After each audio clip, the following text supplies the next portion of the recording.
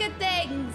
Good morning. Hello, hello. Oh, okay. We're already scattering. We're already hacking up, are we?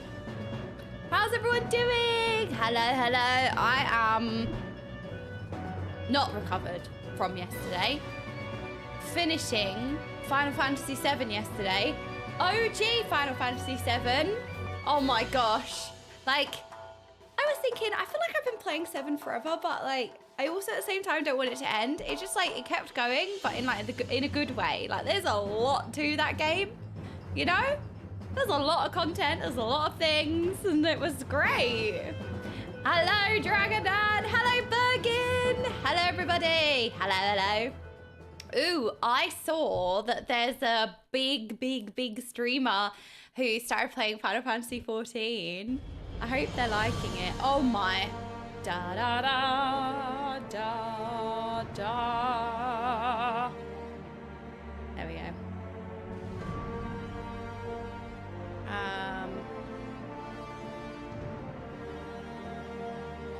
One shot Sephiroth. Oh yeah. Oh yeah. That was the counter-attack materia.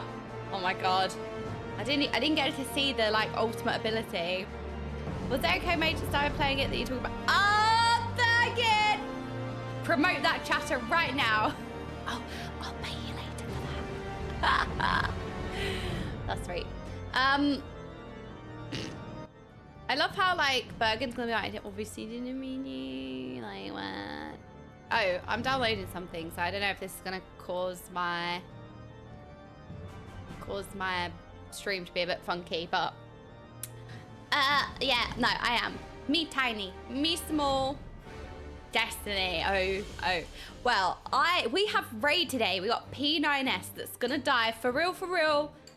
On God, no cap, for sure this time. I'm so cool. So yeah, no, we got P9S to play today, which I'm excited about because we may get the kill. We were very close last time. We got to 0.2%, so it was very close to being a kill. I've seen the whole fight. I love it. And I can't wait to play it. Like, I understand why people go like into Party Finder over and over again, because that's gonna be me. It's gonna be me. By the way, sorry to hold you all in the long loading screen today. Do you want to know what happened? Oh, I was like, why does it feel like lighter in here? Like, why does it feel off? Did put my light on, that's why. It's like, why is it so dark? Right, do you want to know why I had told you a longer loading screen? Because Abso decided that he saw something on TikTok where if you stab a lemon with like, you know, one of those like skewer sticks, right? Apparently, if you stab the lemon and then you squeeze the lemon, it squirts the lemon juice through like a stream. So he was like, do you think this works? I said, I don't know. So he decided to try it. And I was like, why don't you do it for the stream? I was doing my makeup, like literally like right next to here. I've got a little desk, well not desk, like a little makeup table right like here. And I was doing my makeup. I was like, why don't you do that on stream? And he was like, no, I don't want to get it everywhere. And he was being shy. So he was just experimenting with this lemon. And I was like, why are you doing it for stream? He was like, no, I was being shy. And then he was like, oh, I don't want to do it on stream. I don't want to get it everywhere. So he ends up not doing it on stream and still getting it everywhere. I've got lemon juice running down the side of my desk, so that's great. But he stabbed the lemon and squeezed. It wasn't like a proper stream. Like, it didn't look like pee or anything. It was like a bit, but it did kind of work. I don't know. I put it in this drink anyway. It made me a mint lemon water, so that's nice. I know, you see some, right, like TikTok gets you at it because you see stuff and you're like, wow, does that actually work? And then it sucks you in because then you're like, no. I just realized we raid the same day, just in different games. Oh, is today your WoW raid? So wait, what are you progressing at the moment, Dragonan? Where are we? Because it's fated season. So you're doing normal, heroic, mythic. Where are we at? Hello, Oya. How are you doing? Ooh, Oya, same question. Are you playing fated? How's it going? P9S kill also means you'll get actual biscuit drops. Oh my gosh, you are correct. We're getting to the point where we're in current content, meaning that we are getting like end game gear. How crazy is that? Yes, so today we're going to be playing the crossover Monster Hunter event in the game, which I'm excited about. And we also have Hildy that we can do. There's lots of things that we can do, lots of options. I can check in my island sanctuary as well. Like, there's so much to do. So I just thought, oh, we'll have a day of cozy on in. But yeah, no, Monster Hunter, Hildy, and then we've got a P9S raid later. But I've also got some videos that I really wanted to watch with you guys as well, because someone linked something, I think it was today or yesterday.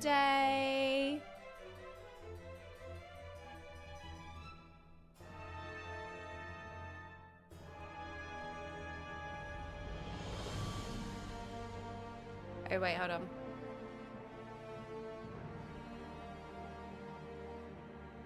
It's a video about, I've seen this on Twitter.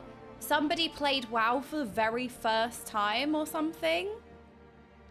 Very first time playing WoW retail in like 2024. I thought that could be a really like fun video to watch. Day9, yeah, Day9. Day9 is the first person to ever have gotten a sub button on Twitch. He's a legend. Wow, an OG StarCraft 1 player, caster and host. Wow. Oh my gosh, that is awesome. So Day9 plays WoW for the first time. Oh.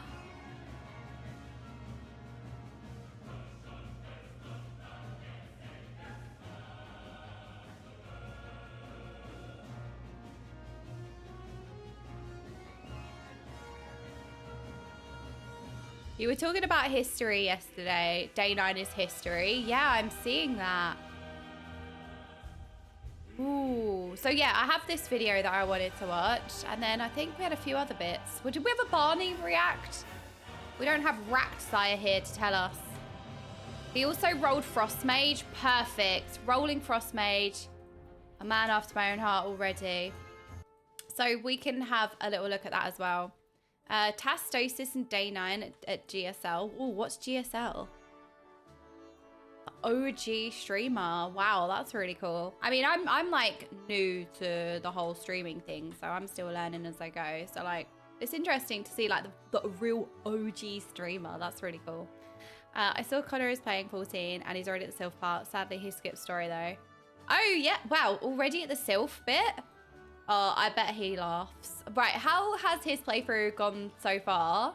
Has it been like good to watch? I mean, it's ARR, which isn't like a bad thing, but sometimes like when somebody starts something new and like you're excited for them to experience the whole story, it just takes a while to get to like that point. So it's like, oh, I'm just so excited for you to get to like this point, like do this thing, but then there's like hundreds of hours to get to like, you know what I mean? So I can imagine it's all very exciting, at least. Connor is in Sea-Dog. Yeah, Sea-Dog. Sea-Dog VA is playing 14 at the moment, yeah. Honestly, I'm glad a lot of streamers skipping the story. I think the MSQ vampires get too hung up on trying to make things cookie cutter. Yeah, I mean, like, yeah, if you want to skip the story, sure. But I don't know, in my opinion, if you want to play the story, I feel like it's okay to skip, but like, at the same time, why would you skip the beginning? I don't know. It's like watching a series and just skipping episodes, you know? Like, do you ever watch a series and just skip whole episodes? Because, like, you know what? The episode may have been a bit more boring, but it's, I don't know, I just wouldn't skip, like, an entire episode. I wouldn't press, like, fast forward either, just because, like, this is boring, I'm going to, like, fast. I don't know, it just wouldn't occur to me if I'm going to sit and, like, watch a film or watch a series or something. But I'm not saying, like, if you want to play and, like, you skip story, like, that's fine. But if you want to play for the story, I would not skip any of the story. But then that's just me. Like, I don't know if there's really, like, do you really need to read all the dialogue in a quest line that's asking you to fetch cheese for a character that you're never going to see again? So, like, I get it. Yeah. There are some series like that, actually. The Star Wars, the Clone Wars, there's a spreadsheet order to watch it in chronological order with recommendations of episode you could avoid as they do not advance the plot. But don't you feel like that's a bit like the instant gratification culture of like this short form content, instant stimulus? I need to be stimulated at all times. Everything needs to be good. Everything needs to be stimulating. Sometimes it's good, right? This is just my opinion. I'm probably wrong. But sometimes, like, those stimulant moments don't hit as hard if you don't, not work for it, but, like, sometimes that time or that slump or that, like, palate cleanser, like this episode, it kind of, like, you go away from things. And then when you go back to it, it can make it, like, hit harder. But then at the same time, there is filler stuff that I just don't care about. Like, if I think about Yu-Gi-Oh, right, and I rewatch Yu-Gi-Oh, there are whole, like, filler story arcs that don't add anything that I just won't watch. So, like, I do get it. But I guess in a story sense, with 14, yeah, I don't know. It's hard. It's interesting. There's no, like, right or wrong, really. It's just food for thought, I suppose. Hello, Chris. How are you doing? Perhaps, but there's more to it. The initial seasons were underfunded, so a lot of the early episodes are very weak. Once you get to around season 4 onwards, it becomes chronological, and all of the episodes are worth watching, in my opinion. Yeah.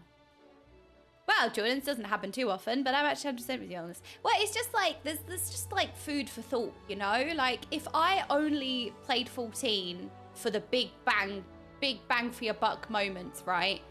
It still wouldn't hit as hard. Like, yeah, they're the best moments, but like, are they the best moments because you've kind of worked for it or you spent all this time? I don't know. I don't know how much of that applies, because then also, I guess it's situational, because there are definitely some episodes like, let's say Yu-Gi-Oh! If I rewatch Yu-Gi-Oh! I'm just watching for the pharaoh anyway. No, but if I rewatch Yu-Gi-Oh! Like in the background, I just won't watch like the filler arc because it's just not interesting, and there's no like plot or character development. It's literally just a side thing, you know what I mean? So like, I do get it. That's why it's a discussion. It's not really like a one-sided thing or a black and white situation. I will say we're ignoring the elephant in the room with this comparison. TV show is only that piece of media, whereas MSQ is only a part. Well, I guess where I was coming from is like, you are experiencing a story, right? Whether you're experiencing that story from reading a book, whether you're experiencing that story from watching a series, whether you're experiencing that story from watching a movie, or whether you're experiencing that story from playing a game, whatever way you're going to experience that story, it's still a story, right? So I don't know. I think that comparison is fine. Because we're just talking about the story, right? I totally get why some people skip or don't dig the game. It's really not for everyone. That's cool. Yeah, because like I was saying, right? Do you really need to care about fetching cheese for a character that you're never going to see again, that you don't necessarily care about, that doesn't really play a part in anything, in a zone that you never really see again? Like, does that really matter? No, probably not. So, you know, it's teetering, isn't it? But I suppose, like, there is some stuff in ARR that's, like, I don't know, is it important? It's hilarious asking questions as he has no context for anything. If it's cheese, then yeah, anything else, no. That's a good point. I don't think it's bad or sad that you're skipping story. It seems having fun playing it, and I think that's great. Yeah, so for anyone tuning in, this always happens. We have like a nice discussion about something, and then it goes down. Like, so we weren't saying it was bad or sad that he's skipping story. So like, that's not what's being said. That's not what we're talking about at all. Just to clarify. It always ends up looping, because then I have to give like loads of disclaimers. Like, wait, that's not what we're saying. That's not what's part of this. Like, well, that's not the debate. Would you like a new interview for a quick racked? Yoshi P and Soken, not sure if it's okay to post links. Oh yeah, no, we're really easy about links. Yeah, we can have a look at that. I've got two things I want to watch today. I want to watch Day9 play WoW for the first time. And then we can also watch this as well. So the games that made us. Ooh, a little interview with Yoshi P and Soken. That sounds amazing. Thank you for sharing. Yeah, I totally understand. Oh, okay, Pexu. I was worried then because I was like, oh my God, I don't want to come across like I'm saying, oh, they're skipping. That's bad. Like, no, not at all. I agree. I actually was watching him this morning and it was so nice to watch him. He's having a good time. So like, even if you skipped, that doesn't mean you're a bad person, or it doesn't mean that you did the wrong thing at all. That's what we were discussing. Like, there are definitely some things that you could definitely like skip through and nothing of value is lost. I just threw in a food for thought, by the way. Like, I'm not saying this is necessarily right, but I was also throwing it out there. Like, what do you guys think about this? Does, like, if you just do the kind of instant gratification things, does it kind of make them hit ever so slightly less because you haven't got that like time spent with the characters? Because like, if you go through like really quick, you're not going to develop that like time. Do you know what I mean? That like time spent with them and stuff. But it was just, I was just throwing that thought out there just as food for thought. Just because Mulk was providing some really interesting points. Wait, Mulk, I missed your other one. I said before I skipped until Endwalker. Well, yeah, because you just raided, right? So you didn't do the story. You just went to Endgame to raid. I don't regret doing it at all, nor should you, right? You've played this game for how long? Like, you adore this game. This is another one of those things where each to their own, right? You played because of the end game raiding and everything, and you found a home and you found a game that you love. Like me in WoW, right? I have put so much of my life into WoW and I've never leveled anything, but I adore the game and I played the game hours and hours every single day of my life. So, well, not of my life, but like from when I started playing WoW, I played it every day. So like, that's nice. I did eventually do the MSQ and enjoyed it, but at the same time, I didn't feel regret for not paying attention till recently. Yes, I suppose that's like two different things, right?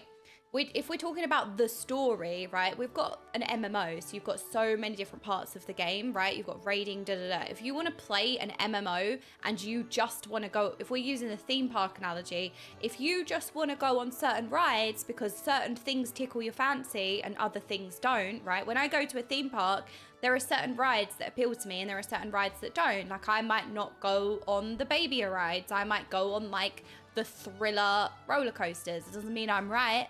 And people who do the opposite are wrong. It's just like, that's what I enjoy. So I will just go on the thrill seeker rides, right? Like, you choosing to spend your time how you want to is great.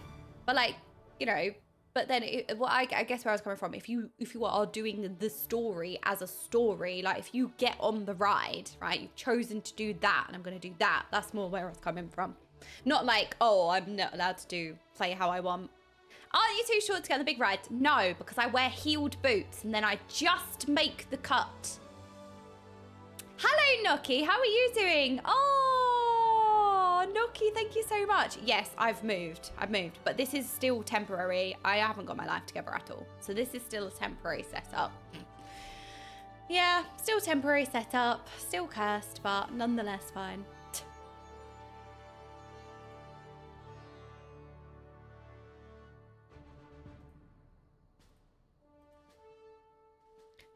Let's discuss how I was minding myself in Gridania last night when hundreds of people descended on my chill evening. Oh, was that because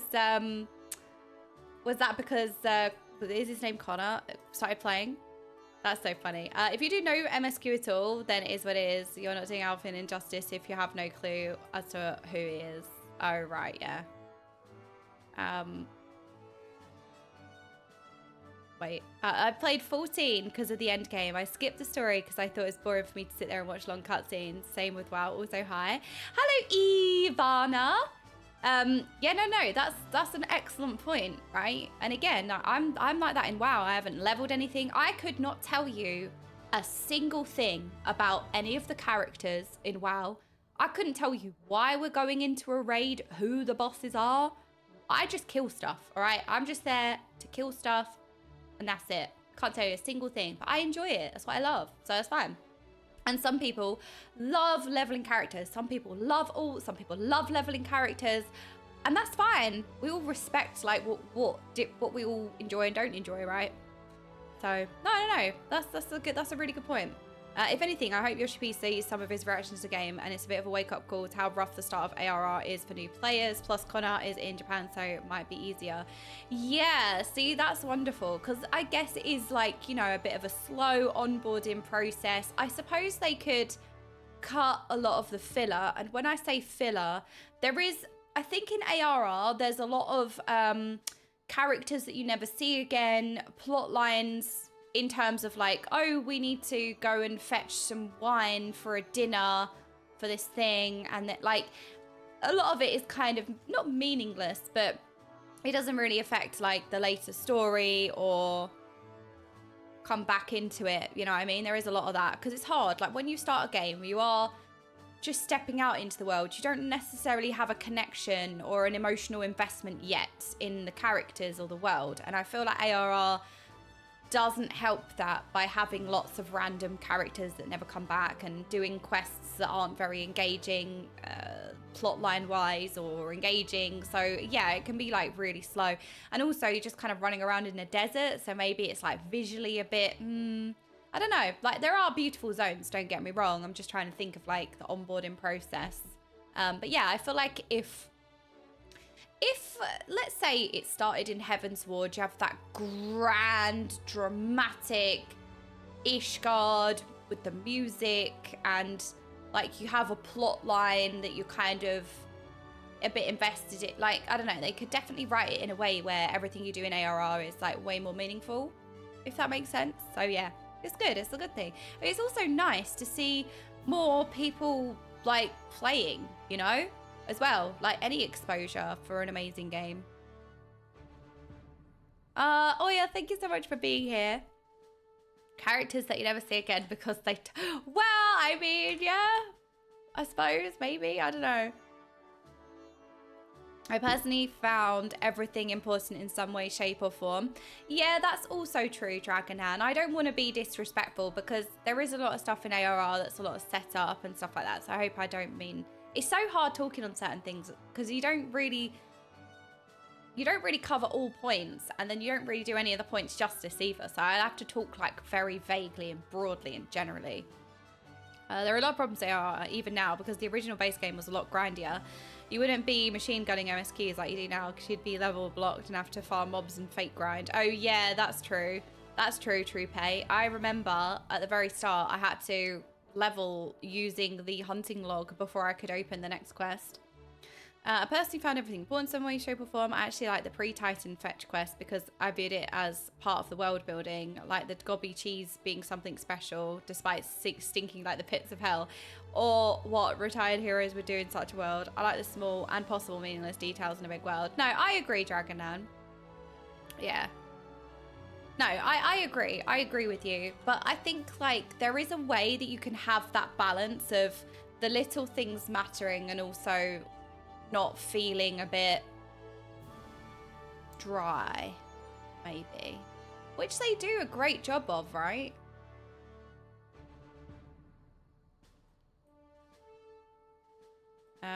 Okay, so we do need to advance our tribal quest here before we can start resuming. The Shadow of Death. Oh my gosh. I think they could remake a lot of the ARR MSQ into optional side quests. Yeah, I think so. Because then right, that's an excellent suggestion, because then it wouldn't devalue or remove things that people enjoy, like Dragonan was saying, but then also you can make the MSQ a little bit more engaging, let's say. Ironically, the pacing in ARR may be better if there are more interesting things between each MSQ instead of it just being text/cutscene for most of the game. So maybe put some, oh, you know what they could throw in? Maybe some like hard solo encounters, but then because it's a beginner, like, is that like a bit unrealistic for like new players? Yeah, that's why I'm not a game designer. But like, yeah, you can throw some like fun things in there for sure. The Shadow of Death hangs over Virgala. All right. The problem with removing the dinner before Titan. Oh, also, I wasn't necessarily talking specific. No, I wasn't necessarily talking specifically about the dinner before Titan. It was just, I suppose it kind of was inspired by that, but I wasn't talking about that particularly because that is important, right? The dinner problem with removing dinner before Titan is you need to write a new reason to go to Brave Flock's long stop, not just have an MSQ dungeon with players within that level range. Yeah, no, so I wasn't really necessarily talking about like that dinner specifically, but it was just like I was talking lightly of like, you know, a fetch quest, and the first thing I could think of was like cheese or what. Like, I know that that's related to the Titan, but you know what I mean? I was just trying to like, because you can understand how like a new player isn't necessarily, not the Titan Banquet, but like when you're playing a new game, they're not really going to necessarily care about Pete who needs a rock, you know? Some people may.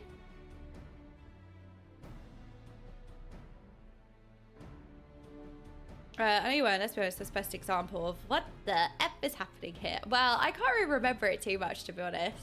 Red her, I see you. But it's interesting. It is interesting. Yeah, I suppose if you don't... See, the thing is, when I started ARR, I got sucked into the excitement of the time, right? I had so many of you here in the stream. Like, I bounced off of that nicely. I was seeing loads of shiny things. Like, I don't know. Also, I just loved the game as well. Like, all of the mounts, and I just fell in love with the world straight away. But I can understand that, like, that's not going to be most people's experience, right? And then I try and put myself in other people's shoes, and I try and understand, like, different perspectives and different points and how things are seen. And I can be like, you know what? Even though, like, I really enjoyed it, I can see how some people would find it a little bit slow. Maybe. I didn't, but, like, I can see it, if that makes sense. Good evening. I don't know how to thank you for all your help. The Castellum has become everything I'd hoped for.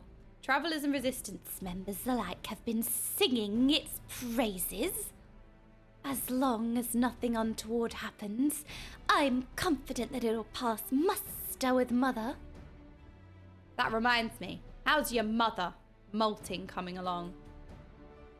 Ashana informs me that the upper layer of skin is beginning to separate. There's not much time left. Well, we're set to pass the inspection with flying colours, so there's nothing to fear, unless some unforeseen catastrophe occurs. Speaking of which, right on time. Captain Alpha, it's a catastrophe! Right, we should not laugh when faced with a catastrophe, but just, sorry, the timing tickled me. Oh, look, the world is ending. Ha ha ha. What do you mean? Ananta, they're fighting among themselves over in Virjala. It looked like they were out for blood, so I ran for my life. No, I'm not a catastrophe. What? Domin, if you'd keep your mouth shut, this never would have happened. Yeah, to be fair, you cursed it. I suppose I was tempting fate a bit, but you can't blame me for it. Why does this have to happen now? If Mother finds out that the Ananta are causing trouble near Castellum Veladina, she will hold me responsible. Domin, follow me. I like Alpa. Alpa's cute. Not disputing Titan dinner is a weak excuse at the moment. I just don't feel like cutting that part of the story down would actually fix that much. No, I agree, Jerry. I agree.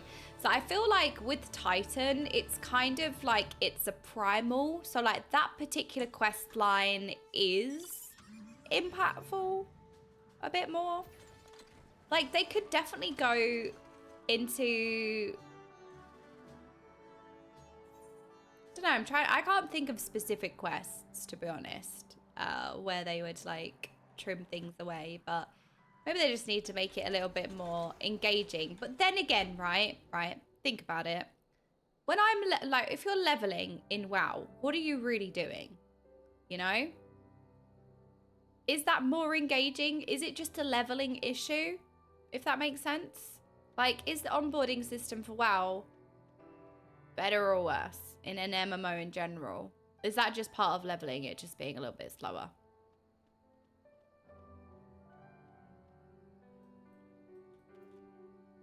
Because, like, if you think about level 10 WoW, like, does that represent the game well? Battle Maids of the Quiliana, If any of you are still alive, say something. Wait, there are dead bodies everywhere. Why is everyone dead? By Sri Lakshmi, it's a massacre. There's no time to waste. We should search for survivors. Try the southern part of the valley. Jomin, come with me.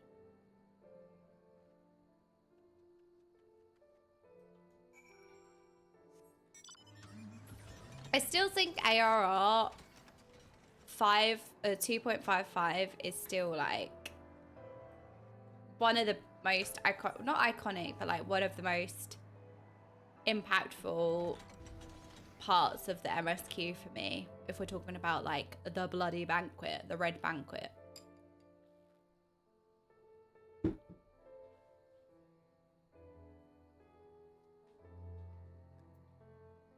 But yeah, right, Quilayana Battle Maid. What? Saucy music?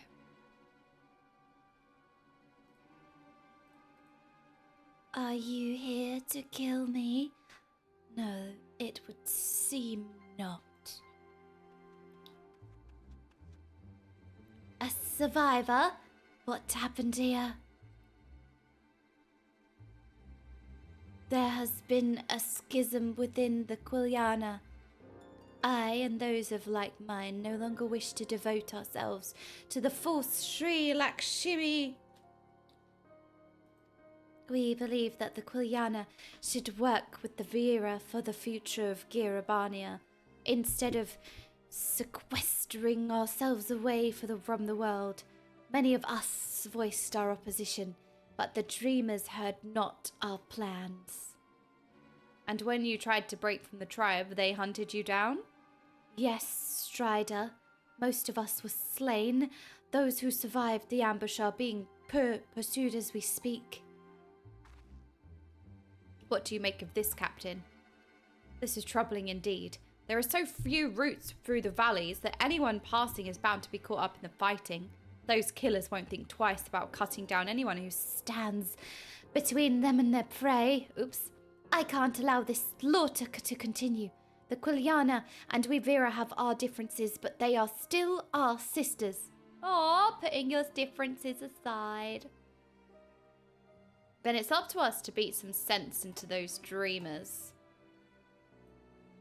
No, this is an Ananta affair, and I cannot involve the gatekeepers.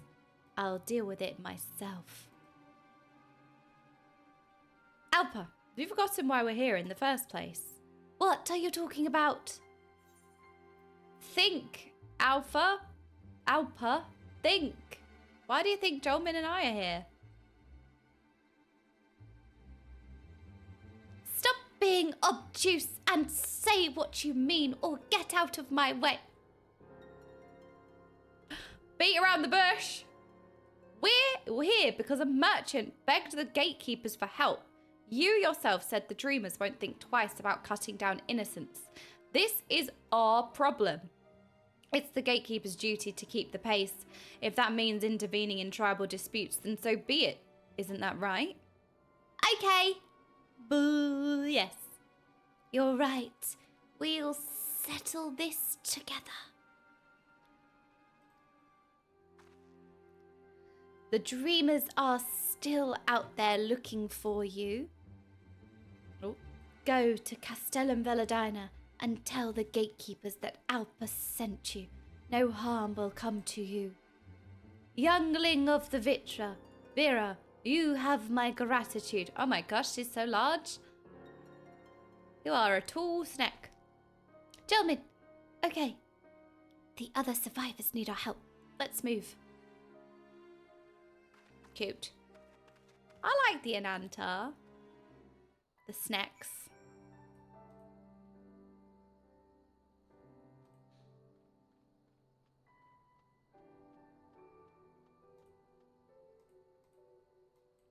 My clown glam.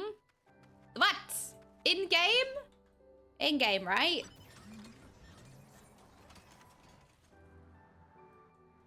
I'm excited to watch this Day9 video.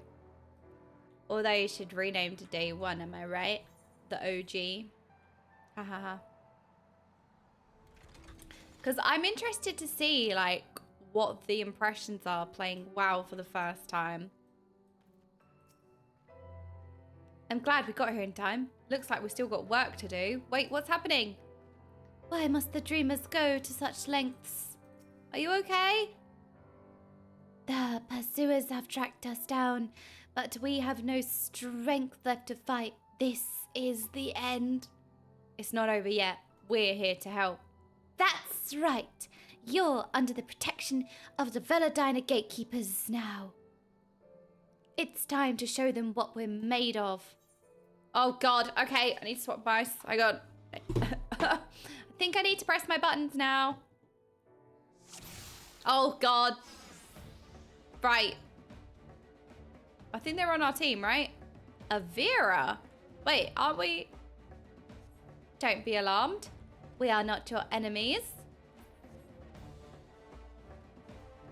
Wait, they are. The dreaming.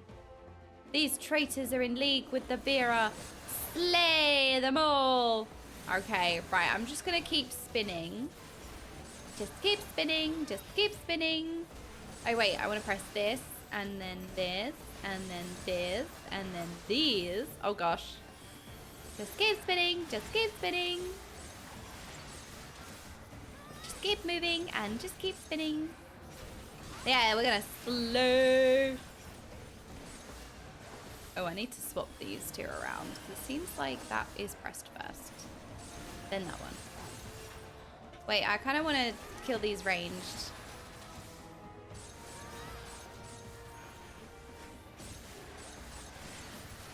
Slice, slice, die, die, die.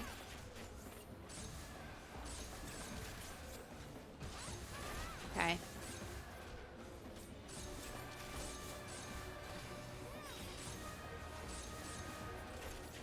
Alrighty, there we go.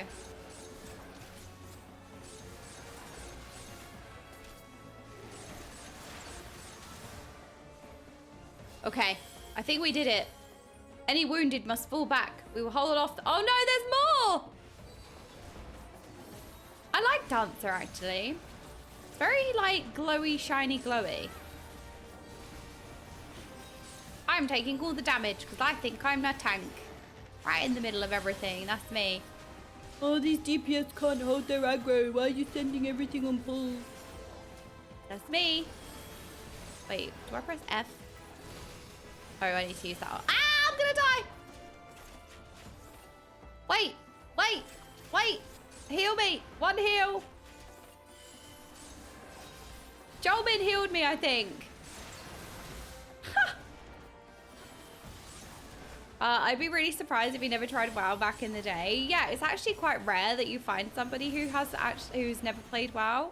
I mean, I hadn't played WoW. Like, I would have played WoW if, like, PC gaming wasn't really, like, that accessible to me as a kid. Like, we had console, really. But also, I always avoided even looking into WoW because I knew that I would end up addicted. And so, yeah, then I became addicted. I just knew that it would take up all my time, and I was like, oh God, can I go down this rabbit hole? No, wait, what is this? Stop healing. No, no cure. Stop the cure. Stop the camp. Why must you be so blind? We have tarried long enough. This ends. Oh my gosh, there's more. We cannot repel such an onslaught. Repel this? Get back. Leave this to the gatekeepers. Why would you go so far to protect us? Alpa! Look at Alpa go! Oh my. Alpa's such a giga chad. Get away from her, you bitch! Oh my gosh, Jolmin? Excuse me? Wow. Wait, can I link to Jolmin? No. What do you mean, don't gatekeeping? I'm not gatekeeping. I wonder what WoW is like from a new player POV, honestly. It's interesting. Well, we can have a look. After we finish this, we can have a little watch along, because I am very intrigued to see what's said. It's funny because it's probably all going to be based off of content that I never do, you know? Like leveling, new player experience, like I don't really do any of that anyway. I just like went straight to end game and that was it. Yeah, the Day9 video clip, I'm not sure. I'm going to have a look and see.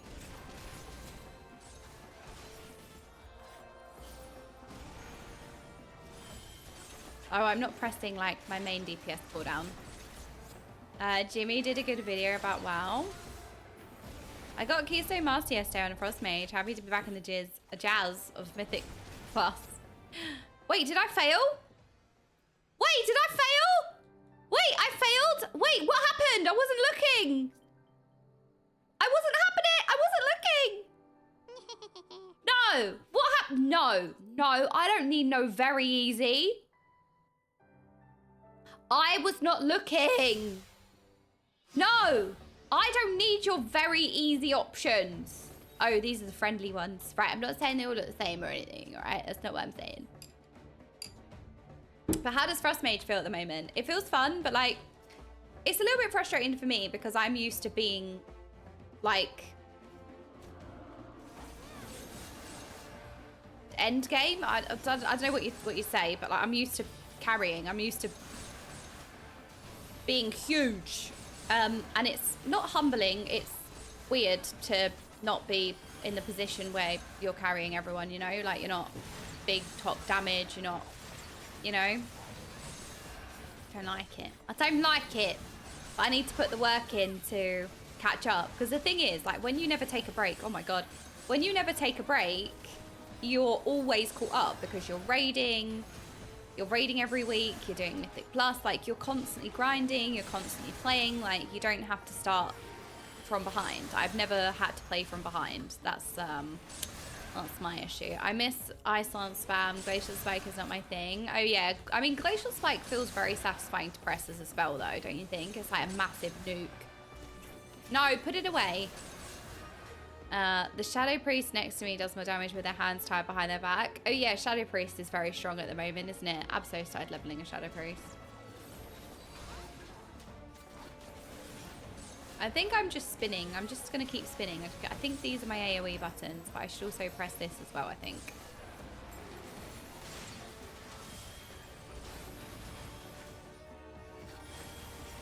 Don't know. Just tanking everything. Give me all the hits. Shadow Priest is actually more fun than I expected.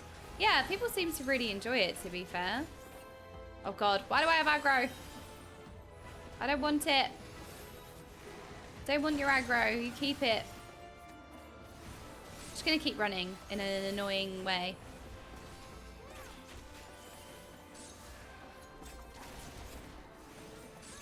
Dancer dancing, we don't do that here. I don't know if you've noticed, but we don't seem to do that. Right, so I think it was the next wave that we messed up on, right? Oh, speaking of dancing, I can press that button again.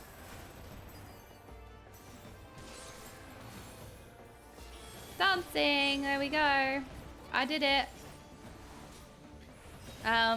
But to be fair, you still like spam Ice Lance because you still have Freezing Rain, the talent. I don't know if it's still called that, but like you get loads of Ice Lances when you press like your orb or whatever. All right, now we've got this freaking onslaught.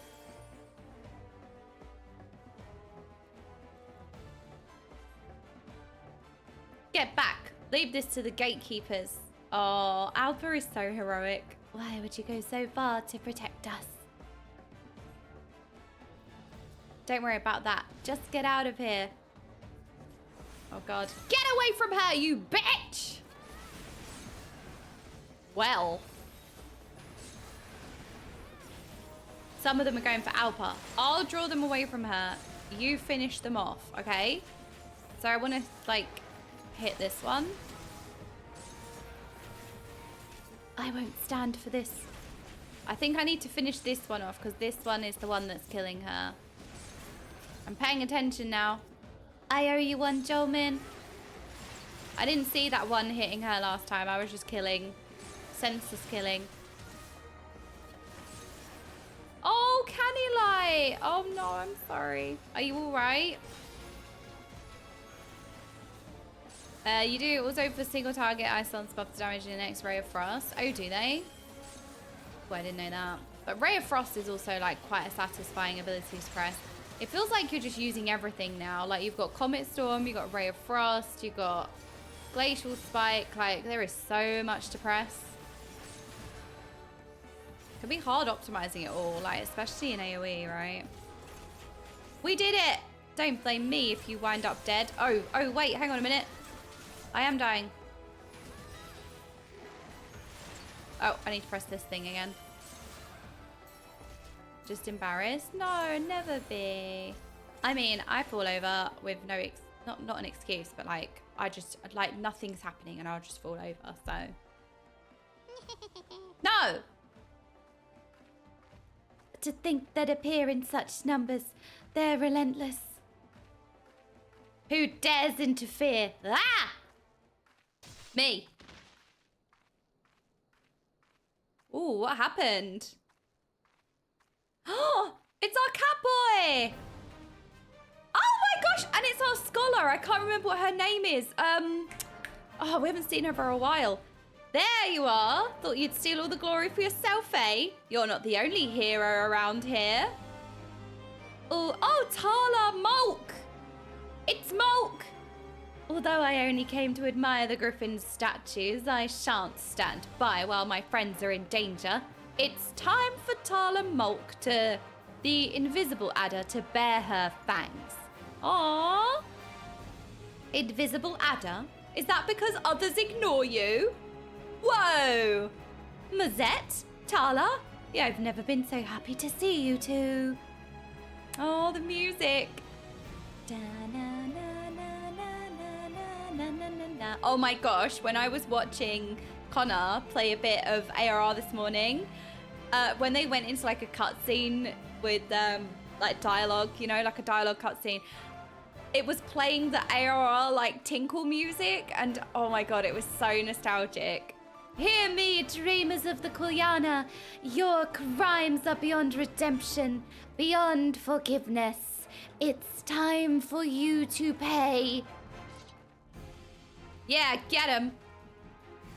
Da-na-na-na. Oh gosh. All right, let's go handle the outside ones first.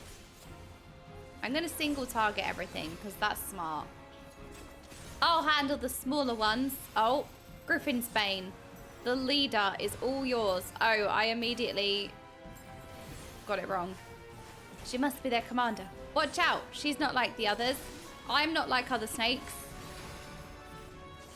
Oh, he's descended to speedrunning now. The guy has no patience. Oh. Wait, where do I stand for this? Do I just... There we go. Well, pick me snake, am I right? Yeah, exactly. Pick me. Yeah, so he has... Yeah.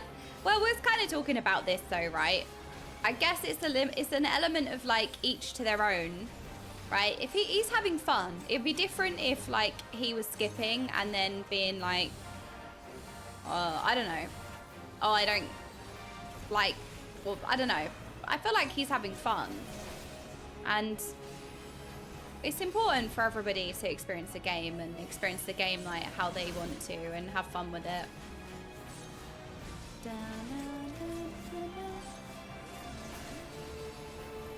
Don't think he'd go for it. Oh, right. Let's focus on. Oh gosh, stack on me. There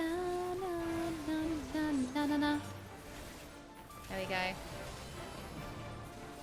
Yeah, we had like a mini discussion about ARR earlier. Right, I know we're supposed to kill this thing, but like, I'm going against the rules. It's all for nothing if you get yourself killed.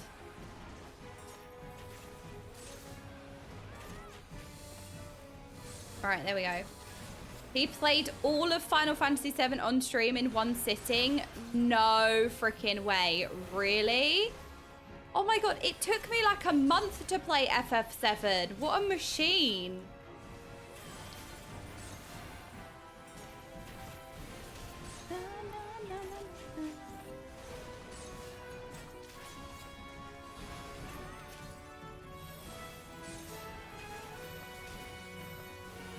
Oh wait, I need to do my dance thing. I can do my dance like a touchdown. There we go. There we go. Yeah, that's like one sitting. Wow. Took me ages. But then it takes me ages to do anything anyway.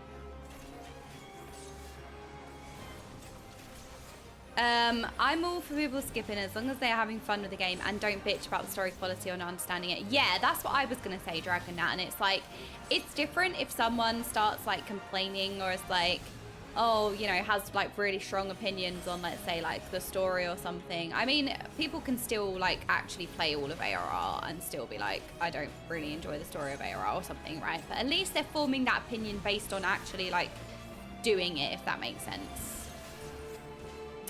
But if you're not doing it, it's hard to. And this is no, by the way, this is no relation to the guy streaming. This is just a general conversation.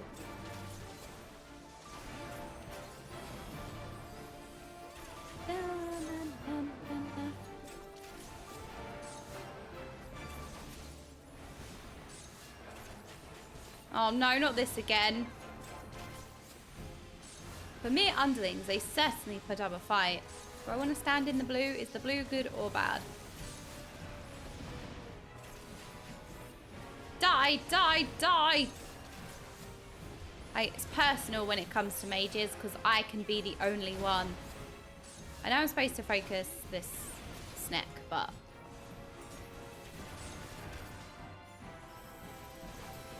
There we go.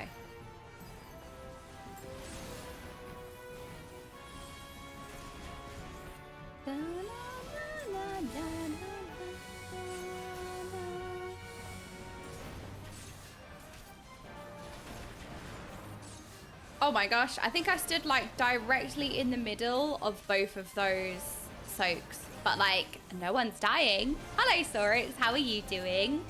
I mean, you could just mean nothing high stakes is going on at the moment, which wouldn't be totally untrue.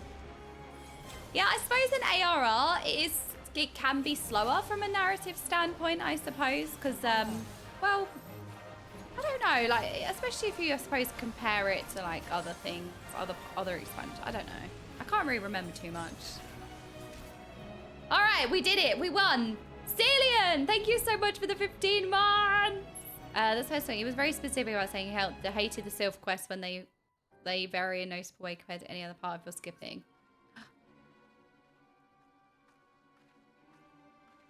Uh-oh. Did we win?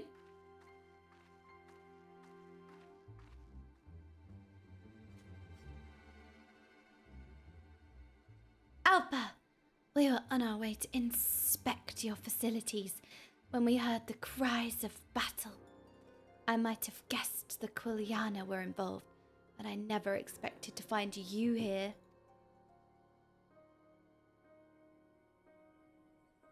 Rawr! What is the meaning of this?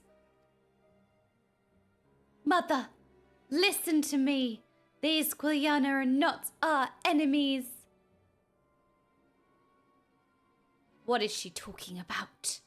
Braggart, thank you so much for the 15 months. Well, you see, blah, blah, blah, blah, blah, blah, blah, blah, blah, blah, blah, blah, blah, blah. I'm totally intelligent. Oh my gosh, how vicious. I would be terrified. If these Quiliana do indeed reject the false Sri Lakshmi, I would hear it from them.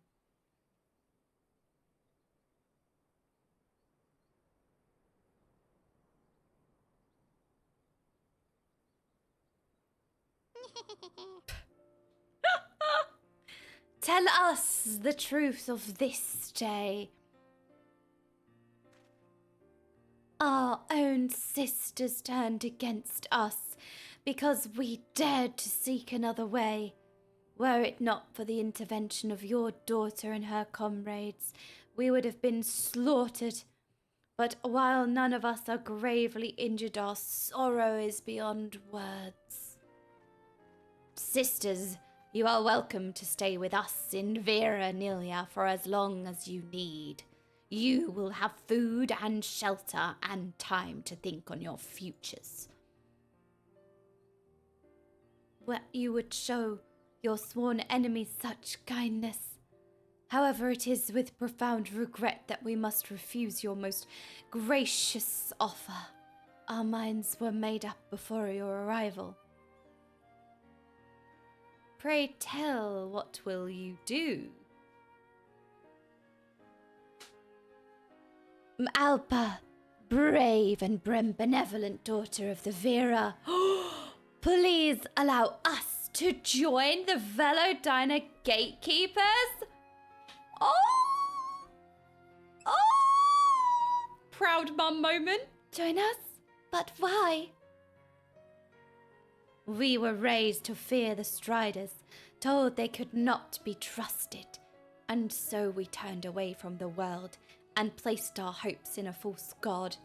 But when you and your comrades came to our rescue, we saw the error of our ways. We need not, nay, cannot live apart.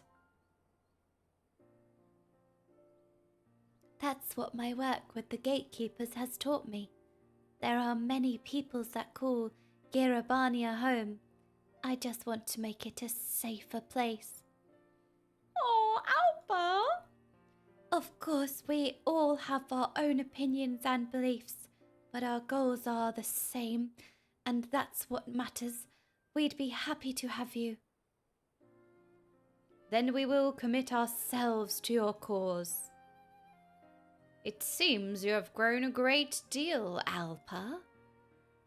Are you sure? I'm still about the same length as before. Oh, Alpa, you'll stay that length forever, trust me. I don't think it was supposed to be taken literally. Aha! Ha ha ha. She is still rather slow on the uptake, I see. Oh, no. It is just one of her many quirks, as I am sure you have noticed. Saskat's reaction. I must return to the village and share these recent developments with the brood. In the meantime, you should await my arrival at Velodyna. I still intend to look over the castellum. Understood, Mother. Aww. Aww. Aww.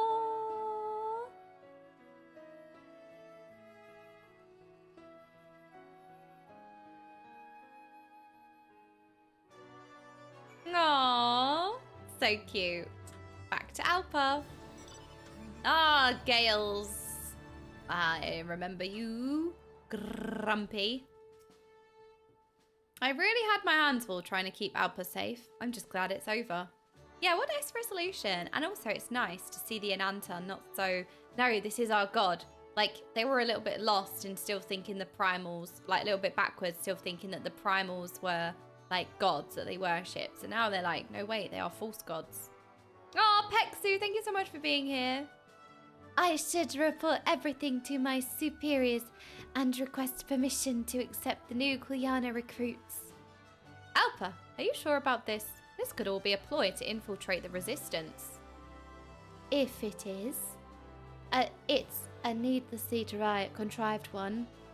Besides, we are not about to hand them the keys to the place. We'll train them like any other recruits. And if they betray our trust, we'll deal with it then and there. Cholman! Fair enough. All the same, I'll keep a close eye on them. I know you will.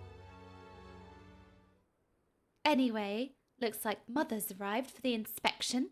This is the moment I've been dreading. Oh, it'll be fine.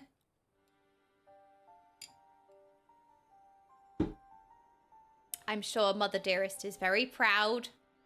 The time has come to see the fruits of your labor. I take it everything is in order. If I find your efforts to be insufficient, you are coming straight back to Viranilia. Is that clear? Oh, she's so cute. Crystal clear. I will be looking over every ilm of this place. Nothing will escape my notice. Good thing we dusted. We had a little sweepages going on. My inspection is complete. There is no denying that you have made significant changes. Of course, this place is no stranger to change. The stone bridge once built by Alamegans was plated in blackened steel by the Garleans, becoming a symbol of oppression. Now it is the turn of the Ananta to leave our mark.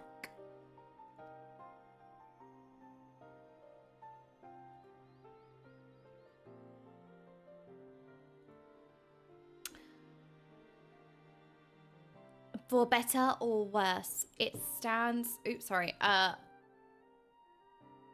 a testament to the history of Girabania. Now, representatives of the various peoples of this land have united as the Veladina gatekeepers and transformed this stronghold. It bodes well for the future. So, does that mean...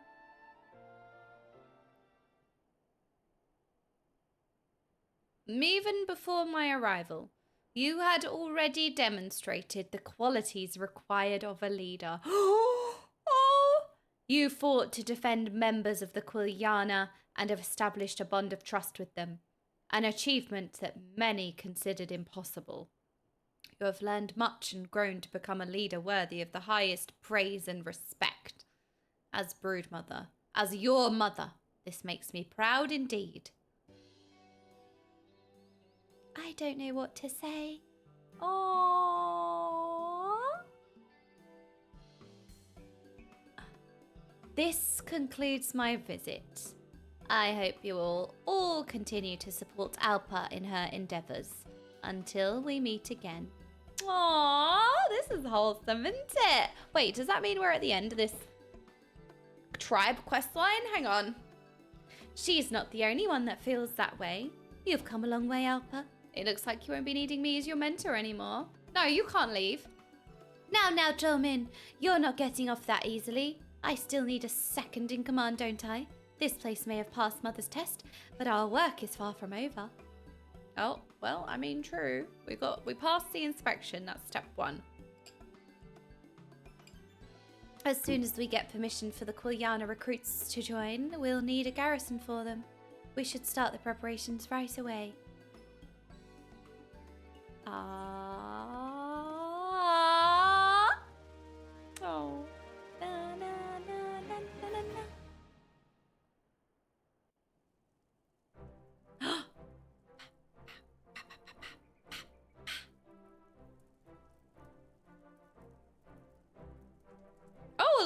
Oh my god, I literally was like, ooh, donuts. Is this a sword? I want donut chairs.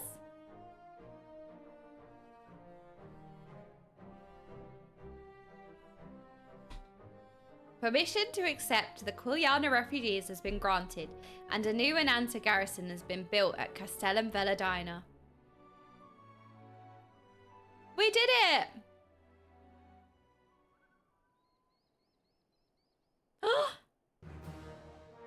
Yes! I'm sworn! You will receive an experience point bonus upon completion of the Victory Tribal daily quest. You have an access to a wider selection of wares. This is the only wares I need. My Ananta don't! My Ananta don't! Want none unless you want buns, hun!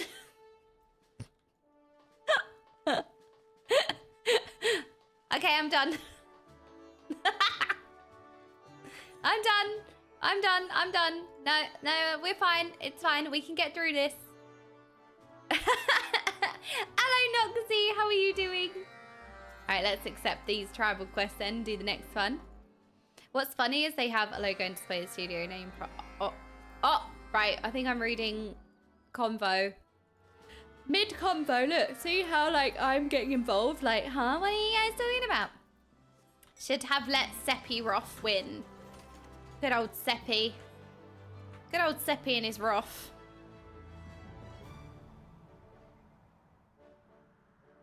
Eh. Seppi broth.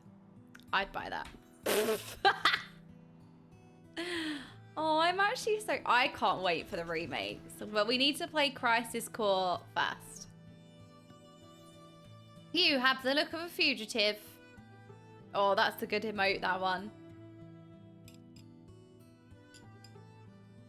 Ooh, you can buy the mount? Okay, we'll go back and buy the mount then once we hand these in. Is that what his bath water is called? Seppi's bro. Ah! Yes.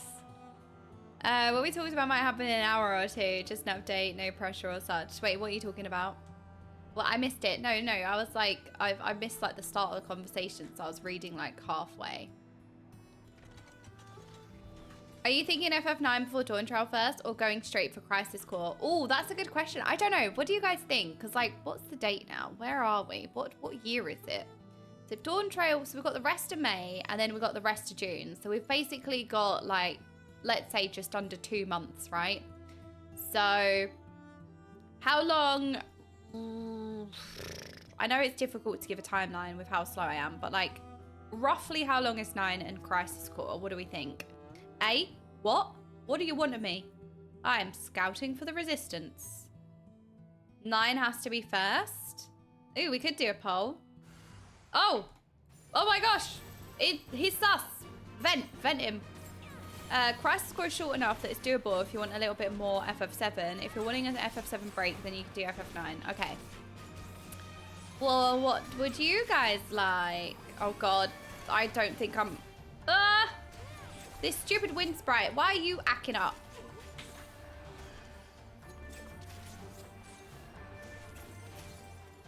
Oh god.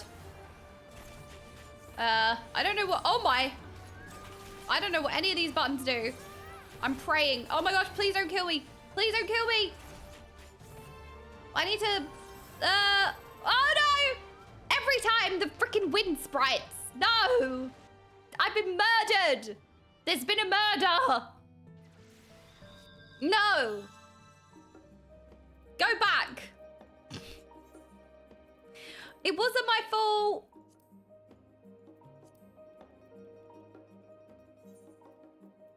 Back to Girabania then. What's my prediction for FF7 ending? Wait, what do you mean the ending? I finished 7 yesterday. FF9 is going to be way more relevant to Dawn Trail. Yes, so it's not if or war. No. We're definitely playing 9 before Dawn Trail, so maybe we just get stuck into 9 then. What do you think? Should we just start FF9 next week?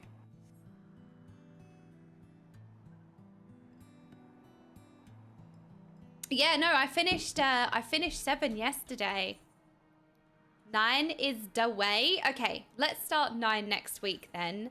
And you know what we should do? How about this, right? We were saying we would put the FF7 remakes on hold until a point when we can play them.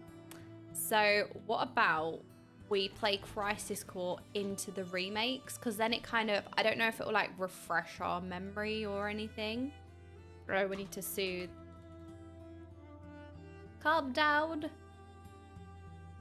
You are my gateway to 9, so I can get the references as well. Oh, we can all experience 9 together before Dawn Trail, and then we'll get the references if there are any. It would be so funny if there was like one mention of one character, and it was just like the smallest Easter egg ever, and we're all like fixated on, oh my god, need to play 9.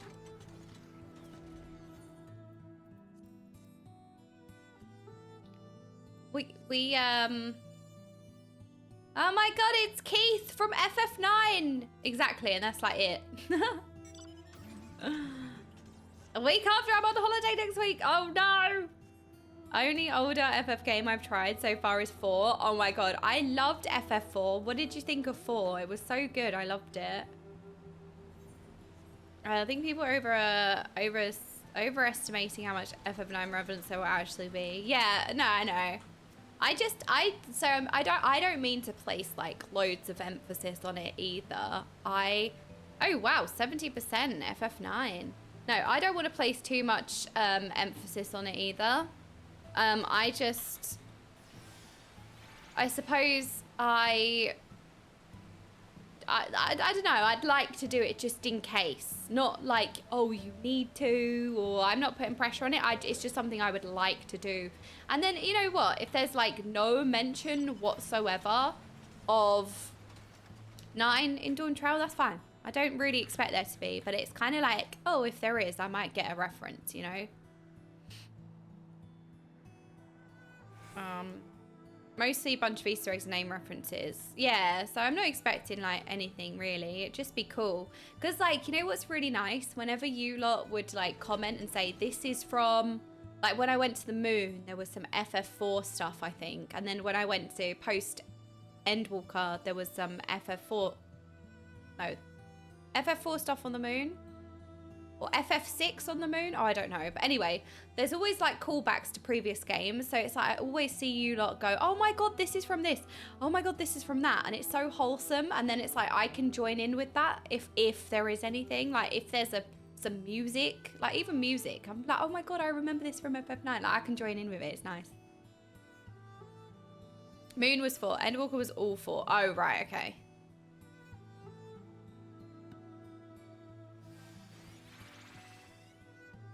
Okay, we did it. What's that? Oh, hello, Rizian. Hello, hello.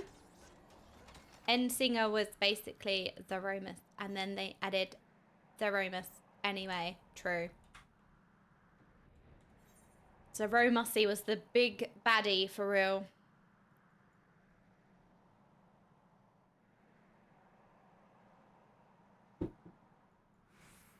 Ooh, a bit windy, isn't it? The 0 moment was just a reference to FF4 and it was its own thing, but knowing FF4 made it way cooler. So moments like that are what I expect. Yeah, exactly.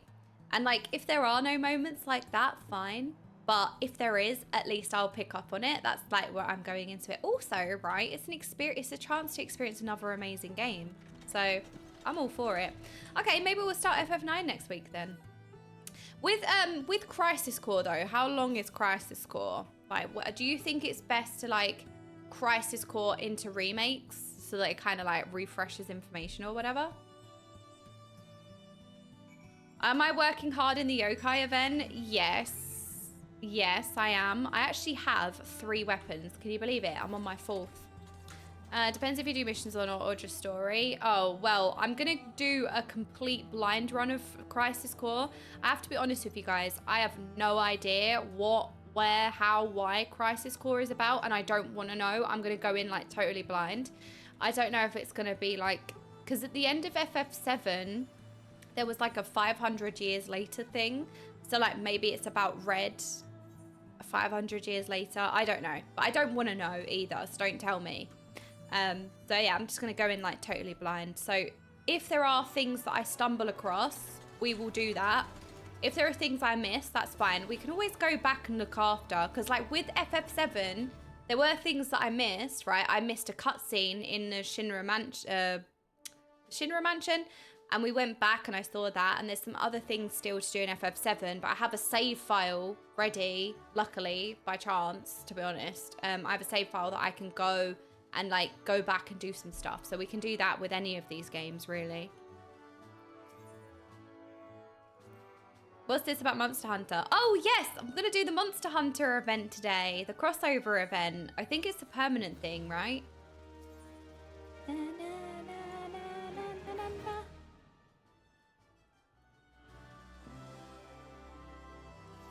What message, Dragonan? It's permanent. Yes, I'm excited. I've never played Monster Hunter. Alrighty. Thought we were playing Monster Hunter today. Oh, sorry. Oh, right. Is that, to be fair, oops. That's probably what my title sounds like. Sorry. Just like baiting people in like we're playing Monster Hunter. I mean, we can add it from, oh, mount, yeah. We can add it to the list. But yeah, no, we'll do the Monster Hunter event. Right, we can get a mount now, can't we? Ananta. Ooh, I got this one already. So good. Right, others. What do we have here? Venture. What's Venture? Ooh, we got that as well. Right, Keepers of the Lock. Married Horn. A horn of ivory used to summon a towering married. Okay. All right, let's see what this looks like then. Mount guide. Oh my! It's an elephant!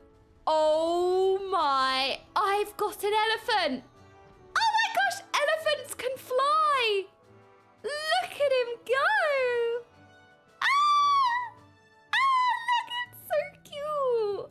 I am a flying elephant! Oh, so cute! Oh, duh! You've never seen Dumbo. I loved Dumbo as a kid. I actually never watched the remake of Dumbo, the live-action remake. Was that any good? Also, I love how the elephant in that emote is just like sus or something. Like, Dumbo is terrifying. What, the remake or the old one? I mean, the old one was a bit creepy, I think. As a kid, it was a bit strange. I remember being a bit strange. You know what film I really couldn't watch as a kid? Bambi. I still haven't seen Bambi to this day. I know Bambi. I definitely watched bits of Bambi, but like as a kid, I just was like, no, not watching that. I can't watch Bambi. Like, nope. No, also Fox and the Hound. Freaking, what are these kids films? Like Final Fantasy VII, kids game, by the way. All right, let's go to the Monster Hunter. Let's start the Monster Hunter quest. Oh, did we want to have a look at this Day9 video first, actually? Ooh. Do we want to watch the Day9 My Retail World of Warcraft experience? Do we want to watch that before we get into Monster Hunter? Racked! Okay, let's have a little... Should we have a little watch of this? Yeah, we got a racked. I'm excited. Let me move me over. Like here, I guess.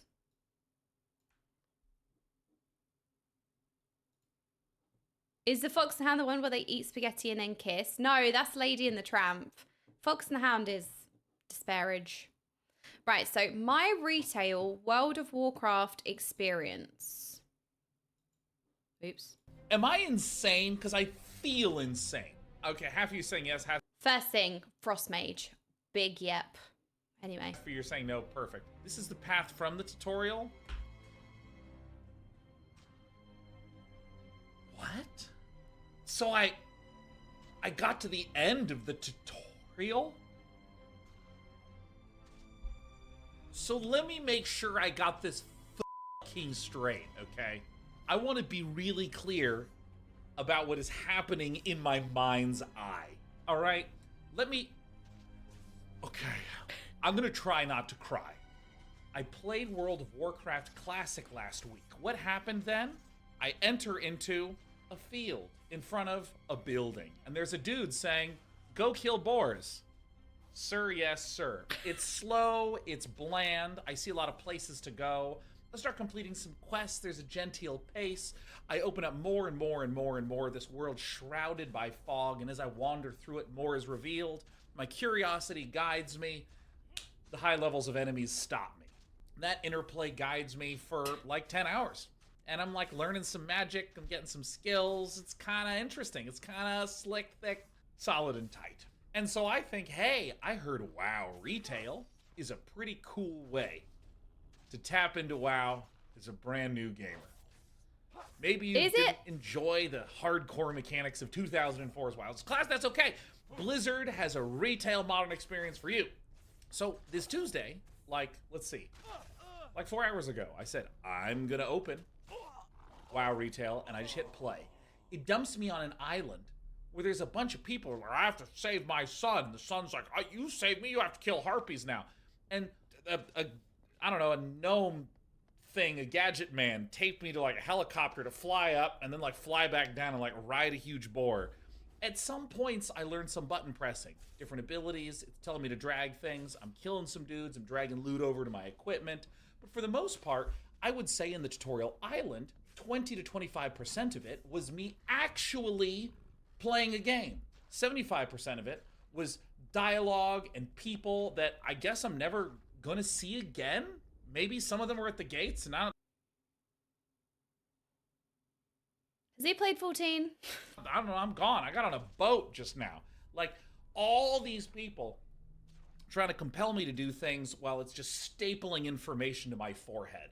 And I'm just sitting here with so many staples and post-it notes on my face, and I'm like, God, why do I need to learn all of this? And it's just like, what? It said it pretty clearly.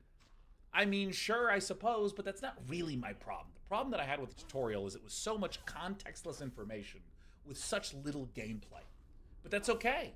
It's shoving information down my throat. I'm doing the UHF drinking from the fire hose, which, for any millennials watching, hopefully you get the reference. For any Zoomers watching,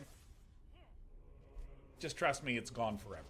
It then brings me to Stormwind. Great. Huh? This self-isolated tutorial island did have some merit in terms of showing me the basic flow of the game.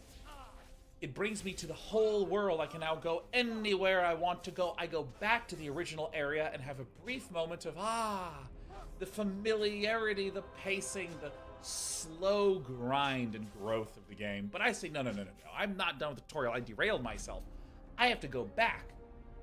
I go back to the city where I get into a car that drives me to a horse that I ride to an inn that I then go from to a boat where all of a sudden I'm watching, like, I don't know, the characters from Frozen yelling at each other. And I'm on the ship. I'm not in any of the cutscenes. It's just not about me anymore. I'm just on this fucking boat. And now I'm in a jail. And my jailmate is just like, beat the shit out of me. So I do. And now we're breaking people out of jail. And I'm still not fucking playing a game. I want to cast spells.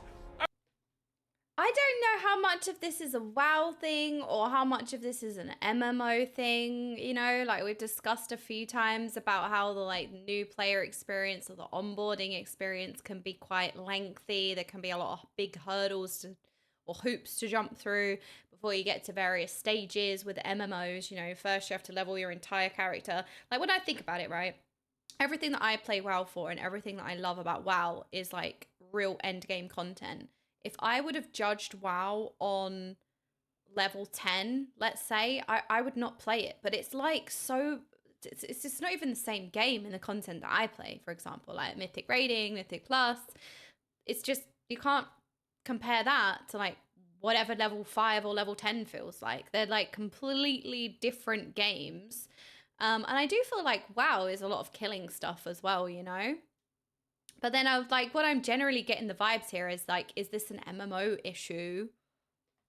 Don't know. I want to cast spells on things. Where are my spells to cast?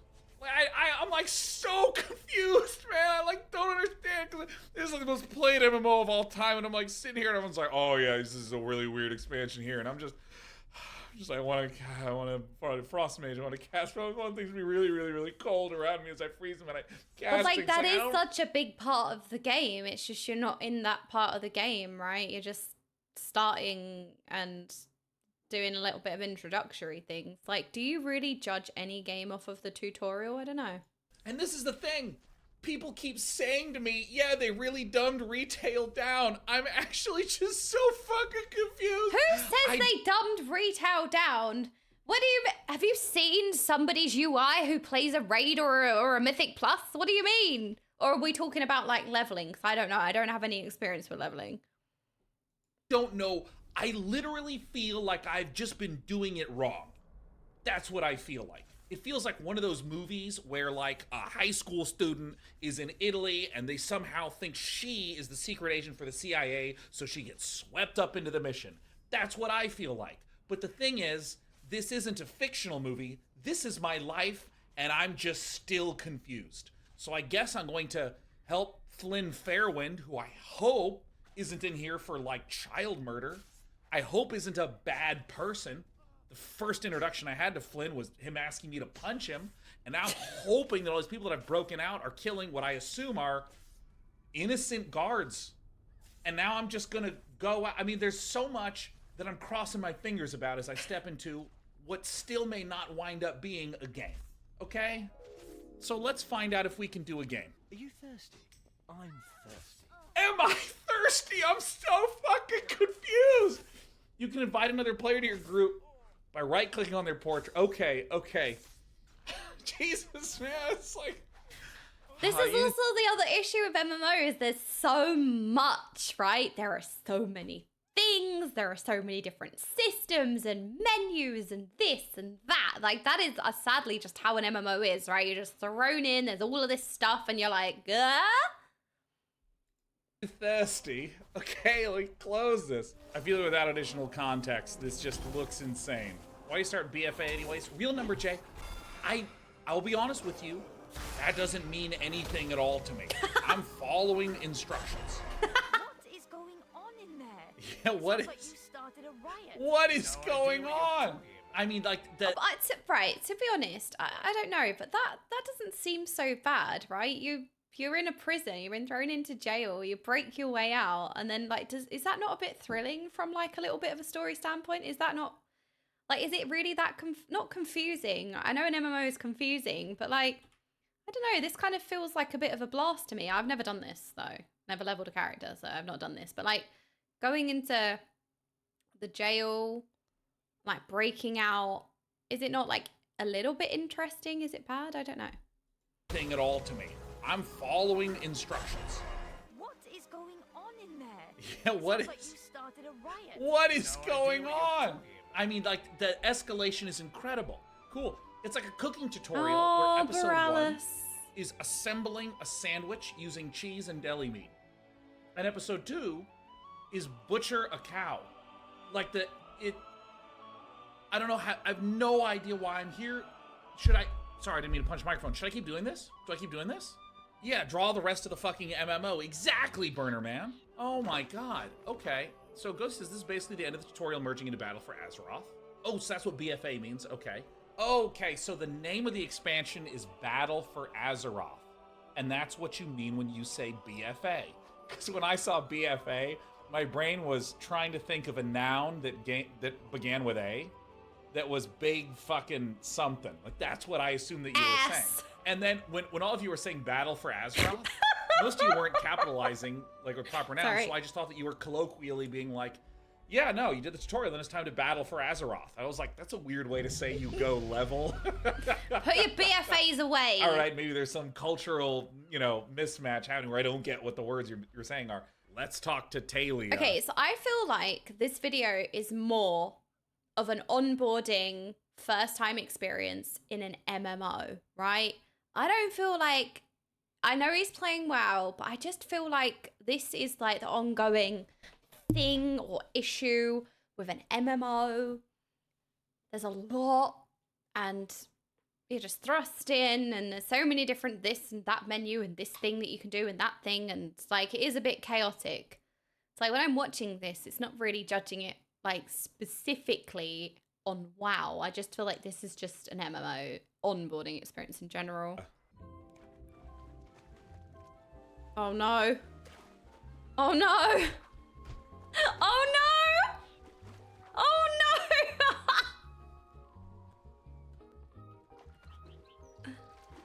Oh no! How is it getting worse? Oh no! Yes! Right. Somebody said that he likes puzzles. There you go.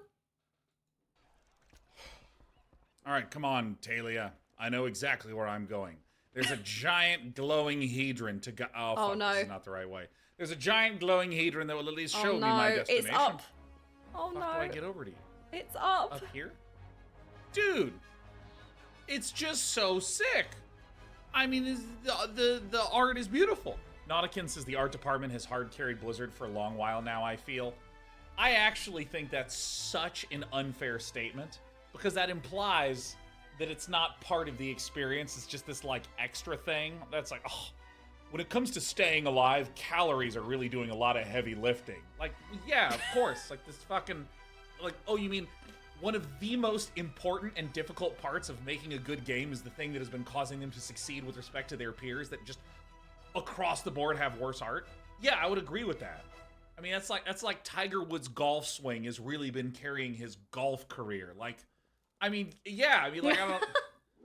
What do you want me to do with that? Like, what department's been spot? You know what? Tell me the department that's bad. What's the department that's bad? Engineering, obviously not. It runs buttery smooth. Besides the 10 server kicks, that's right. Okay, you know what? You're right, Beefy TV. I got kicked a lot my first day of playing WoW. The tutorial department, great point. The tutorial department definitely. It's going to have some hands on the hips from me when I meet them. All right. The market hosts travelers from all over Azeroth. There are many taverns, but this one's my favorite. I spend a lot of time in here. Oh, I've spent so much time in here because I used to play hide and seek in Borealis, and we used to have everyone seeking the person hiding. And then if you found them, you'd hide with them. I have a reward. And we'd start in here.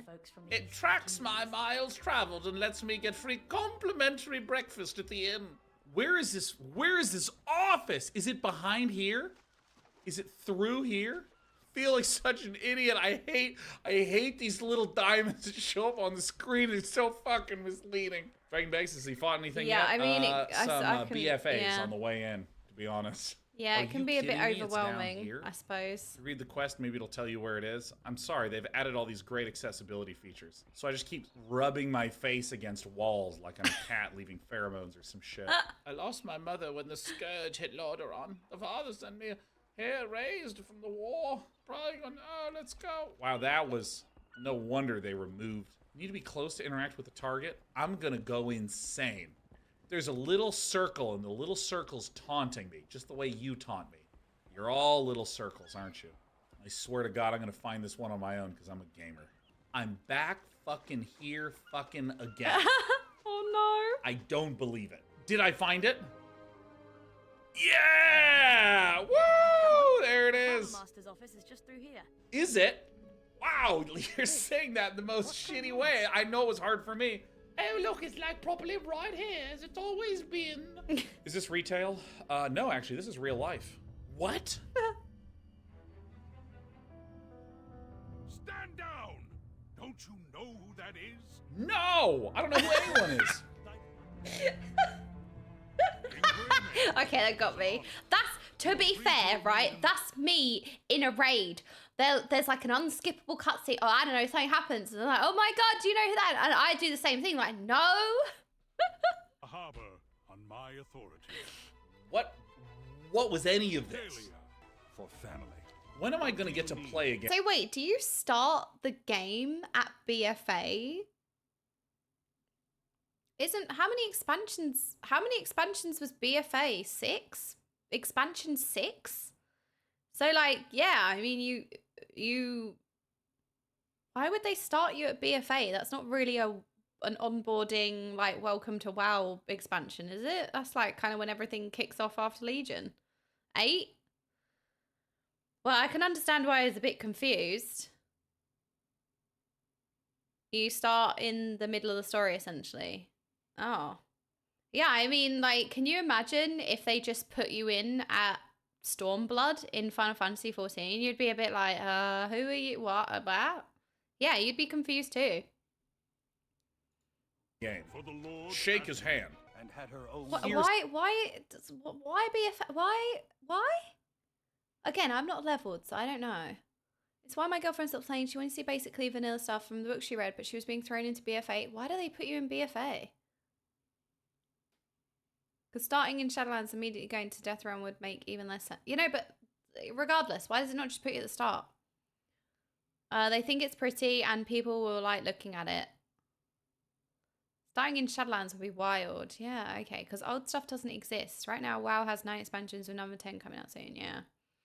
So BFA was... Yeah, expansion 8 then. Ugh. Okay, well, it's no wonder he's confused. Cyrus's tail? As a traitor. Is this? Don't tell me this is fucking What Cyrus. you do, why would you Oh do my this? god. Yeah. Humor an old knight for a moment, would you? No? I was in a battle many You're years. killing me. It was You're killing Second me. War. Tough to keep them But all. also, this is really sad because I'm sure there are some people who play WoW for story reasons, but largely, I'm sure that's a very small amount. Like, I'm not saying you don't care about lore. You can care about lore, you can care about characters, you can care about all of that, but I don't know how many people, or it must be a minority that will play just leveling and going through the story, like at least not in the same way as 14. So like in 14 I can understand people experiencing that part, that's what they're doing, but with WoW it's not really the same thing. So like he's kind of experiencing something that no one really does, I suppose. So it's hard to make like an opinion on WoW because this isn't really the game. Does that make sense? Like I said, I would not judge like the enjoyment I find in Mythic Plus dungeons or Mythic raiding or whatever else, right? I would not judge leveling at level 5 and thinking that that is the same game as like what I usually play. They're like just so different. It's almost not even the same game, you know? Straight. Oh my god. An Orcish juggernaut struck our transport. Splinters from the gun stubborn one. Refused to leave before the war was won. So he patched. WoW has very rich lore with bad storytelling. I think that's a really good statement because like even I get very fascinated by lore in WoW. Like, you know, I don't know who the Lich King is because I never played then, right? But it's like they have these very interesting, compelling characters. I want to know the history of like Ice Crown Citadel, for example. So there is definitely lore, definitely interesting lore, like the Burning Legion,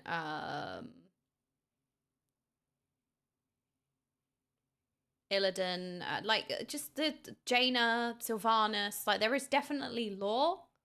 There is definitely things there, right? But yeah, the storytelling is like you don't really play WoW to go through the storytelling of leveling like Final Fantasy 14. So yeah, it's kind of not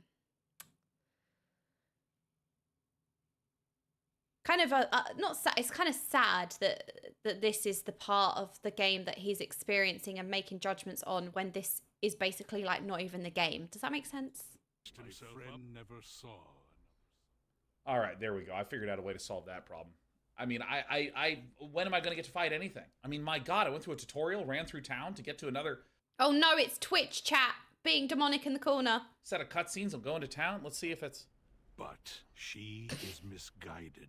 Her advisors have kept her. All right, there we go. Like, I mean, this is... Let's just turn that back down for a moment. Wait. We're done? Can I play the game? Finally, some action. Stay on course.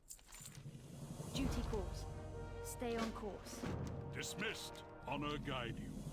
Speak with someone. Remain vigilant.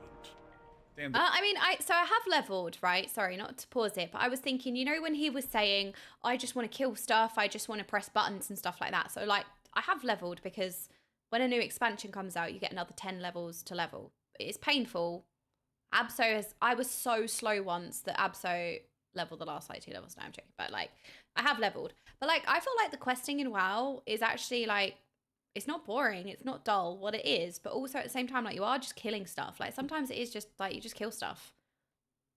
Kill stuff, loot. I mean, you know, it's easy. You just stick a series on or you watch a YouTube video and you're just killing stuff. You are pressing buttons. So, like, his issue of, I just want to press buttons, I want to cast spells, I want to kill stuff. Like, that is basically what questing is. So, I'm surprised he doesn't at least enjoy that bit. Dan, I'm not reading any of it. I love to pay a monthly subscription to a real-time action MMO so I can read. Listen, I love reading, but when I want to read, I get a book and I read. You know what I mean? Oh, you'll love WoW then? Perfect! Why doesn't he like the lore? You know what I mean? What you did for Classic? It's because it was the only way to play. It made me play. And I had to read so that way I could know where to go. I'm upset too, sweetheart. We have to do I'm that so ready to too. play World of Warcraft. Excellent. Hero, Talia will get you up to speed. Come back with stories. So what he's essentially saying is that he doesn't like reading in a game because he likes reading a book. Did I understand that correctly? Sorry, I was like laughing, but is that what he said? I That don't way know I if I can know agree where with to that. go. I'm upset too, sweetheart. I'm so ready to play World of Warcraft. Excellent. You know what I mean? But when I want to read, Hold on, and then I'm sorry. not reading any of it, speak with someone. Remain vigilant. Damn, then I'm not reading any of it. I love to pay a monthly subscription to a real-time action MMO so I can read. Listen, I love reading. But like that's also not the gameplay in WoW. Again, I keep coming back to that. Like that's not really what you do. Like that's not the experience. You can do that, sure, but like there is a lot of gameplay in WoW. Like when you think of raiding, you think of Mythic Plus and PvP, like whatever you engage in, it is mostly combat. Like the only reason I play WoW is for Mythic Plus dungeons and raiding. That is literally just intense combat. So it's hard. Like I don't read in WoW. It's not what that's not what I'm paying the sub. So it's like it's sad that he's seeing such a like a part of the game that like isn't really the game, if that makes sense. But when I want to read, I get a book and I read. You know what I mean? So he's saying like when he plays a game, he wants to play a game. So, okay, I can understand that. I know that some of you are like, God, you know, that's a terrible take and stuff. But like when you think about it, where he's coming from is like, I'll go and read a book if that's what I choose to do. But like when I'm playing a game, he wants like he might be saying like I want to be stimulated. Like when you're playing a game of League or you're playing a first-person shooter, it's a bit more engaging or it's a bit more stimulating, let's say. So I think that's where he's coming from of like I didn't sit down to like read a book. But also the problem is that you can experience a great so what I think also what he's not factoring in, I don't know if he plays story games. I'm assuming he may have, but you can also experience some of the best storytelling and the best stories, and it's like such an immersive piece of media that like the reading experience in a game can also be like really wonderful. And I'm an avid reader, right? And I really enjoy like reading through with Final Fantasy XIV, like experiencing that story in a different way. So I wouldn't necessarily say like gaming, I don't like having reading in gaming because it is a great way. It's a really immersive way to like experience a story. Like when you read a book, it's great, but like imagine like being in the book. That's basically kind of how a game is. You know what I mean? What you did for Classic? It's because it was the only way to play. It made me play. And I had to read so that way I could know where to go. I'm upset too, sweetheart. I'm so ready to play World of Warcraft. Excellent. Hero, Talia will get you up to speed. Come back with stories. Kultiris is made up of several major houses. They were unified under Dalin Proudmoore's leadership. Getting info That now. largely changed after This is a good cutscene, When do actually. you play the game? Oh, Lord Admiral Catherine Proudmoore now rules in you his was place. playing the game. Okay. You were running The around. military and the guard. Got it. House Waycrest has been a loyal valley to the north. Oh, The all the Tide way to Sailors the of north. House Okay. Stormfront finding on This some has ships. to be the last one. This has to be the last one coming but up. like this is a good cutscene Okay. and it gives you We can do this. information. Farewell, friend. Finally, some action for Colt. All right, Flynn, what's this big lead of yours? Something about Ashvane having a new When the gunpowder? fuck do I do something Keep that your isn't powder talking to dry. people? How is Someone that got a water lead? barrel shot. Making new weapons all Fire the time. Flynn's pissed. You finally got explained what was going on and you're still not happy. I'm kidding. At the barrel. Not like this, then. I thought that this was a fantasy Innocent. role-playing game. Mind giving our skeptical All right. colleagues Oh a shit. What's that? Who are you in the context of this game? I have no idea, Firespoon. People just keep trusting me with information and handing me guns to shoot at barrels. Like, it's crazy. Dude, these absolute Olympian rowers. We are flying through I mean, this is dangerous to be nearby. Okay, that's funny. I don't see speed limit signs, but we're definitely going past the speed limit. If someone steps in front of us, they're gonna lose a limb. That is so fucking sweet. Oh my god, I'm doing content. 2. Hold on, I'm gonna go talk to this urchin worker. Did I find any retail? Fucking insane. It's one of those insane things I've ever seen. Insane, good or bad? I mean, just like insane in the sense of the word insane. It's just like it's so unhinged. It's just, welcome to the game, do this, go here, turn this in, here's 50 spells. Now turn this guy into a sheep, now hit him. Hit him as hard as you can. I mean, and it's just throwing story at me and throwing lore and telling me to do stuff. Both of those. Oh no, the talent system. Frost. Oh. Oh. What? Blizzard, barrier, lance, icicles. What in the fuck? It's right. Oh. Sorry. This must be so overwhelming for new players because it's overwhelming for people anyway. But he must just be looking through all these different menus, looking at all these different things and just thinking, what is this? Oh my god, Abso showed me like some galaxy Path of Exile thing and I was like, what am I looking at? What? He was like, I don't know. Barrier, lance, icicles. What in the fuck? It's right. Oh, I did it. Oh, All right. I pressed apply changes. Okay, hold on, everyone, just calm down. Oh, Unbelievably tight, incredibly sick. Yes, that is what I am talking about. Dude, this combat is really fun. it is. Holy Oh my- two! Fucking two, you fucking guys, you bastards. Fuck you, two. Oh, he's gonna die. Two. Two. Oh, B eats. Look at all these people fucking watching me be bad. Oh These are like the perverted cultists at the end of the movie Hereditary. They're just watching horrible things happen with their creepy grins and no. wait, he plays PoE and he played StarCraft High Level 2. Oh, that's a shame then. I would have thought that he would have opened the talent window and thought, hey, there's actually like quite a lot of depth to the rotations or like quite a lot of depth to your character. But maybe MMOs are overwhelming in the context of an MMO. Well, I don't know, because PoE seems very overwhelming. I don't know. Clothes on. I don't know. I'm trying. 1, 2, flick. 2, 3, Frostbolt. 2. Dude, I can't love the believe I'm arcane gonna explosion. beat a quest that actually involves gameplay. This is so sick. I'm sorry, I didn't mean to hit you. Oh my god. Yeah. All See, the now we're getting into innocence. like just kill stuff quests, which is. This is what it feels like fun. whenever I try to engage with someone on Twitter.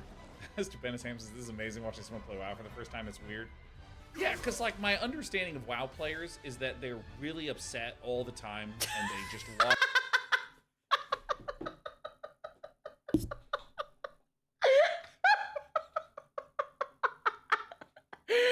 Never happy. That really tickled me. They're just never happy. Log in for 10 hours a day and are just fucking miserable. They clench their teeth. They have black tar for blood. Oh my God, and how does he every know? single thing that Blizzard does is bad because it is for the casuals and not for them. Let's get paid. Oh no, inventory. Oh, you have to pick. I mean, both games are pretty fun now that I can play the game. Yeah, I suppose it's really hard because you can't just have like one day or one stream or little time in an MMO because there are so many things. It's like saying, hey, go to Alton Towers, go to this massive theme park. I know I'm overusing the theme park analogy, but it's perfect, right? But you only have half an hour in there. Well, maybe you'll see one tiny area of the theme park. You may be able to get on like one ride, or maybe you'll just kind of have something at a food stall and watch a ride over there, and like you're just not gonna have enough time to really go into it and see everything that there is on offer and experience everything that there is to experience. It's hard, right? Like, you know, judging the whole Final Fantasy XIV story off of ARR, let's say, or judging WoW gameplay off of level 10 leveling. It's just not all the same thing. It's like, you know, even at a theme park, you're going to get some rides that are a bit, nah, because we all have different tastes. Someone might love that ride. Not saying the ride is bad, but like you might not enjoy it. So you might go on a ride and think, that was a bit boring or underwhelming. And then like judging the entire theme park, the entire place off of that one little experience. You can't. It's not accurate. But that's unfortunately just how an MMO is, isn't it? It's difficult. You kind of want, but it's a huge time investment to even experience the whole thing. Can the same argument be made for you in 14 versus other players of 14 that raid and sweat? Wait, what do you mean? Sorry. I put Jimmy's vid is so good about it too. He pulled a mic and played WoW for a year before making the vid. Oh, what video is that? Should we watch that? I'm interested. I think that's why the beginner experience is so important. I agree. I absolutely agree. I feel like the onboarding start of the game experience is so important, but that can be tied down to anything, right? Because that's your introduction. And if the introduction is, it's not going to keep you hooked or go. It's in the React. It's in the general Racked. Okay, hold on. There's a couple of Racked channels. General Racked. There we go. I never played WoW, so I tried all of them. See, even this video is back kind in 2005. of like, I tried all of them. I guess played through the expansions in terms of like story. I don't know. We'll find out.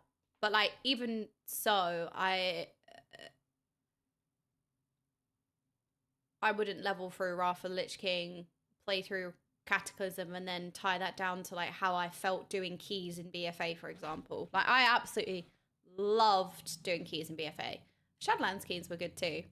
But this was interesting. Okay, so I never played WoW, so I tried all of them.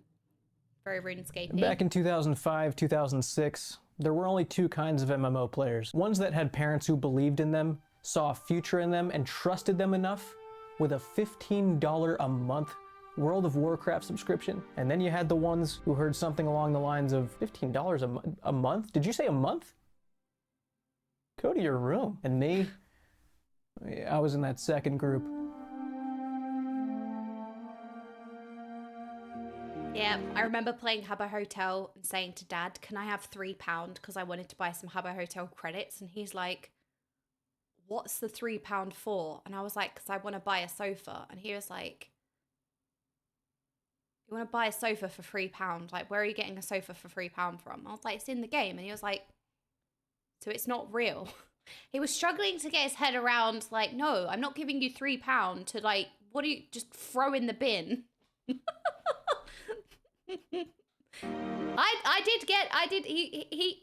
Exactly. It's real to me, Dad. I mean, I did get £3 every so often, but he was very like about it.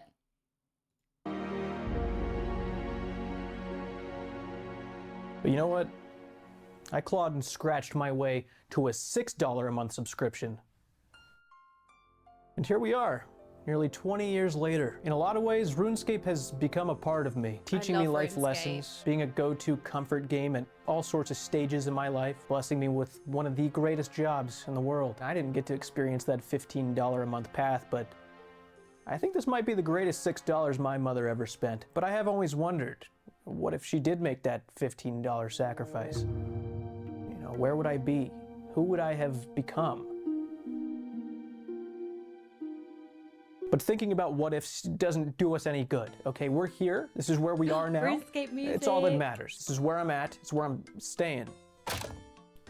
I like it here. The RuneScape title screen music is... Sorry. Wow.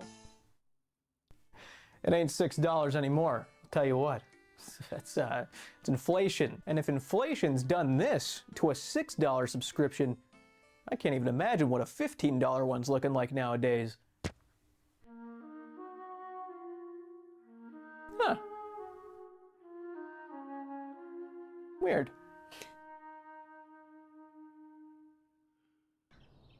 It's $2.50 more.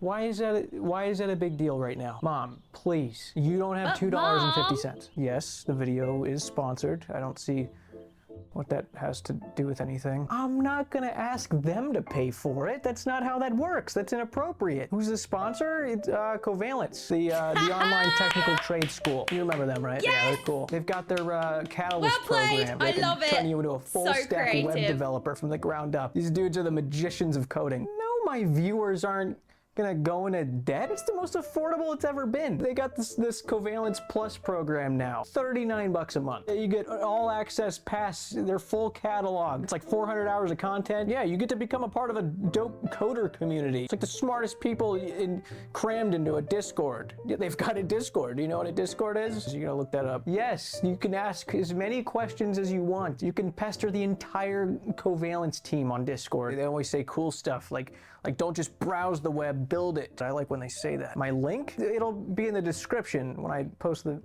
You want me to explain what my QR code looks like? Black pixels arranged a certain way in a square formation. Just use my code WOWJimmy. Look, $2.50. Like, this is why I called you in the first place. It's. Even you're already coding. You broke the sound barrier to start coding. What do you do? How'd you do that? Hello? Mom? That's nice. Well, I guess it's a good thing she hasn't paid for my membership in like 12 years. I always joke about this debacle that RuneScape throws its new players into. We've got 2 versions. All this time I thought we were special in harassing our new players like this, but WoW has taken me aback. There are not 2 versions. There are not 3 versions. There are 4 versions of World of Warcraft to choose from. And now I'm the one stumped. I'm the new player having to make all these decisions I know nothing about. I don't know if there's any wrong answers here. I don't know if one of these is more expensive or anything about classes. I've never had to play a class before. All these races, does race matter? Is that a question I'm allowed to ask? Is this classic or is that classic? And what is what is that? Where am I? What do I do with this? Who showed him Goldshire in? Who did? Why? Who took him there? Why the hell is there 5 of these? They gave me some book. They already got me doing homework. This is hard. It's stressing me out. I don't know what choice to make.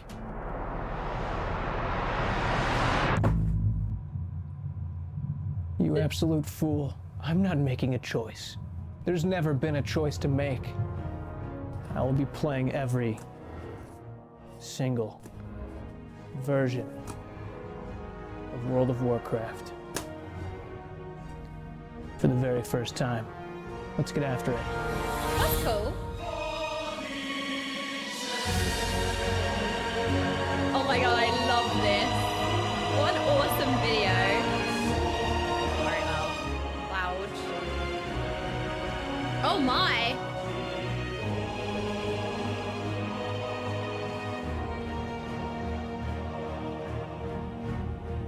What is happening here? Why is it spinning? So it's interesting because, again, World of Warcraft is quite difficult, right? The end game, I always feel like, is such a massive content sink. I would not compare leveling to any other part of the game. If I judge the game off of just leveling, I wouldn't play. That's it. It's the raiding and the mythic plus and the like real hardcore end game stuff that like kept me playing and drew me in. So it's hard. So when you're playing through Season of Discovery, when you're playing through Classic, like they're all kind of straightforward in terms of like, you know, it's the gameplay, it's the whole journey. But like with retail is a bit different. So I'd be interested to see if he like gets into the end game, gives like the end game a go, like does some, you know what I mean? Like then I feel like you kind of touched on a few different things, I suppose. Up first, we've got retail. To translate for my people, that's their RuneScape 3. The servers with the good, the bad, and the ugly, mostly ugly, shoved into it for the last 20 years. In 2019, they released classic servers separate from the main game. A lot of players call it vanilla. That's what he called it. He's got a whole joke about it. Players got to log on and relive, re-experience their childhood, embracing the nostalgic euphoria. And then in about a week or 2, they all snapped out of it because nostalgia cannot carry escapism forever. So that was the first real big launch of new servers, a new game to play. In June 2021, Blizzard released a third game you could play, Classic Burning Crusade servers, their first expansion. You could play that now if you wanted to. You could keep your character in Classic, or you could remember how fun that first expansion was. Come on, you know you want to. So we now had an untouched 2006 version of the game, a 2007 first expansion version of the game, and the main game. Blizzard decided they were going to tend to this middle one, and by tend, I mean basically putting in updates exactly how they happened and the occasional sprinkle of microtransactions. In September 2022, those expansion servers transformed into Wrath of the Lich King, their second expansion, which is where it's at now, but it will soon be turned into their third expansion. I wonder how long they are going to let that time machine continue running. I'm sure everyone's having a great time. And then in November of 2023, we got the Season of Discovery, which is Blizzard dipping their toe in the water of a Classic Plus concept, which is basically exactly what old school RuneScape is, going back to the Classic patch, making it its own game with its own updates. And I'll be honest, probably not going to talk about the Season of Discovery too much. It's very new. There's not much to it yet. I'll go into it a little bit later, but I'm really not going to be focusing on it. We're going to talk about those mostly. I played them a lot. Played them a lot. Ooh, chapter 1. A player's first 20 minutes in an MMO are by far the most important, because that first 20 minutes decides if this 20 minutes will turn into an eternal uninstall, or maybe the next 10 years of monthly subscriptions and the occasional microtransaction. Most devs want that second one. No matter which version of WoW you pick to play, you have 3 massively important decisions to make immediately: your server, horde or alliance, and your class. And each one of those decisions holds the potential to completely ruin your World of Warcraft experience. But we're new and we don't know that, and we won't figure it out until we're 200 hours in. So let's not think about it too much right now. The first game I tried is Classic, and this here is footage from the very first time I ever logged into World of Warcraft. Fire Coochie. Fire Coochie. Very Okay. typical World of Warcraft moment. This is a typical World of Warcraft moment. This is way better than RuneScape. Oh yeah, we're gonna be doing this a lot.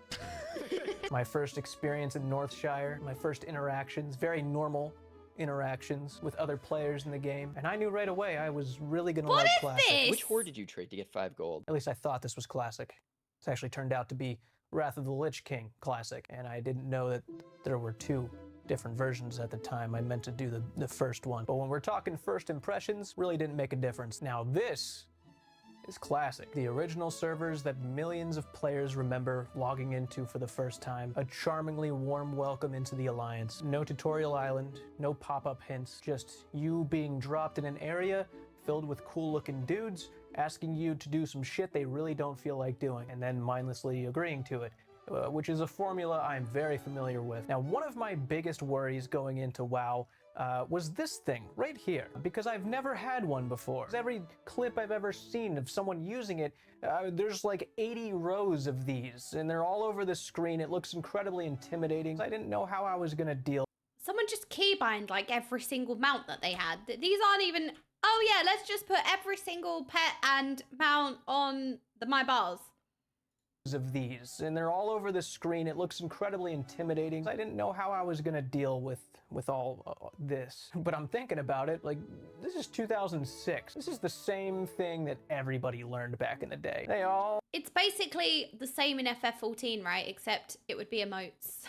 saw this and conquered it. I can do it, I hope. They introduce you to one ability at a time. Every other level, you literally need to purchase this new thing you're able to do, which gives you a little more incentive to learn about it. I never really struggled with my ability bar. It was always fine. Do all the quests here until you run out of exclamation points, and you start doing them over there. There's not much hand-holding going on, pretty straightforward and linear, and it's enjoyable. It was a nice little system to start out the game. And once I hit level 10, I started going into my specialization. It determines what kind of gear you're gonna be searching for moving forward. The new player experience here still works. It was great. I enjoyed it a lot, multiple times. Retail, on the other hand, greets new players a little bit differently. You get to make another decision after your 3 major ones, which is your starting zone. Whether you want to go to your default race classic starting zone, or the all-inclusive, every race, every side, alliance, or horde tutorial island. I did Elwyn Forest in Classic. I wanted to see what this one was all about, so I went there. I started out as a recruit for the Alliance. I was aboard this ship and we were searching for a lost expedition. Definitely much more of a tutorial right off the bat, giving you little baby book pictures of how to use your keyboard and your mouse if it's your first time. I love how he's a new player, right? And like one of the things he has is a damage meter. Like, brand new player, never played World of Warcraft, but gotta make sure I have the add-on, which is a damage rate meter. That's me. These are the correct priorities, okay? That is the most important thing. Baby book pictures of how to use your keyboard and your mouse if it's your first time on a computer. And then you go right into some basic combat tutorials. If you've ever clicked anything before, you might catch on rather quickly. But everything's completely voice acted. It looks beautiful. I loved the way that they made this game look. Very vibrant and pretty. I liked it. The first difference I noticed was the leveling, because there was a lot of it. I was already level 2 after the first quest, which is literally just move around and talk to another guy for a second. In Classic, I had to murder animals to earn that level 2. And then I swung at a guy like 3 times and I was leveled up again. I was immediately rewarded with 2 new abilities that were inserted right in my ability bar. I did not pay for them. I did not ask for them. I suddenly have these 2 things here. Something felt weird about it. After I proved that my mouse and keyboard work, then the real tutorial started. I'm suddenly a part of a shipwreck, a real bad shipwreck. I mean, a disastrous one. But luckily, I wash up on shore. And I kind of have to throw a wrench in this story real quick, Blizzard. There's no universe in which a recruit, essentially an extra in the background, is surviving this. I was put on this ship as an expendable member that they are willing... No, because you're special. You're the chosen one. You're the main character. ...to sacrifice for the greater cause here. There's like 15 other people on this ship. You that are would get the life champion support before me. But we, the recruit, have somehow washed ashore. I don't really know the significance of this island, really. All I know is that they basically speedrun you from level 1 to 10 as they dish out abilities to you like they're fucking Costco samples. I linked up with a bunch of characters, did a bunch of wacky shit with them. They sent me on a helicopter or whatever. I experimented on animals. I made a boar into this giant freak and I used it to commit genocide on people of this native island. Very different experience here than it was in the classic version. And before I could even look up at my screen, congratulations, recruit, you've hit level 10. I know you haven't looked up at that XP bar in about 5 minutes, but yeah, you've been killing it. I fight more things, I level up more, and I suppose because in Classic, there's such a large amount of emphasis on leveling. In Classic, it's way more about the journey, whereas I feel like in Retail, it's kind of moved away from that and it's more about the destination. That's what I think the 2 key differences are. Thrown into a dungeon at the end through the infamous dungeon finder. Was it a bad tutorial? No. I just feel like it wasn't all that necessary. It speed runs you to level 10, gets you some decent starter gear, but I don't believe that makes it into a better tutorial because it pushes you farther ahead. Because the tutorial here felt more like play the game. Over here, it felt more like, okay, 10 levels and then you can play the game. I wanted to compare the 2 starting zone options you have as a new player just to see the true difference, the feeling and the pacing of that early levels 1 to 10. The retail Elwyn Forest was definitely faster leveling than Classic's Elwyn Forest. It was definitely not as fast as the tutorial island. I don't think I was even going at half the pace, and I was getting set up with way better gear over there. That island might be a little OP to start. And that might sound dramatic because we're just talking about levels 1 to 10, but this is the new player experience we're talking about. This is supposed to set the tone for the rest of your experience. And it also made me realize if I had played retail before Classic and I picked the island, I wouldn't have gotten to see Elwyn Forest or travel to Stormwind for the first time. My favorite WoW moment was from my first night because I didn't even know what Stormwind was. And my friend Jake, who I pulled back. You know what's so magical about that is it's these things that you just forget, right? Imagine seeing Stormwind for the first time, experiencing WoW for the first time, like those magical moments. Back after a 10-year break from the game, walked us to Stormwind. He introduced it, and the music on my client happened to sync perfectly with his introduction to it. This is it. Stormwind.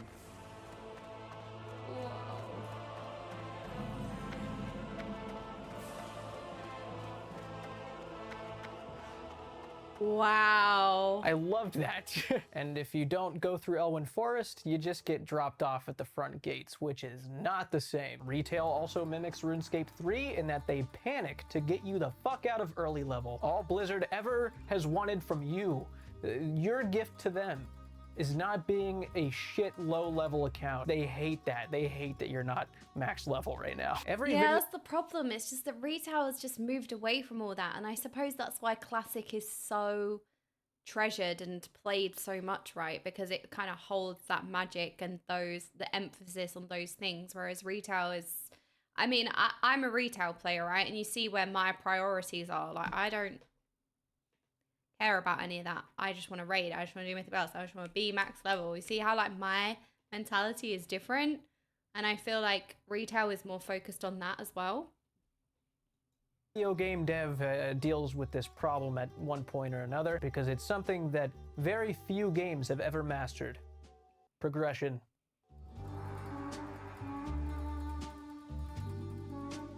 There's an old saying that applies to a lot of MMOs, very commonly in this one. The game doesn't start until you hit level 60, or whatever the max level may be. And honestly, I understand why they say that, where that comes from. For me, simply not true. Nothing in any video game beats the euphoric feeling, the dopamine-filled experience of seeing a number that belongs to you go up. Whether you're level 5 or you're level 80, whether it's your gear upgrades or the amount of money that you have on you, if the number's going up, you're happy about it. Every time I got a gear upgrade from the minute I spawned in Northshire, I felt the actual emotion of happy. What else can do that for you over and over again? Legally. Yeah. What can do that legally to you over and over again? I played Wrath the absolute most out of all games. I got a warrior to level 71 and a paladin to 80, and there was never a level on either of those accounts where I felt like I was at a dead end and there was no possible way for me to get an upgrade or progress myself, because there's so many ways that you can do it. Doing quest lines, gear upgrades. PvP, gear upgrades. Dungeons, gear upgrades. Farming reputation, gear upgrades. Okay, yeah, so he has dabbled in quite a few different things, actually. You know, he's dungeoning. Yeah, okay, that's good. Giving Blizzard $15 gear upgrades. Why does that look so ridiculous? Hold on. What? Farming reputation, gear upgrades. Giving Blizzard $15 gear upgrades. And the best part is, I could always feel the upgrades. I haven't touched on plugins much, but they're a big part of the game. And there's one plugin that a lot of players have. It basically shows everyone's DPS in your party. And there's just a very unique feeling of disdain when your role is a DPS and you see your name at the bottom. You get filled with enough guilt to motivate you to go get better shit, which usually means running that dungeon a few more times, being at the bottom of the list. But as soon as you get those upgrades, you can see a visual confirmation of you getting better because your gear is getting better. It's so satisfying. The pacing of Classic from early level to end game just felt nice. It didn't feel too fast and it didn't feel too slow. I still had to work for things and grind a little bit, and I didn't feel stuck there for too long. There was always something to look forward to. And this is really interesting. This is why Classic does really well, right? Can imagine that new player experience is just way better because everything's more meaningful, a little bit more magical, rather than like, you know, go, go, go, go, go.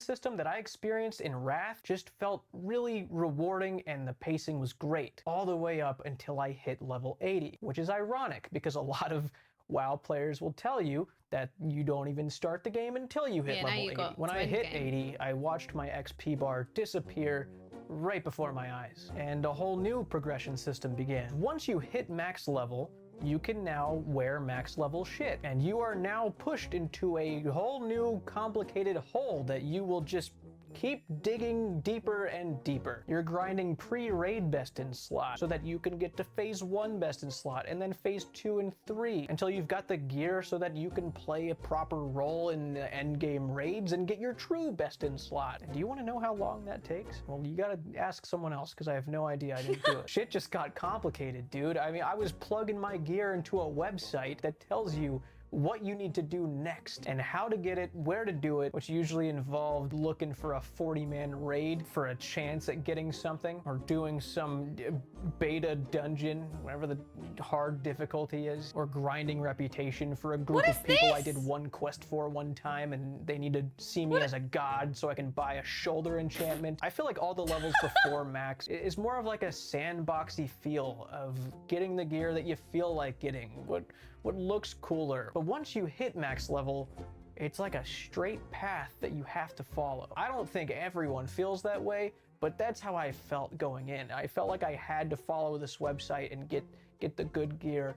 Otherwise, I mean, what else am I doing? I started to not feel motivated to log into the game, which sucked because I had such a fun journey to the max level. It was always fun looking forward. Yeah, this is when that gameplay falls off, and that's where that, like, I mean, min-maxing and sweating has always existed, but I feel like modern day gaming, that's definitely turned way up. It's definitely dialed way up, because like when you see like content creation, like streaming videos, it's always like the best this, the best that, the best player, the this, the that, this is the best thing. Like it's all about that. There's a lot of it, and then there's pressure put on everyone else, you know. That's where like meta comes into it, and then, you know, with everything being online, it kind of solidifies that meta, and yeah, like tier lists, and then that like sense of discovery and exploration and choice and all of these things kind of just goes to the side, right? Because yeah, it's like, oh, then you can't do anything unless you have this thing. A little bit stronger, or going to a new area, and suddenly I was just in the same. Because the problem is, mathematically, there will be a best thing. That's just how it works. But I suppose it's that question, that extra question of, but is it necessary? Yes, this is better, but is it gonna seriously, am I playing at the level, am I doing the content where you're really going to notice that, I suppose? And I guess that is where it comes into it, right? Because if you're doing a dungeon, even if you're doing a lower level dungeon, like you still want to complete it within time. So, you know, are you really going to, let's say, take it from, are you going to let someone just take whatever talents they want, and they're like, you're missing your main cooldowns, you're missing like your big damage, and like, yeah, it's a low key, does it matter? But at the same time, you are making it harder for everyone. It's hard, right? Oh, should I move my, there we go. Same area all the time, doing the same dungeons with the same people, and it just felt really repetitive and not very exciting. What I'm trying to say here is that once I hit max level, it almost felt like the game had finished. But I just wasn't really into that grind as much. We didn't even get to explore the whole map. I still haven't even seen every region in Wrath. But when we hit level 80, why would I be going to the old zones? There's nothing for me there. That's why I've not seen most zones in far WoW. From over, because I enjoyed it a lot and I look forward to doing it again. Some of the most fun I've ever had in a video game. Progression in retail kind of coincides with the story that they toss you into, but I have a whole section for the story after this, so I'm going to try and just focus on the progression side of things. And the reason that they speedrun you to level 10 and drop you off at the front gates of Stormwind is because that's a requirement to start Battle of Azeroth, and Battle of Azeroth is a requirement to start World of Warcraft, not optional. You have to do it, don't question it. Welcome to our 2017 expansion. I hope you have fun. We'll check back in with you later. As soon as I jump into this expansion and get thrown into this Kultiris place, everything I've ever known about progression is suddenly out the window. I am getting significant gear upgrades every quest. Not only that, but what in the fucking inflation is this? What is that? Every NPC that gives a quest reward is giving me dump trucks worth of gold. I mean, I'm loaded. I can sell junk items to vendors for like hundreds of gold at a time. I'm getting all the abilities shoved in. They have a new way of doing specializations, which I actually like. I get to mess around more. You can switch them up whenever. I don't even remember dying in retail. You're basically a walking god. I mean, I'm hacking and slashing my way through giant poles of mobs with no consequences. And while I'm doing that, it hits me that nobody here has called me a recruit in a while, which made me realize they're not talking about my military rank, they're talking about the difficulty of the game. So I'm soaring through this confusing quest line at what could only be a record pace. I was leveling so fast, I would go multiple levels without realizing that I had in fact leveled up. It just became more and more apparent as I went along that even though the devs forced me to come here, they really just didn't want me there at all. This lightning fast leveling is all they wanted. It's basically Blizzard saying, look, you're a new guy, you don't know shit about shit. We're gonna bring you to probably the prettiest place that we can send you until you hit level 60, and then you can come experience content that we've actually paid attention to, which I completely understand. But the problem with that is the more I did Battle of Azeroth,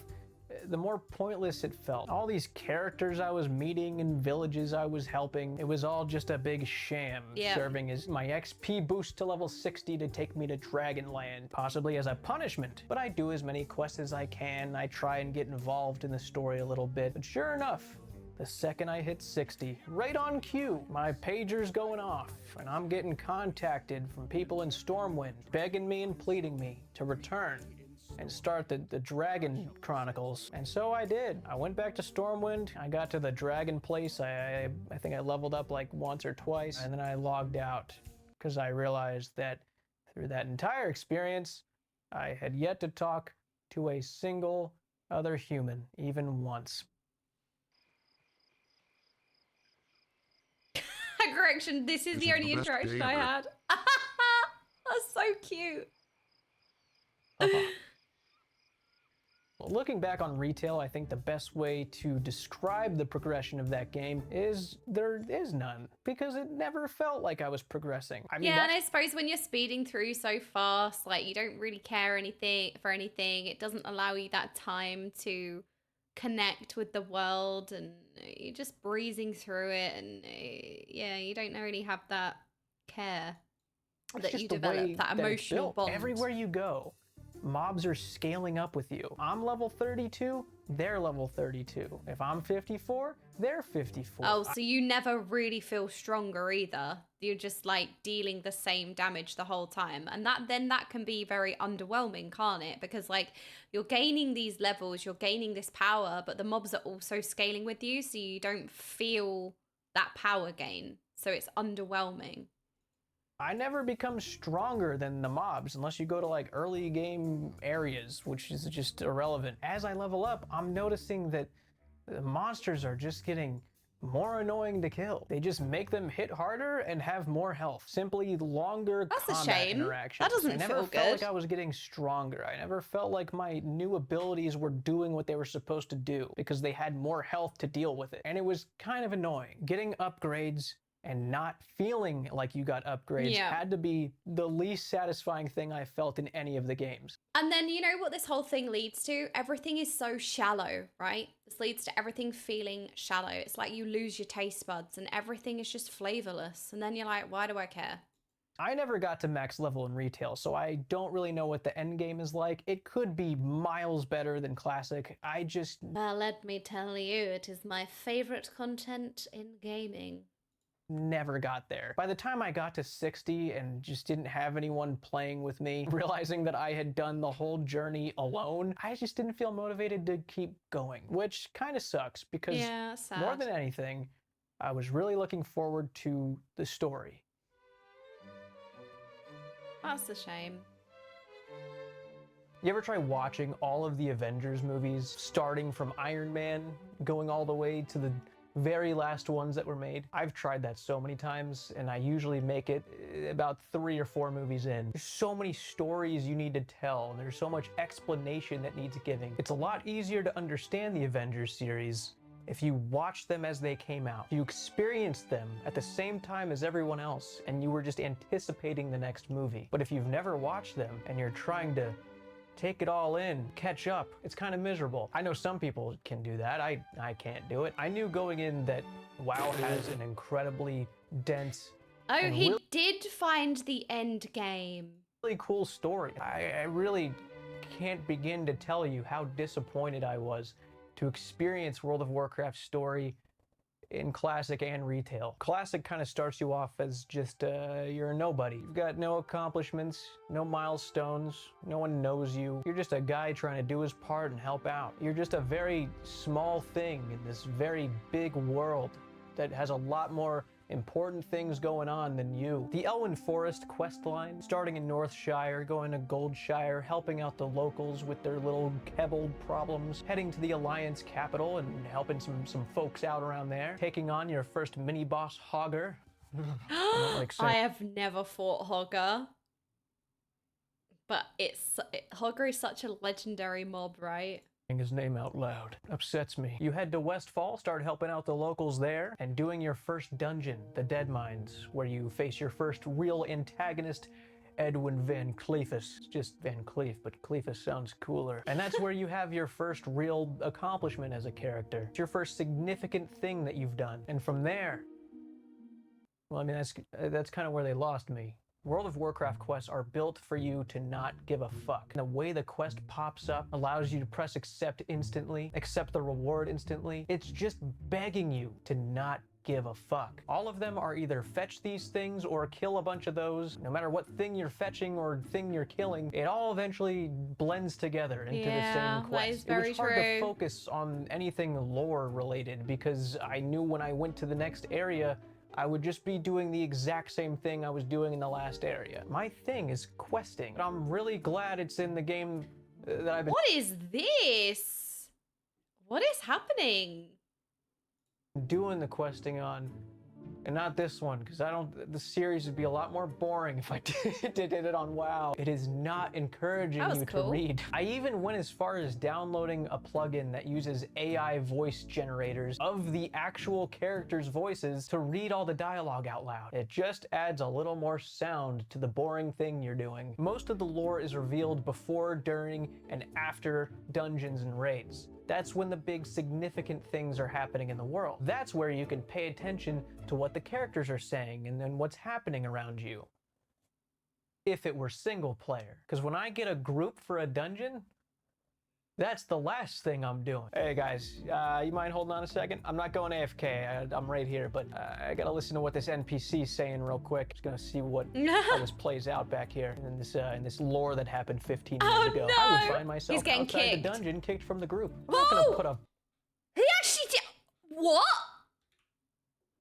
this NPC saying real quick. Just gonna see how this plays out back here in this lore that happened 15 years ago. I would find myself outside the dungeon, kicked from the group. I'm not gonna put a pause to these people's day. Funny enough, the thing that gave me the most context for the world that I was running around in did not come from any version of the MMO. It actually came from Warcraft 3. It was a complete unintentional discovery. I started seeing all these things I recognized from the MMO. I learned all about Prince Arthas and his origin story. Very bright young man, great future ahead for him. I saw Jaina Proudmoore. She wasn't getting arrested immediately the first time I ever saw her. Learned about the Burning Legion. Those guys are up to no good. Illidan Stormrage. That guy's a badass. Miss Whisperwind. There's a bunch of cool shit happening in that game. After I played it, and I started questing again in Wrath, there was a scene that played out in some side quest in Northrend. It was something that happened with the same voice lines in the same way that it happened in Warcraft 3, but it's from a new MMO perspective, and now it's cool for me. It just felt like the moment came to life, and then realizing that doing the Calling of Stratholme fucking dungeon was actually a mission that I went through with, playing as Arthas, and now I was boots on the ground on the front lines with him, doing that. It made the war crime so much cooler. And granted, Warcraft 3 didn't teach me everything about the world of Warcraft, but it gave me more context into this world I was running around in. I knew more about certain characters, I knew the origins of certain places that existed. It just enhanced the overall immersion of running around the world doing these quests that started to feel repetitive. The fact that I did have to go play a whole different game to understand the world more and feel feel that immersion, you shouldn't have to do that. I know some people say the books are really good for lore. I haven't checked them out myself. If you've read any of the books and recommend I them, haven't read any let of me the know. books. Maybe Has they anyone suck else? and one of you will save me. Classic has a very old school way of telling the story where you kind of have to force yourself to be more invested in the story if you want to understand it. I will say, this is something that they actually did make a big effort to improve on.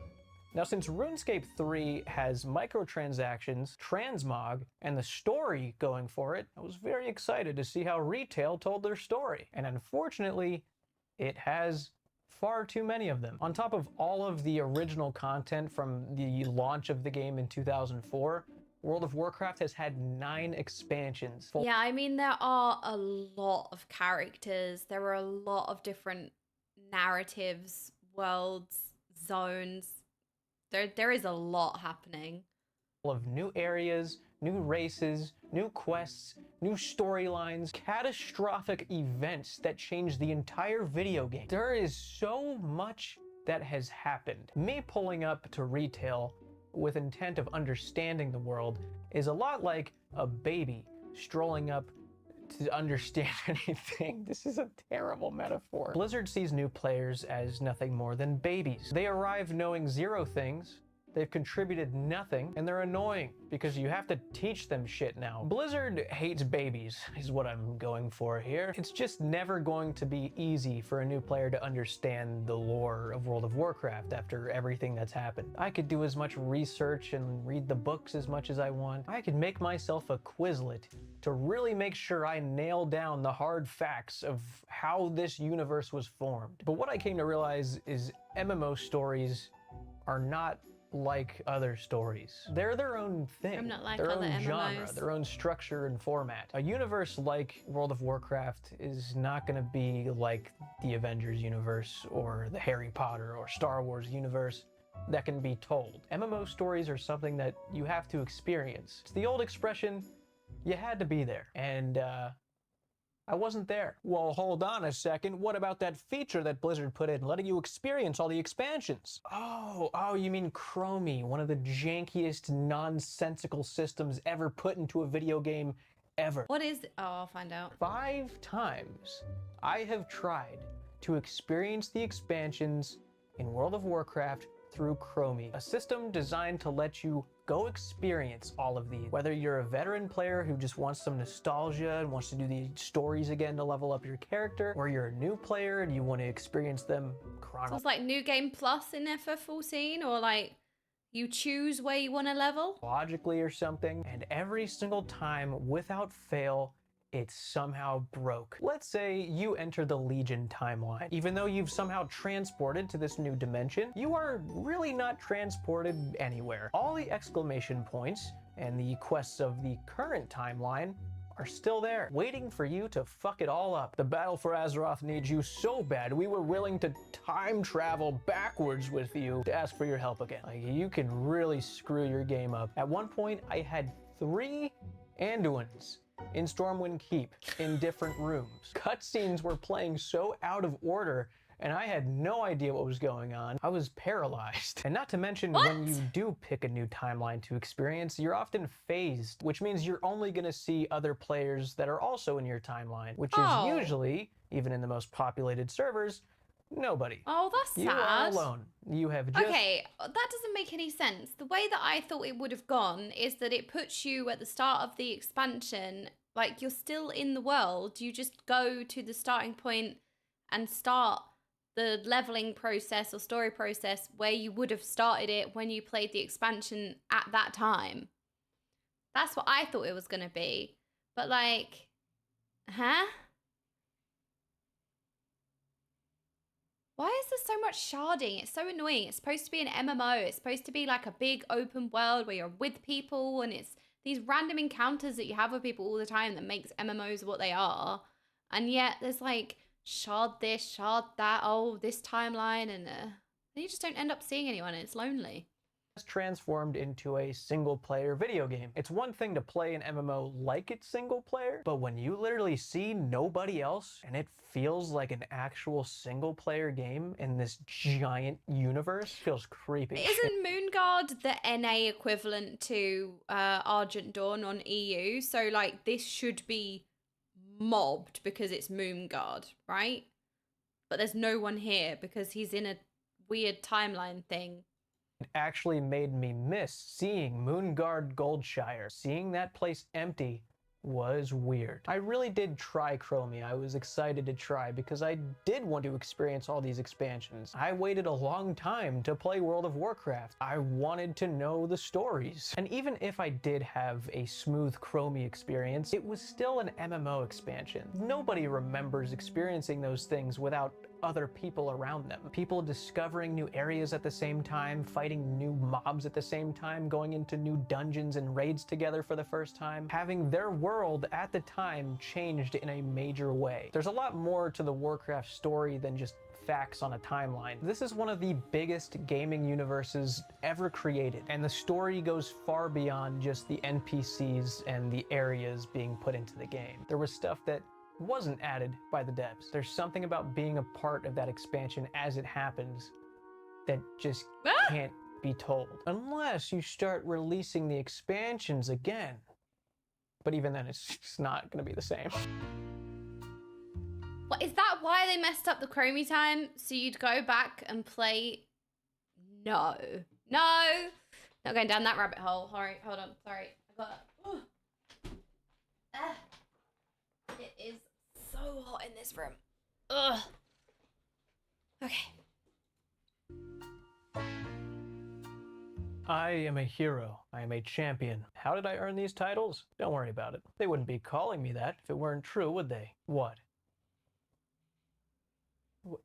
You can do a lot at level 10. I talk about this whole hero concept a lot because I personally believe that players should not be that. I think that's kind of boring. It's predictable, it's linear, it's just not relatable. Most people do like 2 heroic things in their life, and after they do it, no one's calling you a champion. You just go home to the same house, making the same money. Your boss doesn't think you're a hero because you clocked in late. When I walk into Stormwind Castle and talk to whoever may be king at the time, I want them to look at me with no trust and no faith, no matter what I've done in the past. I want the king to... Okay. All right, hold on. I see some potential issues of why there might be an alternate timeline, because there are characters that will be in certain places but won't be in certain places. But then also that happens in 14, doesn't it? Why is it the people that are sharded into seeing where Anduin would be as Anduin was and not the NPC sharded for you? But is that how it works in 14? I don't know. Feel like they are rolling the dice every time they send me on an important mission. No earning ranks or titles. The title of champion doesn't make me hit harder, does it? Don't call me a champion, just get me a cooler sword. But yeah, you're just by default a hero. I went in and tested this because I was really curious how you're supposed to be inducted into this title. When you start out and you go to the tutorial island, they're calling you recruit. You know, you just got here. You've done nothing. Bold new recruit. Recruit. All right, recruit. Good to see you, recruit. When you finish the tutorial and you get dropped off at Stormwind, there's 2 ways you can go about it. There's a continue tutorial route, and then there's a skip tutorial route. If you continue on the tutorial route, they'll still refer to you as recruit. If you skip the rest of the tutorial, you are now a hero immediately. Something you have no idea about has happened between you walking across the bridge into Stormwind. You've done something very significant, apparently. No matter which way you went, as soon as you get to Kultiris, you are again a champion hero guy. The recruit thing has just been abandoned entirely. It actually became like a bit as I was playing through the story of everyone looking up to me and claiming I've done these amazing things as if they've got the wrong guy. It's fine, you got amnesia. It's the amnesia trope. It's not the way they intended it to play out. Classic.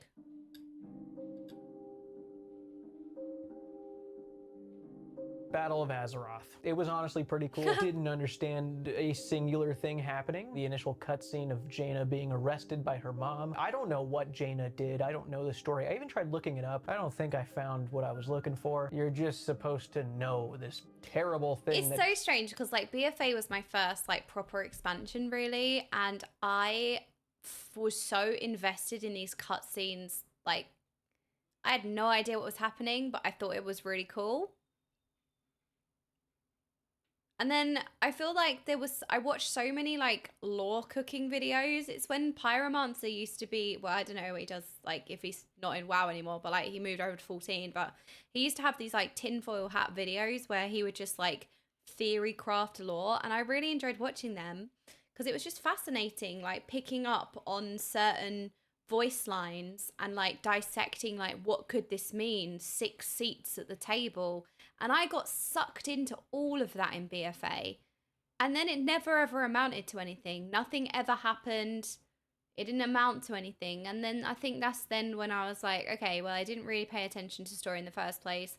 I've been sucked in a bit now, but then it never amounts to anything and things are just dropped and nothing makes sense. So now I also don't care anymore, if that makes sense. Jaina Proudmoore did to her mother and all her people because she got arrested. I guess I was invested in the cutscenes because they looked like they did look cool and the events were cool. So even if you didn't necessarily know the backstory as such, it still seemed cool. I don't know, maybe I'm just weird. That was enough proof. But I liked Kul Tiras. I think it had a lot of pretty places. Each section of it has its own wacky shit show going on that you are suddenly responsible for fixing. A lot of the characters were really goofy. I liked a lot of their dialogue. It was a nice change up from Classic because they figured out a way to make these fetch and kill quests more immersive. Every fetch and every kill felt like it served a purpose. One of the first things you do is infiltrate a bad guy camp and save children from being child labor slaves. You know, you're going and interacting with something a certain amount of times, but you're saving children. And you went and got intel and you fought little bosses in there. It felt more quest-like. And also,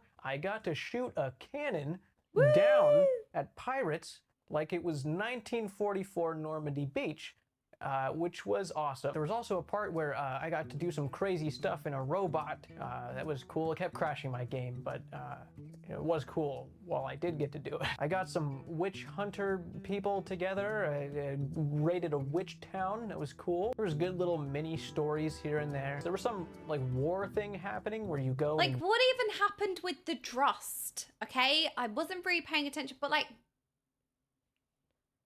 this whole like Drust thing and then this boss at the end of Waycrest Manor, like nothing happened. And I was like, oh, this is cool. This is a cool aesthetic. Ooh, this like Drusty thing. And then this boss in a Waycrest Manor that felt important that then was removed from this plane and sent into another. And then nothing, like, I don't know. And even Bwansamdi. I loved Bwansamdi. But then also I didn't pay attention 100% to the story. So this is me being a skipper, not understanding things, basically. So, you know, there is that. But I've just also felt like nothing really ever amounted to anything, you know? Anyone on 14 getting DCs on EU? Oh, no, what? Wait, I've been DC'd. Hold. Wait, are the attacks happening again? Wait, are the servers getting attacked again?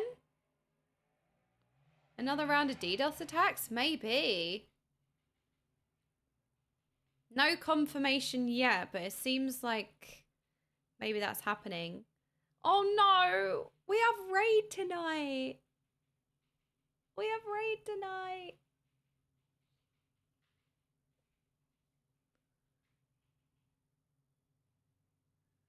Oh no. When I AFK and that's why? I don't think so, because usually I leave the game on. Like, I've been playing Final Fantasy VII for like 4 to 5 hours and I'm still logged in. So it could be that, but I don't know. I have been logged in AFK for a long time before. Oh no, guess we can't raid tonight. Oh no. Oh no. Oh no, guess we have to play Final Fantasy IX. What a shame. Well, oh no. Guess we have to play like Helldivers. Or maybe Destiny 2. What a shame.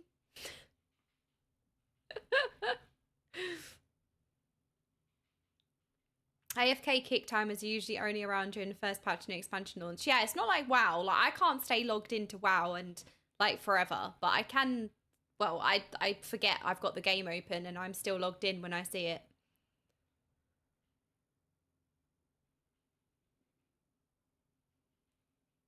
The Rabbit raiding game just launched as well. Oh yeah, weren't they doing like a race world first with that? Isn't this the dumbest time to do just it's like nobody's playing right now?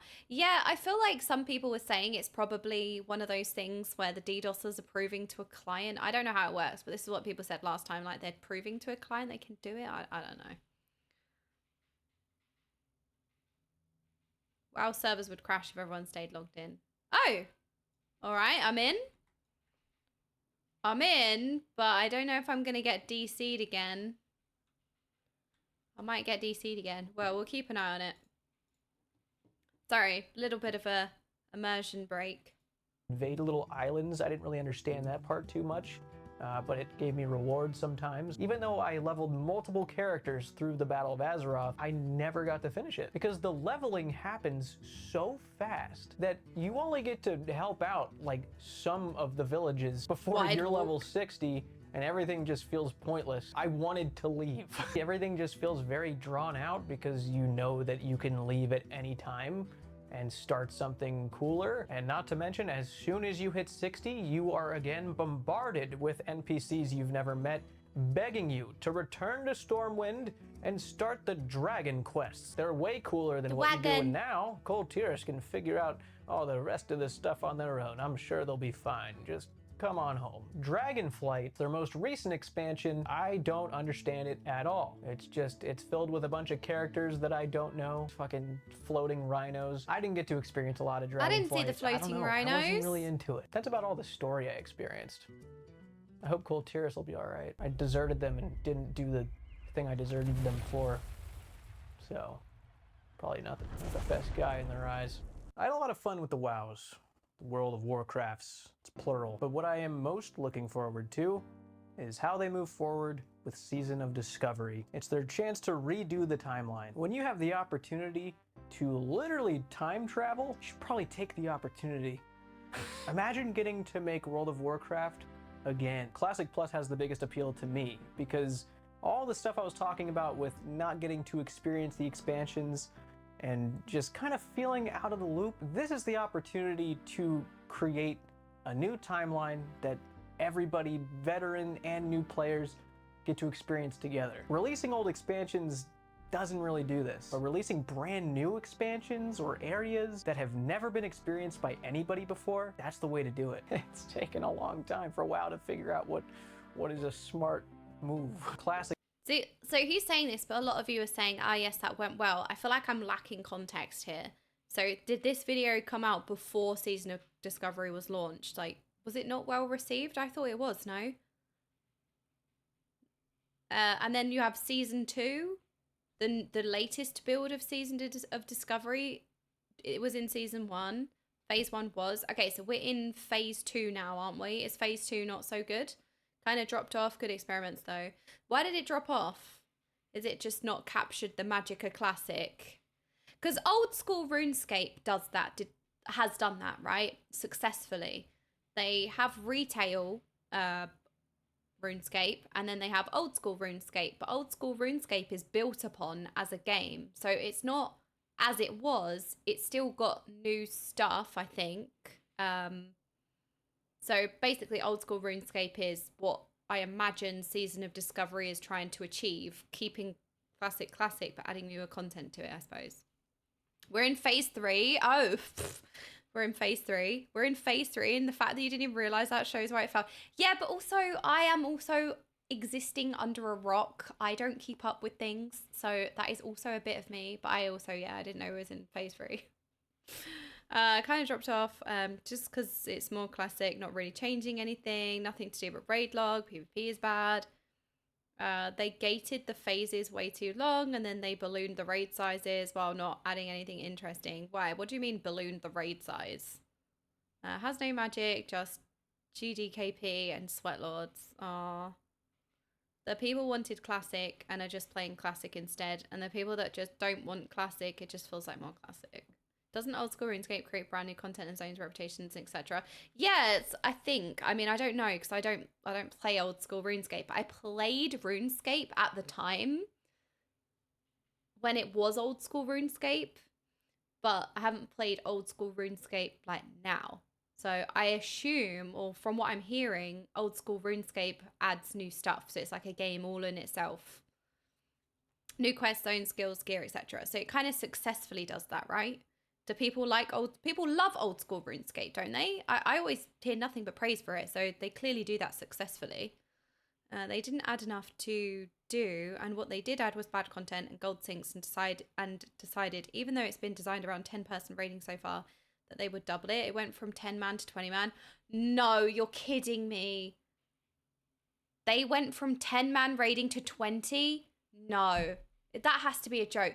After all the conversation at the timing is like, I don't know, chef's kiss, but the most cursed chef's kiss ever. The whole conversation right now is how 20-man raiding is too much. People have been asking for 10-man raiding, and they changed 10-man raiding to 20. Why now of all times? That feels like some kind of sick joke. Because that's what people want. That's what people have been asking for. It's been such a hot topic. And the fact that they would take away 10-man raiding and make it 20 is so baffling to me. They announced 10 to 20 and our guild, Jeeth, etc. immediately stopped saying. I have thought classic players wanted big raids. Big raids suck. Small scale raiding was much more fun. Everyone in WoW knows how to make again. Oh yeah. That is like, to me, I know how much of a big debate 10-man raiding has been, right? That has been a huge topic in WoW. Massive, like in retail. And the fact that they had the 10-man raiding, which is what everyone's been asking for and everyone's wanted, and then they take the 10-man raiding and make it 20, which is the issue. That just really surprised me. Because it's been such a big thing. I just thought, what's the timing of that? If you had to prog Savage with 20 people, imagine if you had to prog Savage 20 people. 20 people is a lot. Like, as somebody who has extensively mythic raided, 20 people is a lot. The amount of coordination it takes behind the scenes, like Abso was raid leader, officer, GM. It's like having your own business, like a whole nother job, but it's your business. You don't have like set work hours. You have to deal with people's petty bullshit. Like, you have to organize and have shitty like, it is a lot to behind the scenes management. Keeping a healthy 20-man raid team is really hard. And then also, when you're actually raiding, it is so many people because you can't get 20 players is a lot of people. And also, having 20 players who are all around the same skill level is just not feasible either, right? Because essentially, you're just waiting for... Like, what ends up happening is you have, like, quite gaps between, like, the best player of your team and the worst player of your team. But also, you have to be able to raid, so you have to make sure you can fill up the 20 players. It's not like you're taking higher or lower people on purpose. Sometimes you have to. And it just, yeah, it's a logistical nightmare. And also, it feels bad to play as well. But it's strange. It's strange they would go from 10-man to 20-man when it was been 10-man has been such a big topic recently. It was targeted at classic server base. Okay, so in classic, do people prefer the big raid teams? But is that just because the classic raids don't require so much intense coordination? When I say coordination, I mean logistically. Like running a 20-man guild, mythic raiding guild in retail is hard work, but is it as much hard work in classic? I suppose. I don't know if like the mechanics are that intense. I don't know if the coordination is that intense. I don't know.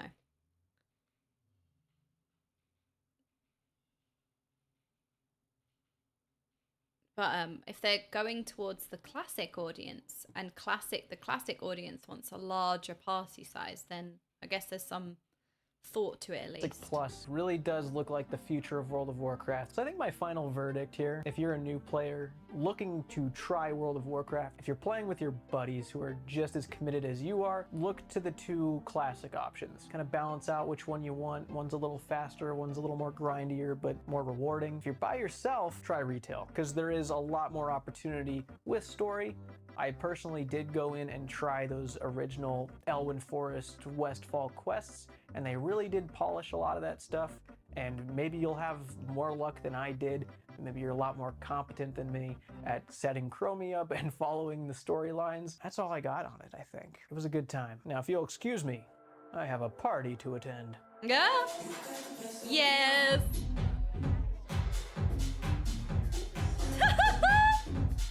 Looking.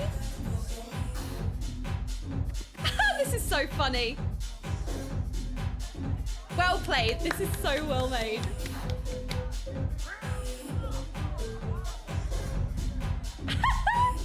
I love this so much.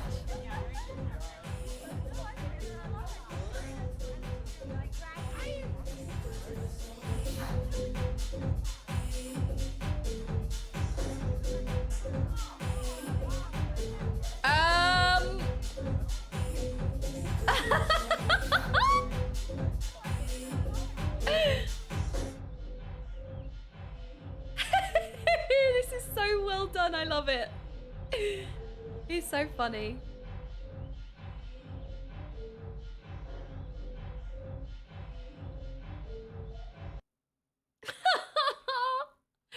I love this video. That is so good. You know what? I actually hadn't been to Goldshire Inn really before, like properly, like never really went. And I was on Argent Dawn and I joined like a stream of friends RP event thing. I went to Goldshire, I walked in, I was like, wow, I've never seen so many people in my life. I was like, what is this? What is happening? I felt like I was at a real party, like IRL. And then I went to Final Fantasy 14. I went to a party in 14. It was the same similar feeling of like, wow, there's loads of people here. It feels like you're actually out. Right, somebody linked a video about why it's rude to suck at WoW. Was that it? Why it's rude to suck at Warcraft. Is this the video? I feel like, oh my god, it's an hour and 24 minutes. Is it this one? Do we want to watch this? This is an hour and 24 minutes.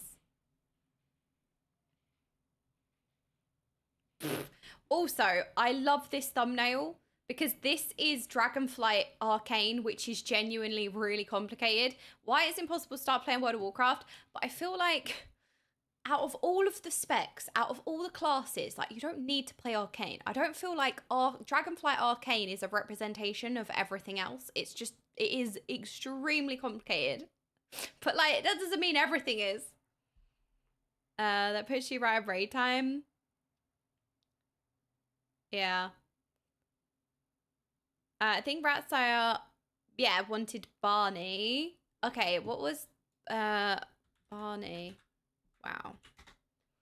What was Barney's new video? Is it End of Classic, this one? See, this is also an hour. I ended up not doing anything today. We were supposed to do the Monster Hunter crossover event. We were supposed to do anything. How have I done nothing? You know what? It's so nice to chill and chat with everyone though and like watch these videos. Anyway, we've got raid tonight, so there will be gameplay. At least there is gameplay, okay? We're raiding tonight.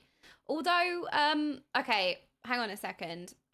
What's happening with these DDoS attacks that are starting up again? Because, right, can we even raid? Right, well, we're just gonna have to keep an eye on it. Because I logged in, but I keep getting DC'd.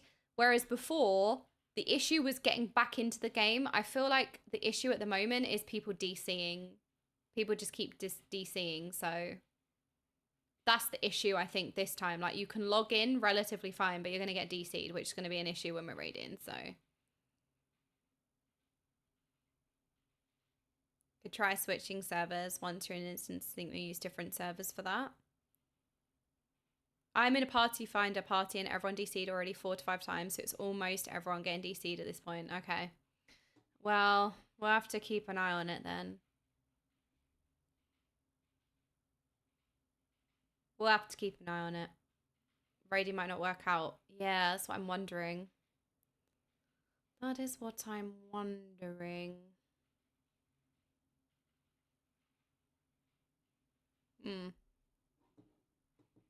Alrighty, well. Should we watch a Barney video then? It's an hour though. What you are witnessing here. My friend just got kicked out on Light Lich. Do you love this video? I'm excited. I'd not seen any of Barney's videos before, but we watched her whole Scarab Lord series. The DDoS only started happening 1 to 2 hours ago. Yeah, it seems to be like a newer thing. So we'll see. All right. The end of Classic. Barney Beekeeper Adventures. I don't know where best to put my camera, so let's just put it up there. Ready? Wrapped Sire will be happy. What you are witnessing here is a level 69 undead rogue, 72 experience points away from level 70, about to kill Kel'Thuzad for the last time. Once I kill this Lich, the slow descent into misery begins. Once I kill this Lich, it's time for rep farming, to enter dungeons, to rep farm, to enter the same dungeon, but worse. Rep farm to gain entry to content and some worse boss design World of Warcraft. Once I kill this Lich, only pain and suffering awaits me, but at least I get to share this moment with my guild, the guild I had all my classic adventures with. 20k, let's go! Yes, I did! Let's fucking go! Let's go! Yeah! Hell yeah. It worked! That's a clip. At least, at the very least, we'll always have each other. And then the GMs went rogue and stole 100k from the G-Bank and transferred off, but that's a story for another time. Oh!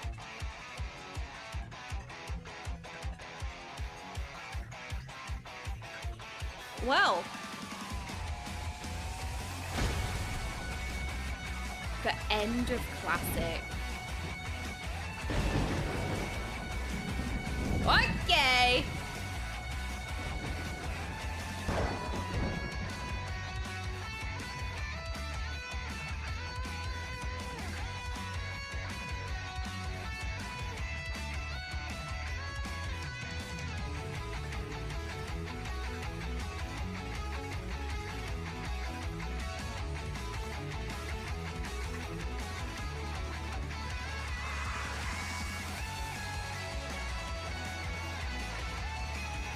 Love this.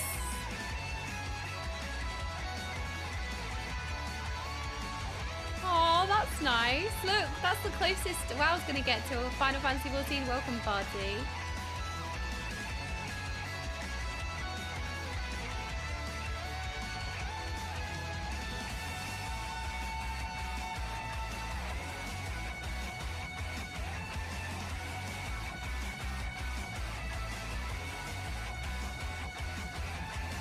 Welcome to the end of Classic. Last adventure I, well, you know, obtained Scarab Lord across a grand tetralogy, delivering unto you my magnum opus. A series so cool and epic, I got my own Wowhead article written about me. Thank you. Thank you. I know, 42 whole words. Who would have thought, huh? A series so poggers, we sold out all the plushies in like 3 days. Yeah. I'm gonna activate their sentience soon. The series was so swag. They put me in Hearthstone. What? Oh, you don't think this is a me reference? This card could have been any race, any class, but they specifically chose Rogue. Undead Rogue. Are you not convinced? Because I'm not convinced. I think I'm actually reading into this too much and I just have an ego now. It's not like the card says a quote from my video when you play it or anything.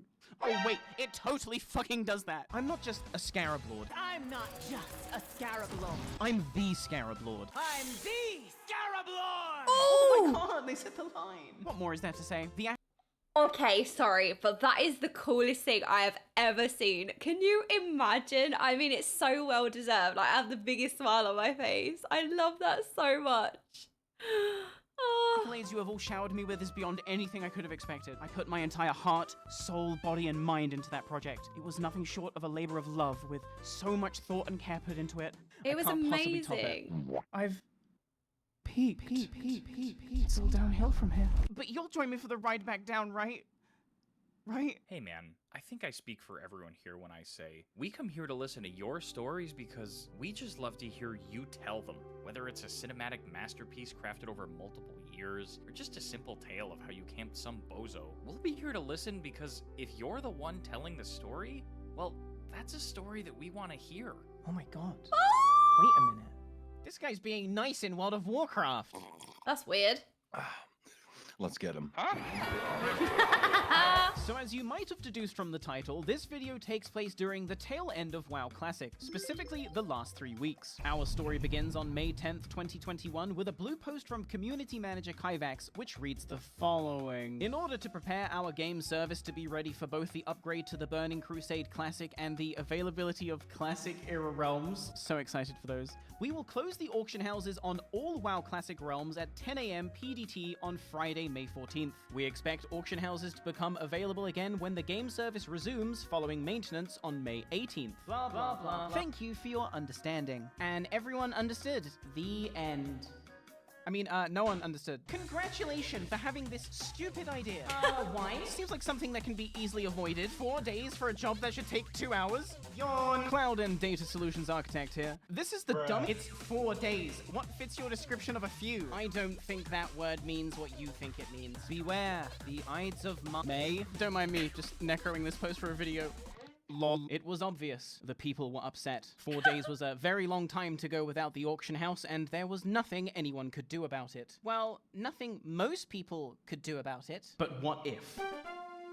What if there was a freedom-loving Orgrimmarican patriot out there who could utilize their exorbitant social capital to start a movement against this decision? What if they got on What their if you raptor become the because auction they're house? still hiding their Scarab Lord mount at this point in the timeline and started protesting outside Orgrimmar Auction House?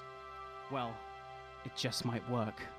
Don't close the auction house, Blizz. What he be doing, man? Back and forth. I love the Flash 2 Wave 2 because that's an old school RuneScape thing, isn't it? Or a RuneScape thing. I remember doing that. Like, you'd be at the... What's it called? You'd be like at any bank or anything like that, and it would make your text look a certain way. I remember that. Oh my god, I get the reference. That never... This never happens.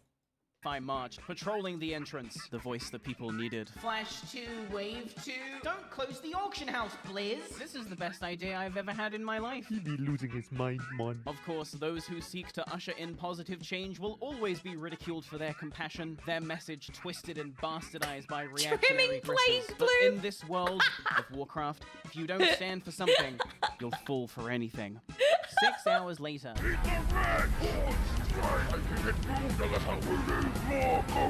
Somehow, my peaceful protest had spiraled out of control and was now a riot. How on earth did that happen? Anyway, our new message was pretty clear. If we can't use the auction house, we're gonna burn it to the fucking ground. Burn it! Somebody 28 gold to buy a Kodo. They better fucking be here. Shit, he's tripping his Kodo, watch out!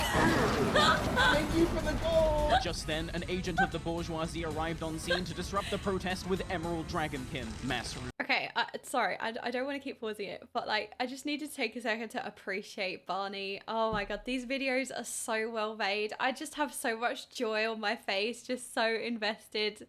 And it's true, what that little dialogue in the Gold Shire Inn, what that person said, like, it doesn't matter, we just love your storytelling. Doesn't matter if the Scarab Lord is finished, there's going to be more stories to tell. Like, this is just giving that same, like, wholesome, fun, great storytelling vibes from the Scarab Lord. And I just want to take a second to appreciate this because I love this already. Like, I love it. Barney's goated.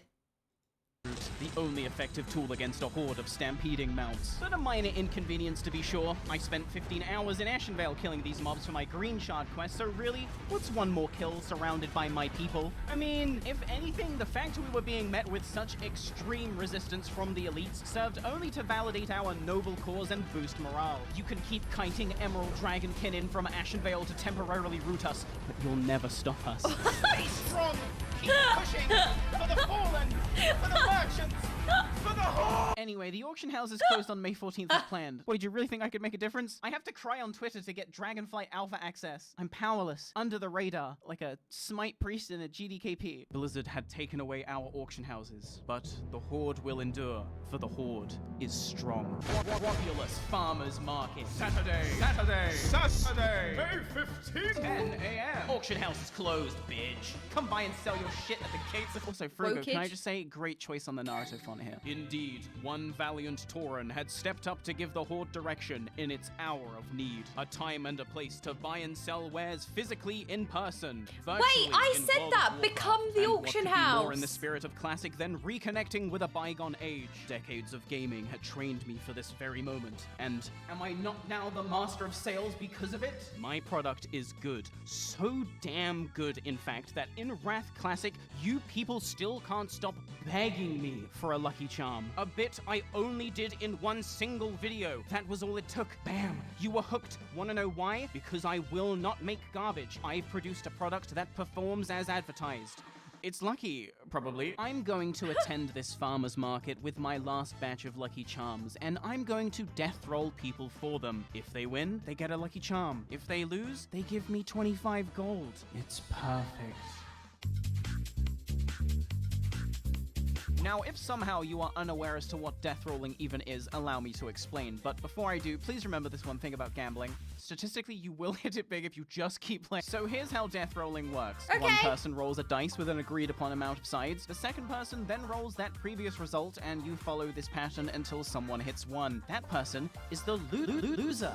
It's very complicated stuff. You owe 5 gold for this spot. I turned. Oh my god, I never knew what death rolling was, and it just got to the point where I was too afraid to ask. Because, like, everyone does it and everyone talks about it, and I never wanted to ask because, I mean, who doesn't know what it is? Me. Thanks, Barney. To the Tauren slowly. If you try to shake me down, I will burn your parents' house to the ground. Trade cancelled. The farmer's market had barely been open 30 seconds and already shady folk were trying to scam. It really did feel like the virtual markets of yore.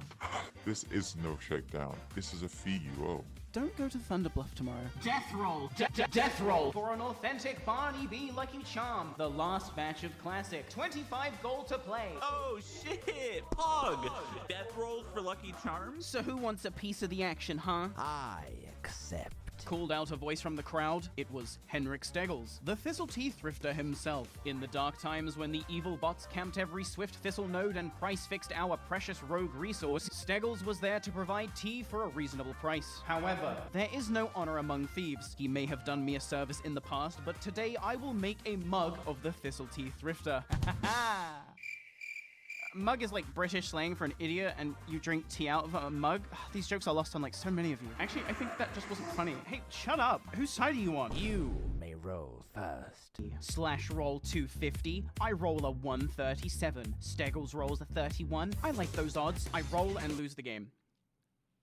Oh! I will treasure this with my life. Yeah, wait, yeah. whose voice is whatever. that? Who's next? Me. Slash roll 250. I roll a 26. Ethereal rolls a 21. I roll and lose the game. No! Again. Woot.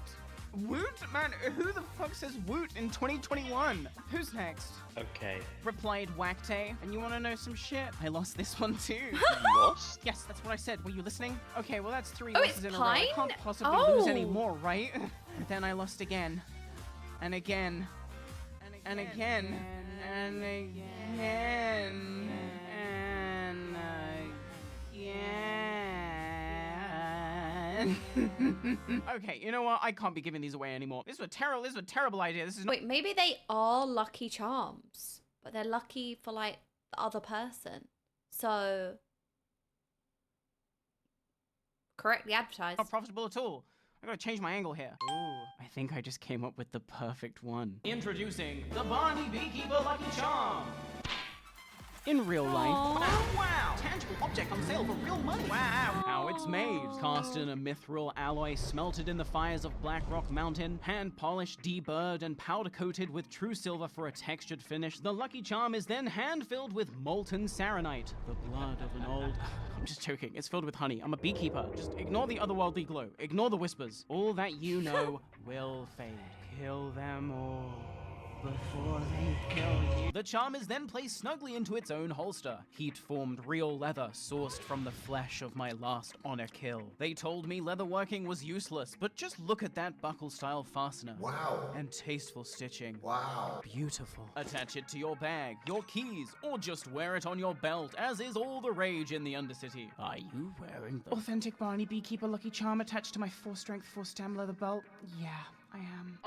Don't go outside? No problem. Just take it out the holster and put it on your desk, nerd. Yeah, but like, what does it do? What does it do? It's lucky. Probably. I'll take 25. I'm getting commission for this, right? No. Finally, the charm is placed into its resting box, decorated actually ornately really with the pretty. Beekeeper's sigil, where it will await your purchase at Barney64.com. But wait, there's more. Inherit the nightmare with this striking, dramatic artwork by Lunatic That's Moon pretty. Art. depicting that time I totally owned that mage version of myself from another timeline. God, that was so sick. Or celebrate the Scarab Lord adventures with this fun, colorful piece by Yo, basic. filled with tons of fun details and community Where's favorites. Wally? These beautiful posters are available in metal, canvas, or good old-fashioned classic paper. What the fuck was that?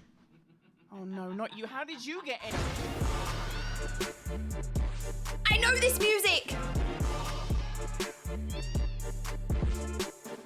Yes, the infamous Barney Beekeeper plushie is officially back on the market. All these items are available now for pre-order, and don't worry, influencer stuff is not epic. involved at all. We experienced some, shall we say, difficulties with that last batch of merch, but rest assured my new partners are just the best. In fact, they are also victims of influencer stuff, and he owes them a lot more money than he owes me. It's one of the reasons I actually wanted to work with them in particular. I figured since we're both probably never getting paid because it's worse than you could possibly imagine, we may as well lift each other up out the mud. It's kind of poetic. So if you, dear viewer, want to support my eternal struggle to upload more than one video in a year, head on over to Barney64.com and give me money, because I deserve it. And let's just set the record straight, okay? I'm not now leaving the market because I've been completely rinsed for all my Lucky Charms. I have a raid to attend on my Shadow Priest. Huh? What? Huh? Wow, I mean, what? Shadow Priests in World of Warcraft Classic are really bad. Like, unmistakably in your face, how is this even a thing bad? Out of all the developer-intended specs Classic has to offer, Shadow Priest is the only one truly worthless on a multi-dimensional level. Item 1, they don't do damage. Let's check out my favorite website, WoW Logs, and take a random top 50 full BIS Shadow Priest log for Phase 1 and 2 Molten Core. Wow, nice overall damage, not bad, and with full world buffs too. You should be very proud. Now Jarvis, show me Uber Danger's logs. You see what I mean? Even if you are a top contender on Shadow Priest, your talents are utterly wasted because somewhere on the other side of the globe is a Moroccan Danish stoner, spending up to 60 seconds of fight not swinging at the boss, and you are still only just barely clearing his damage. And also, because I'm a dick... WoW Logs is for pussies and bitches, by the way. Item 2, they can't do damage. What do I mean by this? That is a well, big unlike every other difference. version of WoW that exists in the vast WoWscape, this game has a debuff cap of 16, which is bad. And when you can only have 16 debuffs on a boss, you typically want to use the slots on the best debuff available. And sure, Shadow Word Pain might be responsible for like 20% of a Shadow Priest damage, but you cannot divide by 0. And let's face it, Shadow Word Pain is just not Thunder Armor now, is it? The game is rigged. You brought Dental Floss to a gunfight, and you are quite literally not allowed to play. And even if you were to somehow get into a raid by the grace of a loon, you're probably going to be told by your sensei, hey, don't let me catch you going all out, okay? This guy needs to sunder armor. Me hit boss. Item 3, they won't do damage? This is just how it is, okay? No self-respecting guild is ever going to gear a Shadow Priest into the position of being able to pump, because that gear is just gonna go to literally any other person who can take it. C'est la vie. So why am I gearing a Shadow Priest? Well, Mage Me from another timeline ate the brain of Shadow Priest Me from another timeline, and by me eating the Mage Me's brain, I gained both their memories and abilities. I have like my own, it's really important to be in my own video here, like I need you to understand this.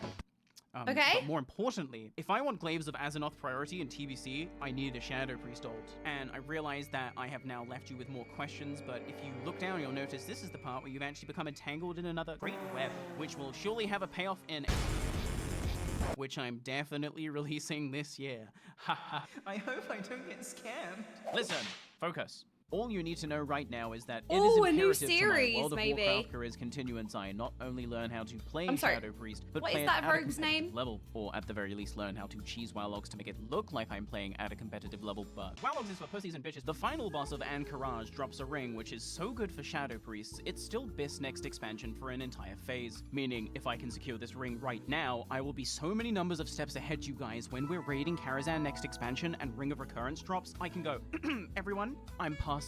I already got my best. Dude, you're so thoughtful. What a team player. You definitely deserve Glaives. I'm gonna send you all my gold. Well, thanks for watching, guys, for watching the video. Like and subscribe. Oh my god, it's so good. Yeah, I'm gonna look so cool.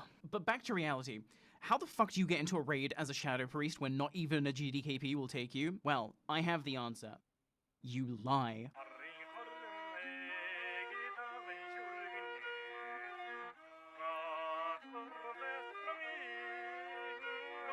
It's fine. This happens to me in WoW, right? I get messaged, what spec are you? And I say fire, right? And then they don't know. I just don't press barrier and they don't know. Or you spec into fire and then like when the key timer countdown comes in, you change spec and then like there's nothing they can do.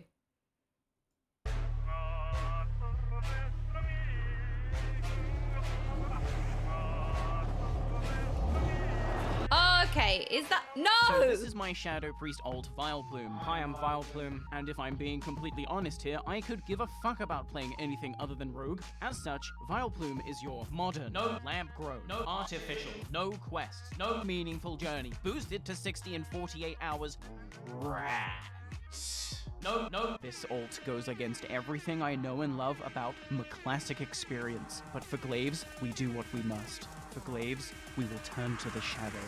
Or I guess the light in this case. I mean, it is a miracle my priest looks this good considering they're only like a week old. 3-piece Bloodvine set. Wow. Sash of Whispered Secrets. Wow. Cloak of Consumption, which is literally BIS. Are you kidding me? This might be the coldest a Shadow Priest has ever looked after 50 hours of gameplay. A story for every piece of gear acquired. I recorded none of it. No. You guys, I am so many levels of undercover, you have no idea. I'm a rogue, masquerading as a Shadow Priest, masquerading as a Holy Priest, masquerading as a guy online, and all this just to avoid healing? Cool. Yes. Healing sucks. Hello? It's that simple. I'm not even going on a tangent where I show my working and do a bunch of jokes about why healing sucks. The sky is fucking blue, okay? You wanna fight me about that? I will smite you. Literally, I will smite you. I'm not in a holy spec to heal. I am going to spam smite, the only offensive single target holy spell, and let the light do the rest. And when I say spam smite, I mean cast it like 5 times and go because this spell sucks. Why does it cost so much mana? Oh, you thought shadow DPS sucked? Wait till you see my patented smite priest. And I'm only you won't see me at all. Because I'm a rogue. If you look at the DPS meters and see a holy priest at the bottom, what do? You ignore it. Actually, you don't even ignore it. Your conscious brain doesn't even acknowledge it. You subconsciously glance over it. Because a holy priest being at the bottom of a DPS meter is not a red flag. It is my green disguise. I am right where I should be, hidden in plain sight. Now, why are there so many warriors? Welcome to Anchorage. So the first boss of Anchorage is the Prophet Scarum. You must interrupt his 1 second Warrior's AoE really explosion. strong. You must polymorph the people he mind controls, and when he spawns illusions, you must focus them. If you ignore any of these mechanics, you are fucking griefing. I am fucking griefing. But just look at these numbers. When do you ever get to see a Smite Priest pop up? And I'm Well, that was fun. Except my cover is totally going to be blown here because this raid is filled with fucking scrubs. Gul'dan Ramsey can get a pass. He barely leaves Fel's kitchen, but how am I meant to hide at the bottom of the DPS meter if I'm pumping harder than 9 other DPS as a fucking Smite Priest? I'm getting stressed, guys. You don't get it. If I get caught here, it's not just ejection I face, okay? It's a full-blown ban from every GDKP in the Grobulous GDKP network because they all share a blacklist. GDKP is serious business. Stop right there. How else is anyone gonna launder their gold that they've... The next encounter is Silithid Royalty. You can kill the 3 bugs in any order, but only the last one you kill drops loot. As such, you typically want to kill Kree last, as he drops the most valuable items, so 9 times out of 10 your encounter will look a little something like this. You start by focusing Princess Yauj first, because her AoE fear is fucking annoying. Not that I AoE would fear? know. Next, you focus Vem, the easiest of the 3, but watch out for his charge move. It's fucking brutal. Also, I'm Finally, we deal with Kree. With his AoE melee cleave and AoE ranged poison, there is nowhere Kree cannot get you. And because he is the last bug alive, he is now dealing double damage with increased attack speed. I'm sorry, Sensei, but for this bug, I'm going to have to go all... And I'm Well, that was fun. Also, when Kree dies, he drops poison all around him, which is guaranteed to kill at least one noob who just couldn't wait to see the loot. Lol. Next up is Battleguard Sartora, or as I like to call it, the Blender. At any given time, Sartora can just start spinning on your shit, dealing insane damage. Which wouldn't be so bad if she wasn't flanked by 3 fuckers who can cause utter chaos with their knockback. In an organized raid, the 3 ads will be grouped, stun-locked, and bursted down on pull, so you can just focus Sartora. In this raid, it was open season on scrubs. Oh! We don't have it. Oh! Oh, now someone. I tried, buddy. I tried. Order steady. Wait, why does Classic look so God, I fun? fucking It's miss like being a rogue. chaotic Stay in. silliness.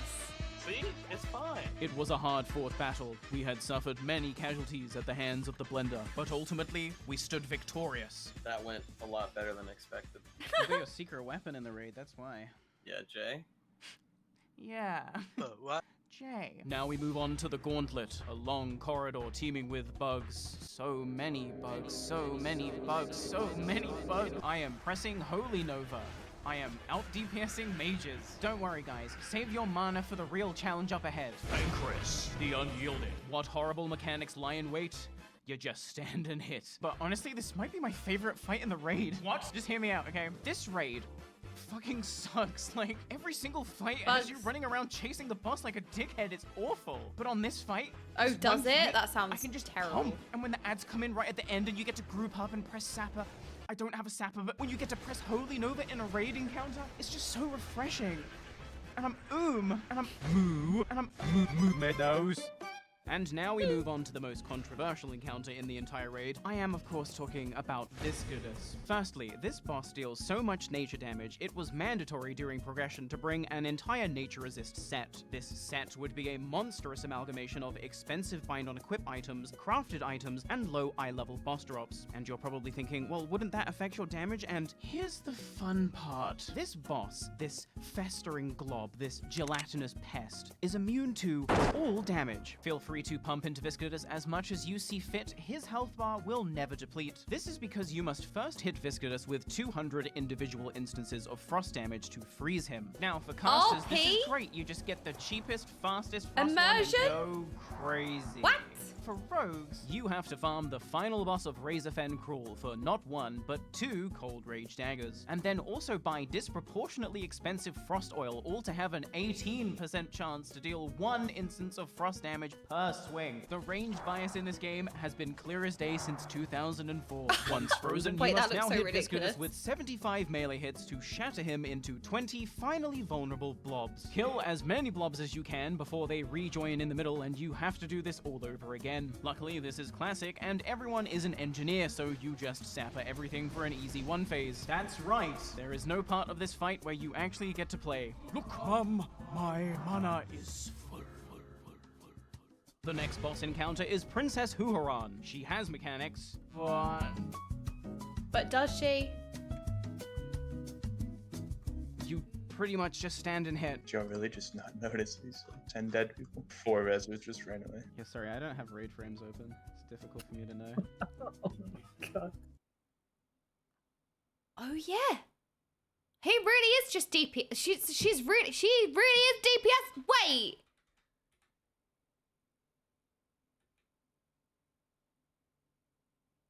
I see. Pretty much just stand. This is like when you go into LFR and everyone just wants an easy queue, so all the healers are just damaging and people just die. Okay? Yes, it's probably a them problem because they stood in the fire, but still. Hit. Joe really just not notice these 10 dead people. 4 resos just ran away. Yeah, sorry, I don't have raid frames open. It's difficult for me to know. Oh my god. How do you heal? Huh? It was at this moment I had been busted. Anyway, I'm still not gonna heal. As it turns out, the raid leader, who I know to be a pretty good player actually, is the pilot responsible for this bottom fragging scrub rogue. And despite being told I couldn't play Shadow, this was bring your rat to raid day, apparently. So now I'm just stuck playing Smite Priest? I could have actually been Shadow. No one would have done anything. This ruse was for nothing. And now this is a classic community meta issue. This is a perfect showcase of the dumb logic behind it. No, you can't come as a Shadow Priest. They don't do no damage, but you can come as a Holy Priest. Literally just damaging. Would have done more damage as a Shadow Priest. No, but that's not meta. Like, that is just a classic showcase.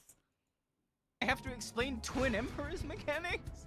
I'm not doing it. Oro. Oh god, I'm definitely not explaining this fight either. I'm also not even participating. Goodbye, cruel world. Who the fuck soul-stoned me? Is there no rest for the wicked? Honestly. You betray your friends. Cthulhu, darling, I'm a Smite Priest. I've been betraying them this... Wait, have I been under Cthulhu's influence this whole time? Oh god, I've been intentionally griefing my friends who graciously allowed my rat priest to come to this raid super last minute. And now I'm dying on purpose to sandbag even harder? What have I become? What should I do? There's only one encounter left. How do I make this right? Should I... 2, 1. Should I heal? Nah. No. WoW says I'm pumping.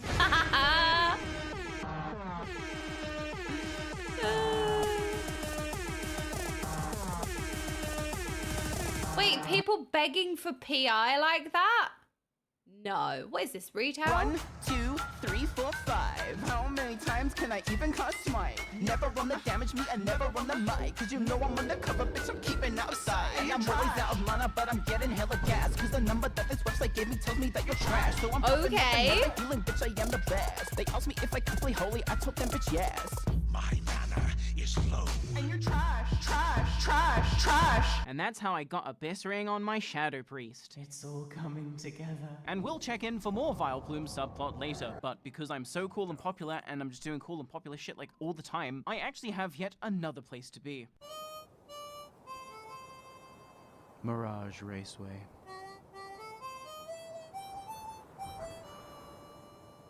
Once there was racing here.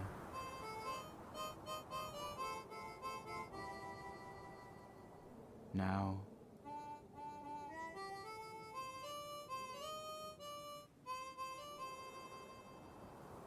only a few stalwart racers and fans remain. Until now. A race to the end of the lesson. May 15th, 6 p.m. Multiple races featuring competition by class, variations of consumes and chance abilities, fun run for all attendees. And my favorite part, 800 gold in prize money. Well, I think I know what I'll be doing at 6 p.m. on May 15th. However, if you think I am just going to go into this race unprepared, I beg you, rewatch my entire catalog of WoW videos with ad block off, sub to my Twitch channel, buy my merch, and then reevaluate who the fuck you think it is you're watching. I will be racing against every other rogue who shows up, but this isn't just a race. This is a virtual rank measuring contest. And I'm a dagger user. So I need to not only beat every other rogue, I need to decimate every other rogue. I need every other rogue to know, I'm nothing like you other rogues. I'm clicking my shit and you still couldn't go log for log. I got a realm first playing on a Steam Deck. This shit ain't nothing to me, man. I'm sipping straight Saronite battling eldritch horrors. My mount's so fast it make that global cooldown feel like I'm playing Final Fantasy XIV, you stupid piece of shit. I've been running laps around this course all day, optimizing my route for maximum efficiency. But that's not all. I've amassed an array of tricks and racing outside as well. anything and everything to give me that extra edge in the competition. The nifty stopwatch, which I acquired during leveling last year, will finally be dusted off to grant 40% move speed for 10 seconds. The Skull of Impending Doom, also acquired during leveling last year in the same zone no less, will too be dusted off, are you liking this RP? For 60% move speed for 10 seconds. Goblin Rocket Boots, if I'm lucky, won't explode and will grant 70% move speed Ain't for no 20 way she's seconds. gonna lose. Hold on one moment. Okay, where were we? Oh yeah, these suspicious potions I bought from a shady salesman allegedly will give me 50% move speed for 15 seconds. Heading over to the rogue trainer, I can unlearn my talents to spec into preparation so I can reset the cooldown of sprint. And now to go to Stranglethorn for the final ingredient. As I boarded the blimp, I was met with my biggest fans, Dawnbreakers. You might remember this guild from the Peace Bloom DKP. Now on their way to drop a heart buff on Yojumba Isle, which just so happens to be the one world buff I'm missing and where I was headed anyway. Wow, how did I get so lucky? Hey, Dawnbreakers. Yeah. But good luck in your expedition. I'll pillage your mom. Oh. Sorry. Fresh out a peace balloon for you. Sad face. Gross is balmy. Can I join a group for a portal to Thunderblood? No. Luckily, not everyone is a dick like these guys. I picked up the final ingredient, a Zanza Potion of Swiftness for 20% flat move speed, leached the heart buff, and took a portal back to Thunderbluff to continue my training. With preparation like this, I cannot possibly lose. Why does it run like the wiggle emote? It was a clear, arid evening at the Mirage Raceway, the bleachers audibly creaking and heaving under the weight of too many Tauren. The excitement palpable on the dry air. And I know I say this every time, but just look at this turnout. Grobulus, you've done it again. Humans and orcs united as one for an evening of high-octane speed racing. It matters not your race at the racetrack, for there is one thing at the racetrack you are measured by: your speed. Someone's getting their shit kicked in by this chicken.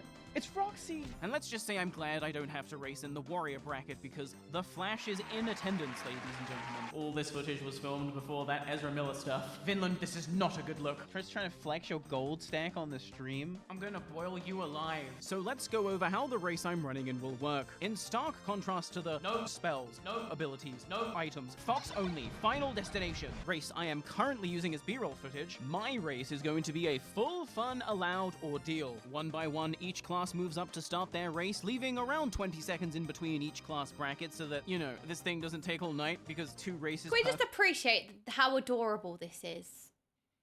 Right, that's it. Who wants to plan a marathon in Final Fantasy XIV?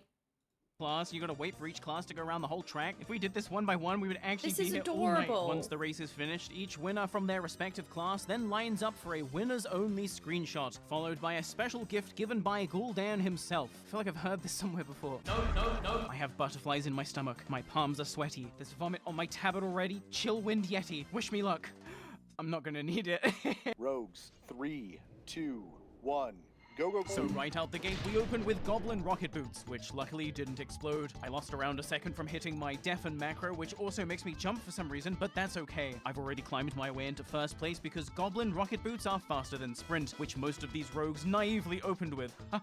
Also unrelated, but I just love looking back at post-Scarab Lord acquisition, but pre-Scarab Lord video release footage where I'm just baiting literally everyone who decides to whisper me about Scarab Lord. I got that fucking mount, I didn't even get to use it because I didn't want to spoil the ending. Next, I popped my first sprint, and at the same time, I unequipped my rocket boots to put on my swift boots, which I forgot to mention in my list earlier, but that section is already edited and timed perfectly to the background music for optimal pacing, so just deal with it. As I drank my swiftness potion, I noticed specs coming up on the inside of the track, and fast. I popped preparation to reset the cooldown of sprint, but Specs overtook me with his second sprint. Riding the ambiguous inside of the track was a smart technique, but unfortunately for Specs, I'm the fucking goat. He quickly fell behind off screen along with the warrior bracket as I comboed the end of my sprint into the nifty stopwatch. At this point, I had a considerable, nigh unbeatable lead and was literally lapping people in other brackets. So much for the Flash, Finland. But I still wasn't done. My swift boots, now ready for action, provided me a short burst of move speed, and once that buff was over, I put my final move to use, the Skull of Impending Doom. The hours of training and time spent amassing these items had bought me a considerable lead, and I was now able to just coast to the end of the track. But if I might dedicate this victory to something, let the record show that it was not my meticulous planning or rigorous training that secured me this victory. So cute how everyone's following but her. the crushed up amphetamines Mion put into my ice cream cone not moments before the race started. Neon, my friend, I could not have done it without you. In the winner circle, if you would like to give us a cheer, a growl, a yell, a flex, whatever you think looks best. After the event, I was mailed my share of the winnings, 78 gold and 57 silver, minus 3 gold for the potions, minus 3 gold for the swift boots, minus 50 gold for the respec, minus 600 gold for the shadow priest ring. So all in all, a pretty good day of playing World of Warcraft. Yeah, no, that was but worth it. before I go to bed, let's take a moment to talk about my guild. Now, the plan for Final Boss was always to disband at the end of Classic. That's not to say most of us aren't sticking together going into TBC, but you know how guilds go. Cliques form, rivalries establish, loot drama causes splinters, and at the end of the day, Final Boss had already served its original purpose. We had secured the record for the most number of Scarab Lords in one guild, and we had secured every realm first raid clear. Working together under the best leadership I've ever seen in a guild, we did some downright incredible things. But even incredible things must come to an end. In the weeks leading up to the Final Boss Awards night, where we would officially disband and go our separate ways, those who were planning on sticking around for what would essentially become Final Boss 2 were able to anonymously submit new potential guild names and logos, and whichever got the most votes would win. But the thing with really good World of Warcraft players is, typically speaking, they don't have a fucking creative bone in their body. No flame. I mean, just listen to Kurthos doing karaoke. I just want to say it now and trying to rind up drama, little mama, don't want to take your man. Yeah, I wouldn't go in there if I was you. But I'm trying to tell what it can't be treated like clientele because they said she's delicious. This guy can frame perfect stance, dance, wave dash with Japanese ping, but ask him to catch the beat and it's like trying to get blood from a stone. All that is to say, when I tell you these names and logos sucked, I'm actually doing them a favor by underselling the reality of the utter creative bankruptcy I was forced to experience. You think I'm overselling it? Here was my submission that was winning by an uncontested landslide. Like, are you serious? And reminder, this was an anonymous submission contest. This wasn't winning because people wanted to side with me, the content creator. This was winning because every other submission sucked ass. But that night, after the races, after everyone had gone to bed, disaster struck. Terra Orc, the true owner and GM of Final Boss, one of the most chaotic people I have ever played with, decided to do something pretty fucking funny. He kicked every single person from the guild, locked the Discord, and logged off. I don't care. Elemental Mastery, Chain Lightning, Frost Shock. I awoke to utter chaos, but much worse than that, I awoke to a new guild name, and it wasn't sample text. The only leadership online during the Terra Orc Crisis event, those who would have to pick up the pieces and form the new guild, were obviously not concerned with who won the shitty Discord naming contest. They were concerned with setting up a guild and a Discord and all the permissions and all the bureaucracy bullshit that comes with that stuff, and they just had to use the pieces they had at the time. I'm sorry, what was that Bullshit message? Please do not announce to the server when you are going to masturbate. Is this real? Why does this need to be said? Isn't this just like... This has been a reoccurring issue.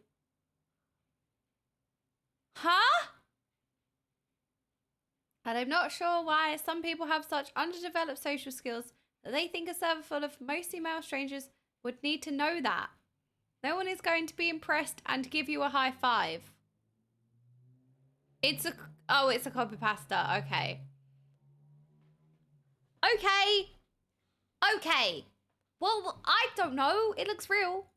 Comes with that stuff, and they just had to use the pieces they had at the time. I And want so to it was include that my Final friends Boss in ended, things I and enjoy. In its place emerged Murmur. Wow, nice name. Wow. Dude, does this name suck or what? It's a good copy Murmur? pasta. Like, the It got last me. boss of Shadow Labyrinth? Is this guy even that sick? Let me check his lore. Yeah, this guy is not sick, you guys. Ooh, he's so powerful. When he got summoned, he blew up Arkandun. Guys, Illidan is in this expansion. You know that, right? Like, the bar for sick guys is pretty high. Murmur? Later that Illidan evening, is with cool. the bitter taste of the name Murmur still settling on our tongues, we made the long trek up Hyjal Mountain to stand at the foot of Nordrassil. I for love the all Guild this Awards RP as stuff. planned, I love an it. evening of celebration for all we as a collective have achieved. I don't think any other guild can say that they did the same things that we were able to do. But also a time to recognize individuals for their unique contributions to the guild. I don't really cry that much, but... I took home the award for Scarab War MVP, delicious. But in truth, the guild awards were just a distraction. Final Boss is far too infamous to simply just disband in Hyjal after a cute night of autofellation. Pre-patch drops tomorrow. This was our final chance for a final ride as Final Boss. What you are witnessing here is 80 level 60 Horde players about to storm Ironforge and kill King Magni Bronzebeard. It's going to be a complete and utter massacre. Doing 90 in the Prius trying to make it. Teleporting to Orgrimmar, we took a flight path to Can they even Splinter Tree go Outpost 90? in Ashenvale. You normies probably don't know what it's like to have assassin squads tracking down your every move, even to the peaks of Hyjal Mountain during a guild event no less. But just know that summonless operations like this require a carefully planned route. Why Splinter Tree Outpost and not Zorm Strand if our target is the Orbadine Pier in Darkshore? So we can run through Astronar to make it look like we're targeting Night Elf territory? Anyone tracking us at this point would assume we are leading an attack onto Teldrassil by way of Darkshore, when really, we're heading in the opposite direction to Menethil Harbor. Menethil Harbor, of course, because whilst Ironforge is closer, this still leaves room for the Alliance to ponder a Stormwind mix-up. We did just pass by Teldrassil after all, so who's to say we won't pass by the obvious choice again? Who's excited not even for pre-patch, for the auction house to come back up tomorrow? I tried! Once we made it to Dunmoreau, however, that was when it became clear what our intentions were. Our spies were already reporting a large Alliance defense bolstering in Ironforge, allegedly 100 men strong. Oh my god, dude, this is the most Dwarven Overlords I've ever seen, and they're all in Ironforge right now. Dwarven Overlords, the most I love how badass deep it roleplay goes, guild like there on are Grobulus. spies. They don't fuck around. Every Sunday they host a meeting to update their Great Book of Grudges, a sort of kill-on-sight list, if you will. And most of us are definitely in this book, always in character. If you want to deal with the dwarves, you have to do it on their terms. When I wanted to get this very shot, for example, I had to organize all of this in roleplay. So I had a diplomatic meeting in Menethil Harbor to discuss, hey, can I come and film in Ironforge? And the takeaway was, well, yeah, but if we see you, we're gonna kill you. And they did, but just look at that shot. Cinema. Once again, putting my life on the line for the shot, I crept up the mountain to the gates of Ironforge. Bad idea, but just look at that shot. Cinema. As Final Boss were fighting tooth and nail in the entrance choke point, I received a res, only to be immediately one-shot by a rogue. Helplessly gazing on in horror for minutes, I watched as the Alliance not only defended the gates of Ironforge, but completely overwhelmed us too. According to sweaty PvP add-ons, there were as many as 250 Alliance at this time, 3 Alliance for every one of us. And to make matters even worse, our raids were split, making the classic mass res plus sapper strat completely ineffective. Well, so with the Alliance gathering around my corpse like that scene in Spider-Man 2, I executed Operation Distract. Greetings, I said, standing confidently before the Alliance. Hello there. And as expected, they took the bait. Their long bouts of mind control drawing the attention of yet more defenders, all eager to get a piece of the famous beekeeper, was just the distraction we needed to get an advantageous position. Once enough of the Alliance were split, I uttered the go phrase, "Let it rip," and fled the scene. What followed next was the video game equivalent of a sucker punch, a concentrated bombardment of sappers and AoE abilities, which completely obliterated the Alliance vanguard. We had taken them by surprise, and now was the time to push forward into the city. Clearing the gates of Ironforge, we stormed the main atrium and ducked into a nearby alleyway. So close to the throne room now, all we had to do was kill this long trail of guards and then engage King Magni Bronzebeard. Unfortunately, Oh my God, I there's didn't so quite many! make it to the AoE spot. The Alliance swooped in for another wipe, and at this point, morale had taken critical damage. Something I've noticed about very good WoW players is that if they become accustomed to an environment where losing simply doesn't occur, they will eventually be unable to stomach the very notion of a loss, much less the reality of one. If one wipe in Nax is considered unacceptable, a taboo so nefarious your bloodline will forever inherit your shame, it's pretty easy to see why half our numbers had already simply just logged off. After the grand blunder that was Silithus, where every Alliance guild turned on each other to the demise of their entire faction, the Alliance had finally come together to defeat an ancient evil. 7 sages, Damage Networks, Obsidian Sun Company, Dwarven Overlords, Clover Club, Sundered, After Dark, Moonblade Sentinels, Phoenix Down, and so many more had made a grand stand at Ironforge to defeat the final boss of Grobulus. And with that, we can say goodbye to my classic guild. Final Boss is dead. Long live Final Boss, 80 deep in Ironforge. Anyway, I slipped out the fucking back. I heard they were camping people's corpses and they were camping the graveyard so you couldn't even spirit revive. There's so many fucking Yeah, no thanks. I will take the train to Stormwind. Zoning into the Deep Run tram station, I happened upon Nymeria, the only druid I respect, and it just seemed poetic. An unlikely alliance friendship served as the foundation on which I built an empire, and now at the end of this journey, it was an unlikely alliance friendship which would see me off. I never thought I'd go into pre-patch side by side with an elf, but side by side with a friend? Now that I can do. So long, Classic, and thanks for all the... This is not the end of the video, by the way. Oh my, okay, wakey wakey. The Burning Crusade pre-patch had landed. Choose expansion. Wait, have they turned off my anti-aliasing? Yes, they did, and so much more. If you haven't played through a World of Warcraft pre-patch in your time as a gamer, you've probably been spending your time wisely. But allow me to give you the rundown anyway. It's basically where the game is updated to the next expansion's framework, but the next expansion's content is still inactive. But just because we can't access the next expansion's content doesn't mean to say there aren't new features to explore. Take for example the Dark Portal in the Blasted Lands, one of the most iconic locations in Warcraft history. It's now green. Oh, they went and made it woke. You can now link spells in chat. Anal. And honor gains in Battlegrounds are completely fucked. Wow, wait, what? Now that level 70 is the game's internal max level, level 60 Battlegrounds aren't worth shit. Win or lose, such little honor is now gained that before my very own eyes, over the course of a 9-hour session, I saw the most despicable meta form. You just AFK. Yes, the situation was so dire, it was actually more efficient, more honor per hour, to just AFK, lose, and go next. And then naturally, because everyone wants to be the team that is AFKing, no one is actually playing the fucking Battleground, making it take longer than if you had just played it as intended in the first fucking place. But that's besides the point. The real victim in all of this? Community manager Linksy. Imagine you're just minding your own fucking business, simply just doing your job, posting some bug fixes to the forums, and then you get swarmed by ravenous fucking beasts. Didn't ask. Fix the honor, or I'm AFK until launch. No one cares. Fix the honor. Where honor? Like 234 honor for every win? Blizzard, you are a joke. I think we should fix the Battleground. Not supposed to be 262 honor for Blizzard. Don't mind me, just necroing this post for a video.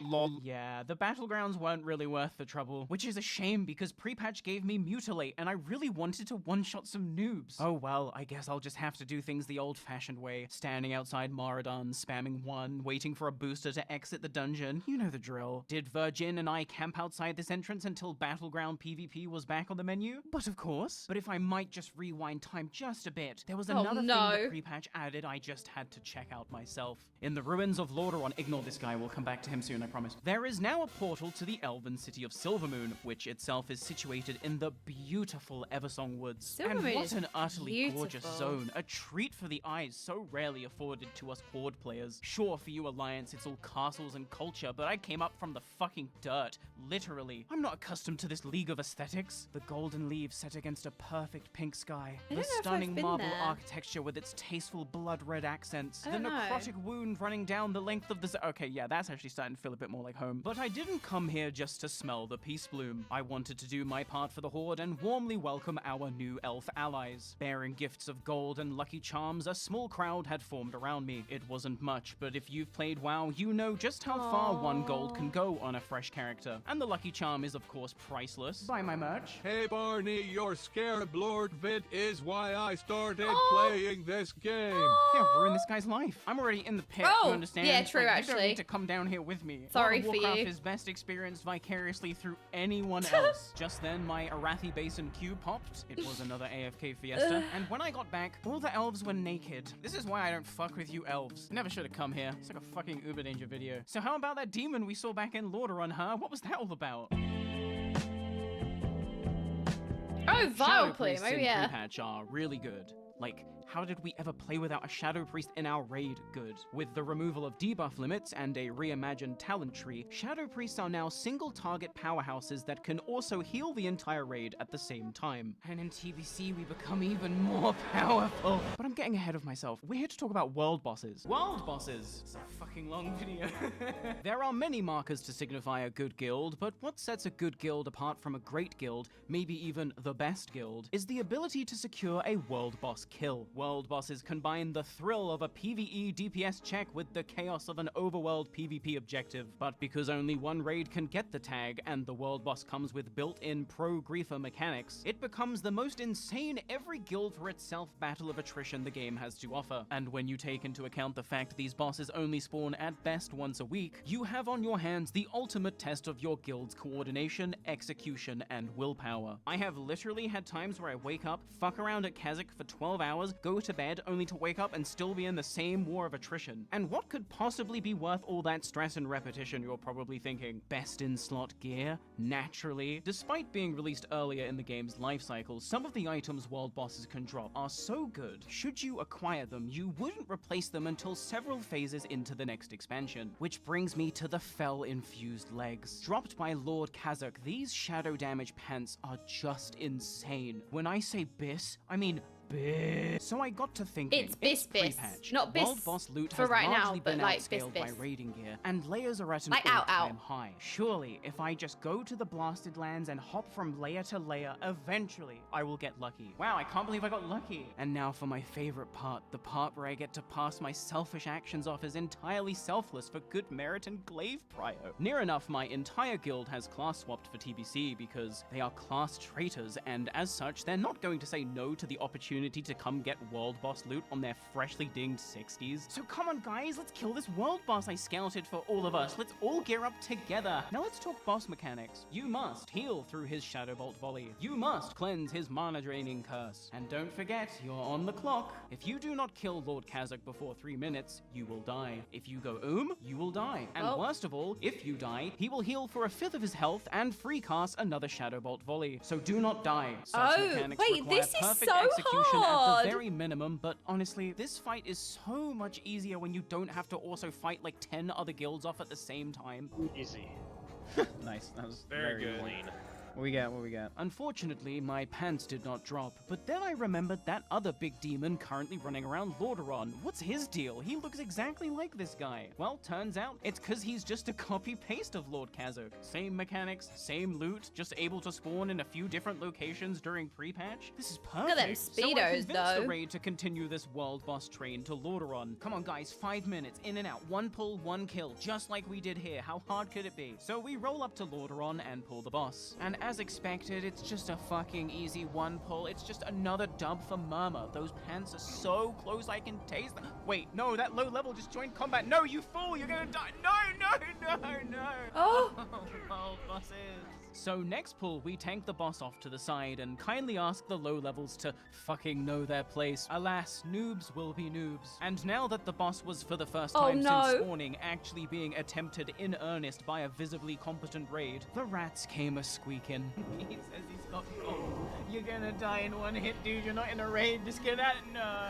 With tensions building in the looking for group chat and randoms upset that they weren't being invited, it was chaos for the next 20 minutes. Obviously, we weren't going to be able to secure a kill under such conditions. So whilst the children were tiring themselves out in their cute little pugs, we got to work summoning reinforcements to double our numbers. Once our raid was full and the rats were on 2-minute resurrection timers, we swooped in to secure the kill. And it's just another easy server first for these grobulous legends. Thanks everyone who came out today to let Murmur know they're not welcome. What do you say fuck me for? They are not our faction. Who even are you? Alas, my pants went undropped yet again. What's a Shadow Priest to do? Because I'm not about to spend the next 2 weeks going from layer to layer scouting for world bosses.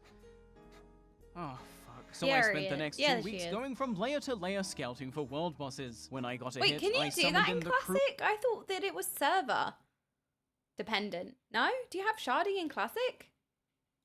of class traitors to feed them easy gear. Hey, remember in Scarible I can't see episode 3 chat, when I hold said, on. I'm gonna kill Azhagos? Well, I meant it. Any world boss can catch these hands because any world boss scouted and killed is more goodwill for me, and I will get Missed those when glaives. animation was smooth. Lucy, Layers did you exist lose and you that can do roll? it. Sometimes we New were successful Classic with a has quick layering. one pull. Other Oh times no. we had to fight. But it wasn't that why people loved Classic, because the world felt alive? and like server mattered and all of that kind of thing. You had like a sense of community and stuff. Yeah, originally it was server based. Is that not a thing anymore? Wait, why would that not be a thing? Isn't that like an integral part to community? That's so strange. Server still matters. Did you see SOD launch? No, I did not. No changes. They hated adding layers. It angered a lot of people. They made the servers much larger in population. It was unplayable without sharding. It was before Raid Finder, so you had to stand around waiting for instant groups and interacting with people. Oh, so it's a quality of life thing? Yeah, I suppose, like, if you want to do something, you're very restricted. Like, is there anyone around? Yeah, that is very restrictive, actually, isn't it? Because you're just relying on such a small player pool if you're just relying on people on your server and there's nothing you can do about it. Yeah, that makes sense. Tooth and nail for what was rightfully ours. But when it came to Kazakh... Hi, Evan! Oh my gosh! Hello! It's so nice to see you. If anyone remembers the Destiny event, Evan is the Giga Chad. Well, you guys were casting like for 2 days straight. Did you enjoy the Destiny event? Hi! I loved it. I had such a nice time. It was so good casting with you guys. There was one constant. No pants. Why? No pants. Kazakh, please, just Still drop no your pants. pants. No pants. So bad. Pants? That was fun. Right, who's getting the demonic runes? Clear comms. Who's getting demonic runes? 2 weeks later, I have killed 4 Azuragoses, 4 High Lord Krulls, 7 Green Dragons, and 6 Kazakhs. And I am still without pants. I have spent near enough every waking moment scouting world bosses. Don't believe me? Kay's in utter horror at my 8-layer round-the-clock surveillance, which even for me is a bit much. But someone's got to make the content, right? Can't all just watch it. So I log in at 7:51 a.m. to start my final shift. And who do I find standing right in front of me but Lord Kazakh himself? How did I ever get so lucky? Unfortunately for me, TBC drops in like 12 hours, and most people are either in bed resting up or out buying amphetamines. Usually when I'd find a world boss, the response time would be near instantaneous. But this time, it took nearly 45 minutes of me incessantly calling people on Discord, waking them up. You fuck off. To scrounge together just enough people for a sketchy pull. But I've only lost out on one world boss this entire patch, so my ego is in complete overdrive and I will have my pants. I mean, this is about Guild Legacy, guys. Are we as Murmur about to let anyone else have a world boss? I don't think so. So we pull the boss, and for the first minute, damage is good and we're on track for a kill. That's when a random rogue logs in and asks for an invite. Oh no! Could I have invited this random guy? Yes. Did I? No. I was bracing for the inevitable wipe, but luck must have been on my side because despite taking constant melee cleave and shadow bolts, this random rogue did not die. And when Lord Kazakh fell, he finally dropped his pants. Yes! Yes! Those gloves. And it dropped! Heroes of the Horde, today we march upon the Dark Portal. Oh, look at this RP. The Burning Legion. Brothers I love and it. sisters, we begin our march for the Horde. For the Alliance! Are we there yet? So a few hours Are we before the there Dark yet? Portal was due to open, the Grobulous Horde roleplay community had one final event planned. Roleplay to the Dark Portal. Come celebrate the opening of the Dark Portal in true Grobulous tradition. Starting from Gromash Hold in Orgrimmar, we are going I to wanna roleplay stop at walk all the McDonald's way on to the the Dark way. Portal in Blasted Lands. A final contemplative send-off before we rid ourselves of that indescribable classic magic and take one step closer into the retail abyss. Oh, Orgrimmar, the ultimate Can we stop constant for reminder nuggies of just now? how populated this game was. Never once did the masses gathering for world buffs fail to amaze me. This game was alive 24/7 in a way I have never experienced before. And even now, at the end of Classic, at 10 a.m., this game is still giving me things I didn't know I needed, like seeing a line of bears waiting for a Zeppelin. Surprised this platform can bear all the weight. No, but he makes a good point. What's the weight capacity of a Zeppelin? Does anyone know? Boarding the blimp 120 strong, it was obvious we were testing the absolute limits of Goblin technology, but if we crash, at the very least, we won't have to experience the Burning Crusade. But yeah, we just, like, roleplay walked for several hours. I wish I had more to say, really, but I'm kind of grasping at straws trying to commentate over footage of people just walking. Like, we walked, and then we stopped at Karazhan for lunch. Like, this is very difficult. And yeah, I could write a good script and kind of tie everything up nicely, drawing parallels between this long roleplay walk and the long journey that is classic, or maybe even the long journey that is life in general. But guys, I just don't want to do that. Okay, fine. Have you ever thought about adding servers for previous expansions as they were then? No. And by the way, you don't want to do that either. You think you do, but you don't. Why are they so smug? Are they always like this? Like, so full of it. I don't know. Like, so arrogant and like, we know what's best. You don't know what you want. I don't know. Like, look at the hope on this guy's face. Like, I don't know, it just really tugs at my heartstrings. Like, look at that hope. Look at that care. I feel like that very much, like, represents the player base. And then just the way they respond and treat this poor boy. Oh. Just, like, so disrespectful and degrading. And by the way, you don't want to do that either. You think you do, but you don't. So arrogant.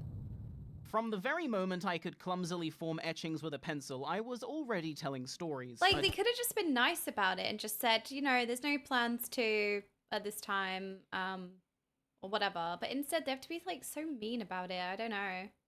I know, right, Evan? Dinosaur tried to kill me, but I killed him. I jumped on his head. Of course, this is an English translation of the original text, but as the author, I can promise you this translation is accurate and approved. 10th of July, 1998. I wish I could get better at writing.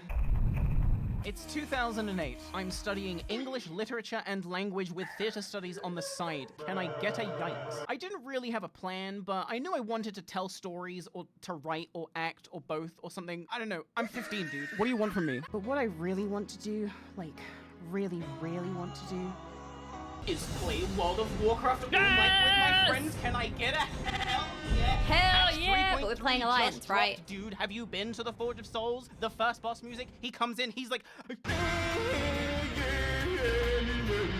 will sever your soul from your body.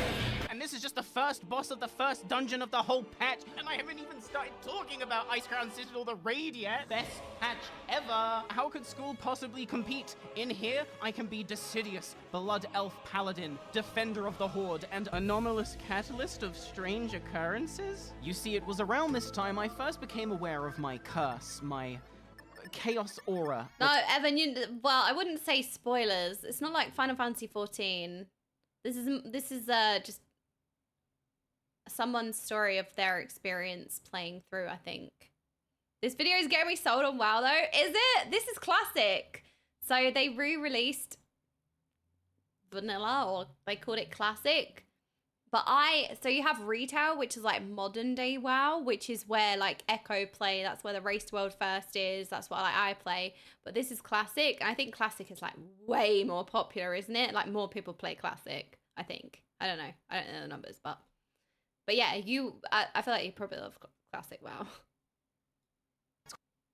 Call it. For some reason, when I'm in a video game, inexplicably random and oftentimes incomprehensible events unfold before me. I don't know why this happens, but something about the way I candidly, honestly interact with virtual spaces seems to make them malfunction. Like I'm the glitch. I mean, you telling me people don't look at Barney Beekeeper like the motherfucking glitch? Like I shouldn't even be here? Dude, I was on the side of the box the whole time. I digress. It's in my code. My friends have told me. Partying with you in an MMO makes me feel like I've taken the world way to them perk. Yes. Okay. Here I am on Twitch.television, accidentally clipping through the elevator in Serpent Shrine Cavern and managing to get up into the rafters. That's pretty cool, right? Wrong. For the next week, because I had inadvertently discovered new speedrun tech, I was contacted by geeks asking me how I did it non-stop. Why am I haunted by a malevolent QR tester? On one fateful night, I queued up to tank Halls of Reflection alongside one of my friends. And considering this is one of my stories, the start was actually pretty good. I've not played Fallout New Vegas, but with all this new, like, Fallout playing, you know, with the Fallout series and then, like, a resurgence of playing Fallout, I'm like, do I play New Vegas? Do we add that? Do we bump that up the list? We had slain the first 2 bosses and were making our way to the final encounter. No! For those that don't know, well, the there you last go. boss All of right, this instance has answer. you making your escape from the titular Lich King, who is slowly marching towards you with a one-shot aura. As Arthas raises the dead and ice walls to thwart your escape, you must kill waves of ads so that Sylvanas or Jaina can focus on the walls. If you fail the DPS check and don't bring down the walls in time, Arthas catches you. Oh, this and is it's game over. terrifying. He, like, slow walks at you, doesn't he? Unfortunately, on this run, my group wasn't up to the task. The Lich King caught up to us and he clipped through us and kept walking, and we cheated death. What you are looking at here is the only known surviving screenshot of Decidius the Paladin in the midst of yet another kooky scenario. A screenshot that only survives because my friend put it on Facebook 2 years later.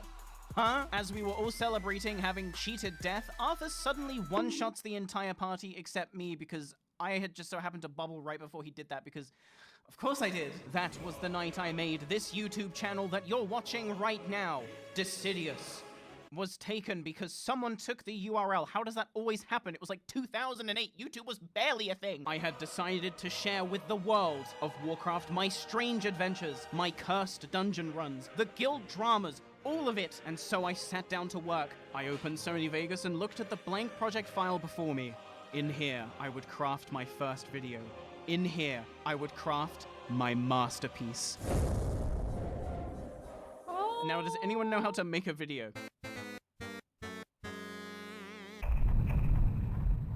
It's 2019. Following my growing disappointment with Warcraft due to, just to name a few things, the homogenization of classes, Activision, inconsistent character writing, terrible game mechanics, Activision, microtransactions, Activision, Volpera as a playable race, Activision, too many damn buttons, Activision. I had finally given up on World of Warcraft. Now, that's not to say I hadn't actually enjoyed World of Warcraft recently, for all the faults surrounding artifact power, the unnecessary abundance of legendaries and bis gear being locked behind bullshit Titan forging RNG, the high highs of Legion. Oh my god, do you remember Benthic Pearls in BFA?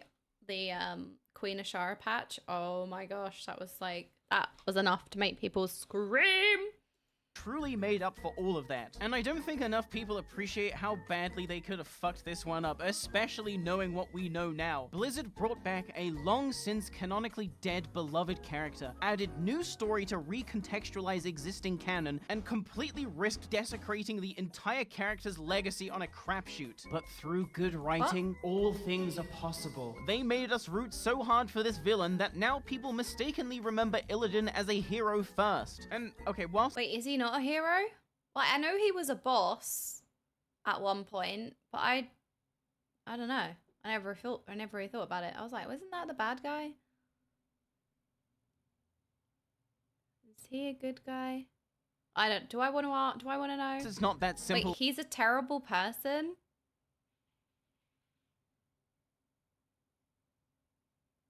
Oh.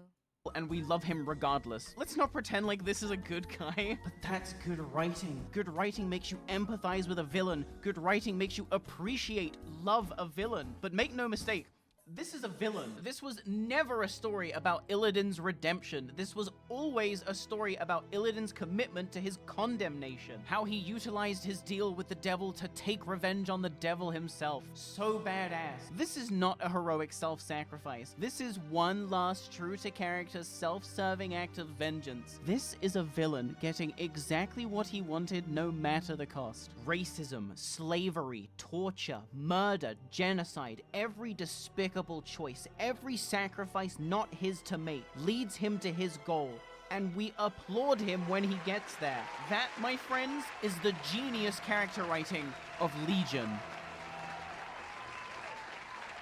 Why do I feel like there's a but? Or is So that just true? imagine my dismay when BFA happens. Oh. Where Legion had you hooked wanting to know what would happen next out of excitement, BFA had you questioning why any of it was happening at all. And honestly, I'm not even trying to get that deep into it. BFA was just horrible. It was the worst expansion to date at the time, and coming off the Legion high made that seem even worse. I found the state of the game to be so poor, so... See, it's strange because, like, I really enjoyed BFA, but that's because I was a new player and I was a sweaty player and I really enjoyed all the grinding stuff to do. I could not handle BFA now. Like, no, I couldn't have another expansion like that. But at that time, I had that energy. I was like a fresh new blood. I had that. My battery was fully charged. I had it to spend, and I really enjoyed it.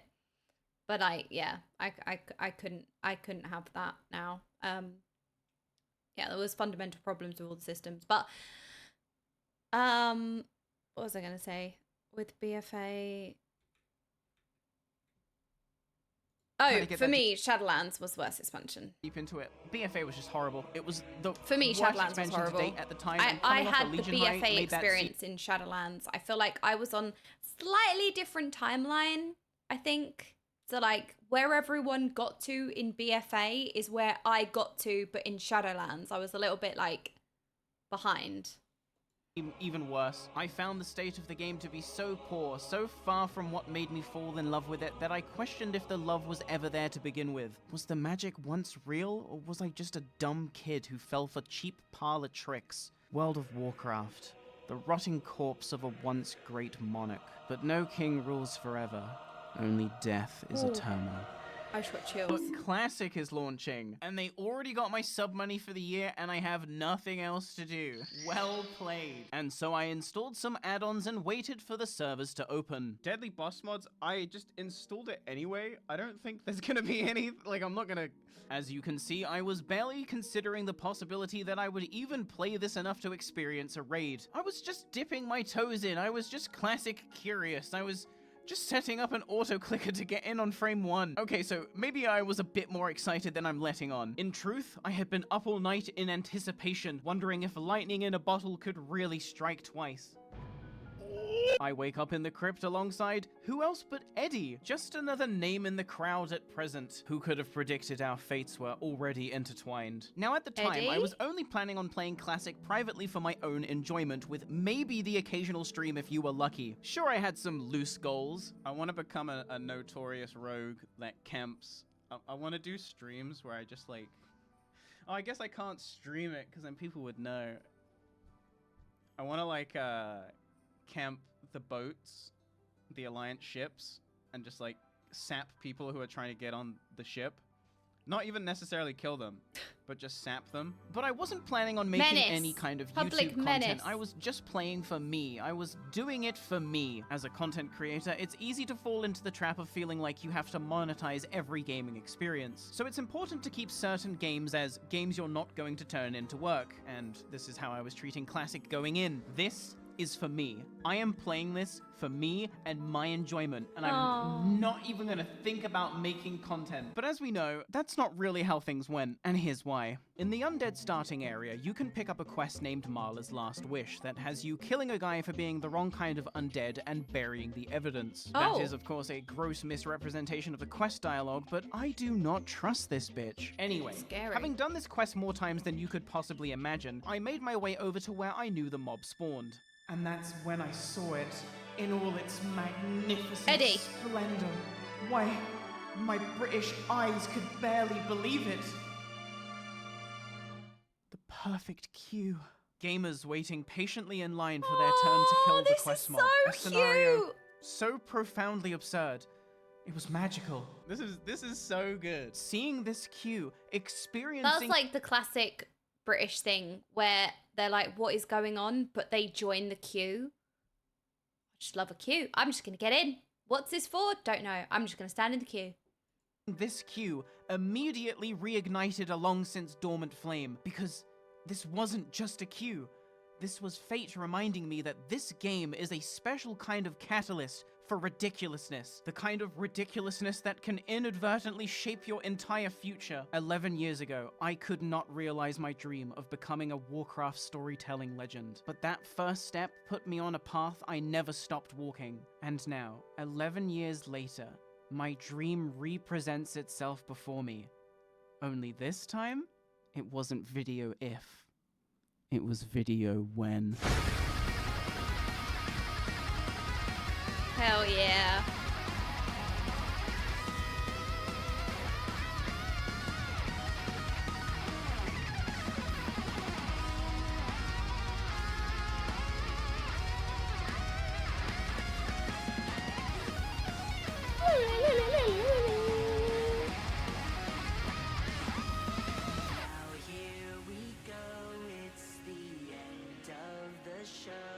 Oh.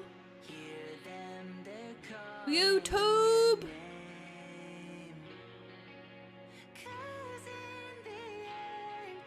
Why am I crying?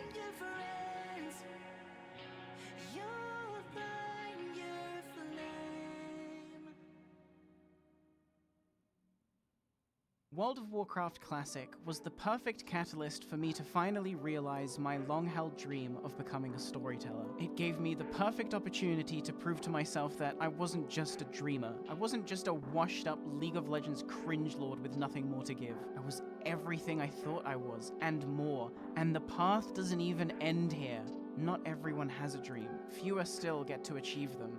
But for me, I got exactly what I wanted. So, when I hear this guy say... And by the way, you don't want to do that either. You think you do, but you don't. This fucking guy was 100% right. This shit sucks ass. It's just standing and hitting. Yay! Oh my god, that was such a good video! That was so good. I love the editing, the storytelling. I don't know. My entire life has been gaming. Do you think I have stories? Yeah, this one time when I was gaming.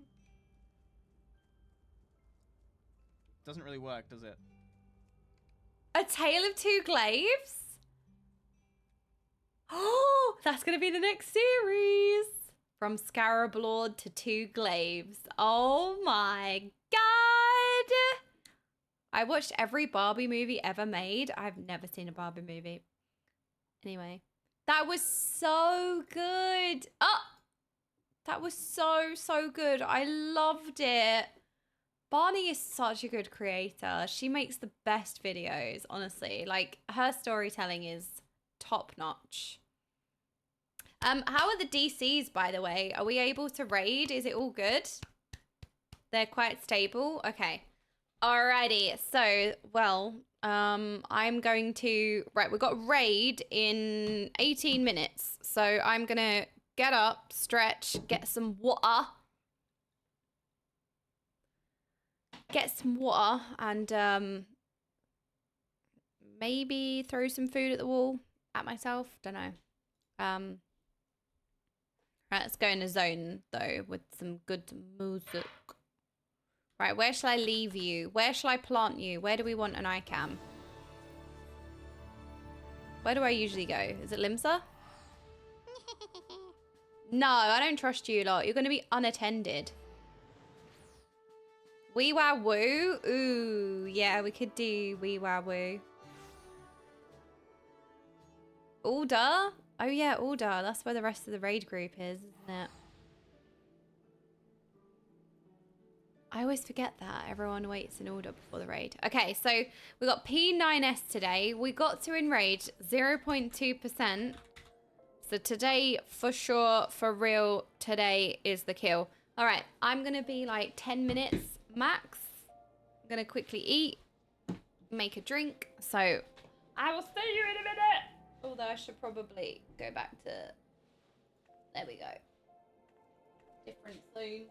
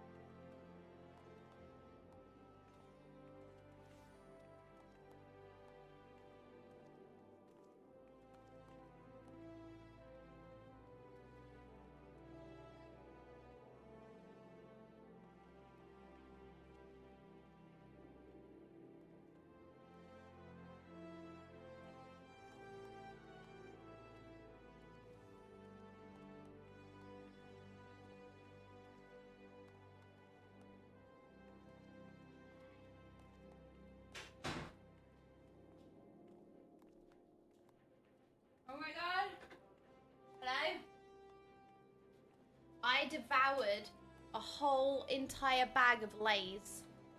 Like, you know the big bags of crisps, like that big? I literally inhaled a whole bag.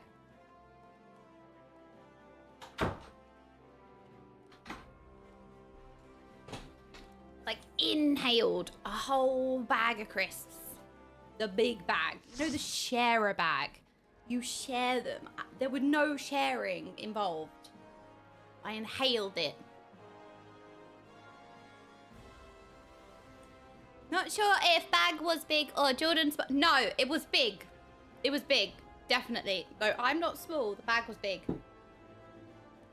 Spilt stuff everywhere. Oh no! I actually have. I was being dramatic, but I have.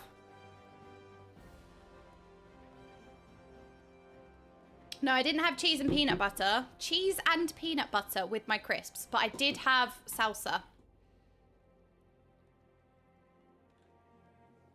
Peanut butter crisps, what do we think?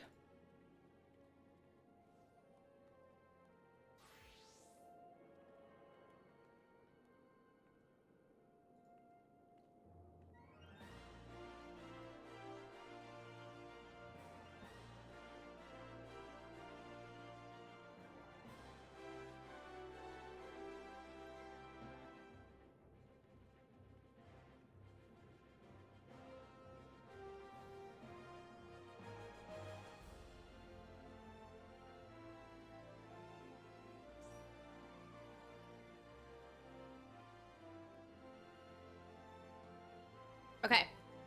Yes, peanut butter on Ritz is amazing. Ooh, wait. That's peanut butter and I love Ritz. The little biscuits are like cheesy crackers, aren't they? Like thick crackers. But peanut butter on them, I really want to try that. I might go to the shop. Maybe bring them tomorrow to tomorrow's stream. Maybe we can try it tomorrow. Can have like snacks on stream. Make some peanut butter cookie sandwich. A peanut butter cookie sandwich.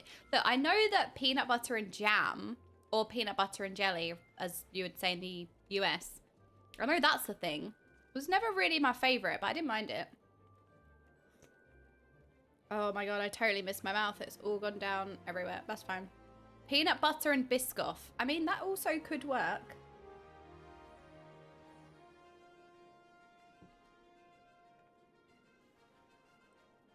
I made myself a tiger bubble tea earlier today. It's damn good. Wait, okay, Noxy, hang on. One, you made it yourself. Share. Also, what's a tiger bubble tea? Let me change the title. Also, I love how we've done nothing today. I say done nothing. I've had a great day again. Oops. But like, we were going to do the monster. I don't know. I wouldn't change it. I've had a great day.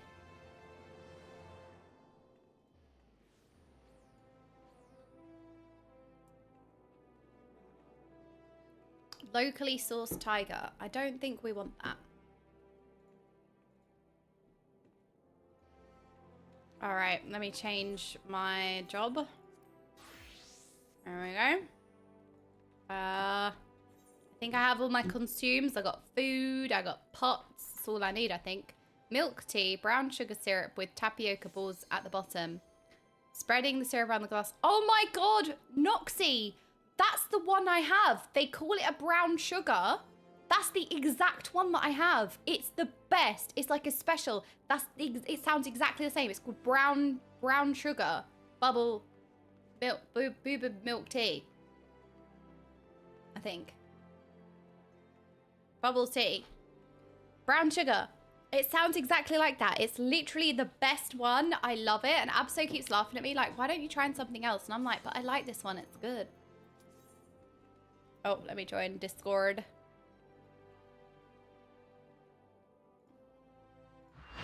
So a lot of it was just me practicing wormhole in the Unity sim. I did it on content until Hello World.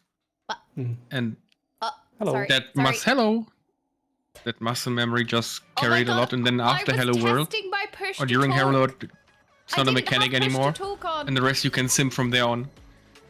Why is my volume so loud? Oh wait, are we loud on Jordan's stream? Are we loud? What? Hi, Sorry. I don't know why everything's so loud. Sorry, my bad.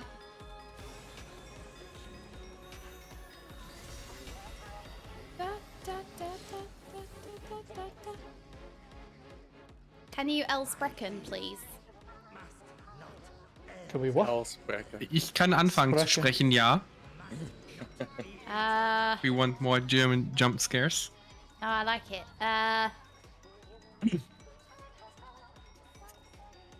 Rui, I have a very niche question for you as a German. Okay. How are the sound levels now? So you know the very niche band called Rammstein. People call me basic Yes. for liking brown And sugar they have a boba, but it's the best song one you can called, get. Thank you, Sonnet. Sadie. And in there they count from I 1 to love 9. the brown and then they sugar say, one. like, It's so out, lovely. Right. Mm-hmm. How many times have you heard people say that and then assume that they're actually saying 10? Because obviously they said 1 through 9, and just assume that like. That's a good question. I can't tell you because I don't like Rammstein. Ah, okay. I was just curious. I don't know.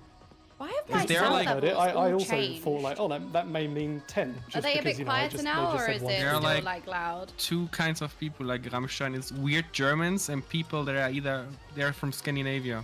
That's all the people that I know that like Rammstein. Mostly Well, I love Swedes. Rammstein. I don't fall into either of those categories. I guess my surname is a bit German, so maybe I'm a weird German. I don't know. I would Definitely- say I'm a really. I'm part of the weird category. Yeah, I mean that's fair. What do you mean, yeah? Oh, I am very loud. I will just stop talking then at all. No, you're fine. I've just got Oh my weird God. sound levels. I haven't changed anything, but for some Weird. reason everyone was so loud. I don't know why. The black mage is really loud. Actually, you can turn him down. Oof. Who? Huh? Huh? Who's that? I'll get him. I can be the only mage. There can only be one. Okay, are we all good? Sound levels good? Well, apparently you're loud. I should turn you all the way down. Uh huh. Who said that? Was that Aurora? No leaks. Scatter. Run. I'm checking the chat. Run. Wait. Scatter. Hide the chatter. Ah, there we go. Hide the chatter. Okay. I tried. Okay. I tried. Make sure you've eaten food. Countdown coming in now. I don't know what this fight does. We're gonna start off with potting. What do I? Okay. We'll see how far we can get. What do I do again? Oh, I pre-ley lines.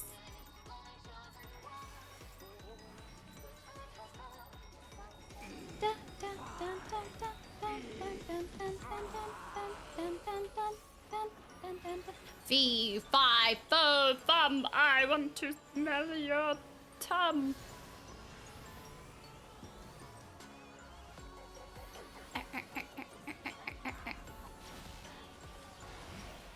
Ravening. I think this is me. This is me with my thingy.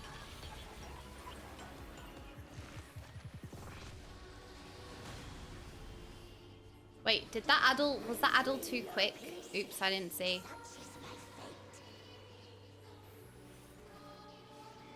I read the story. I was told the story as a kid.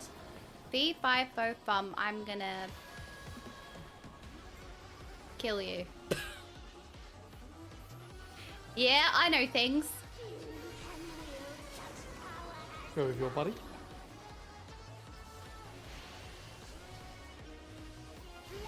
Outside. Outside! Spread. Wait, did I stand too far outside though? Outside. Lee, lee, lee, lee, lee. And pair on the inside. Wee woo, wee woo, wee woo, wee woo, wee wee, wee wee woo. Alright, I need to make sure that I'm maintaining. Oh god, I'm not doing it.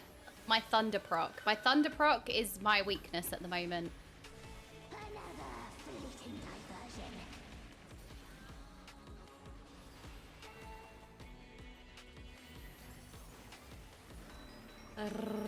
Ravening.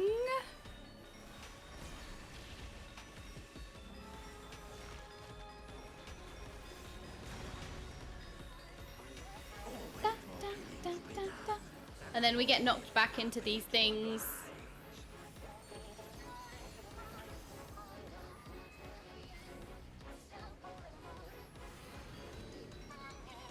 Line up on the wall with your friend.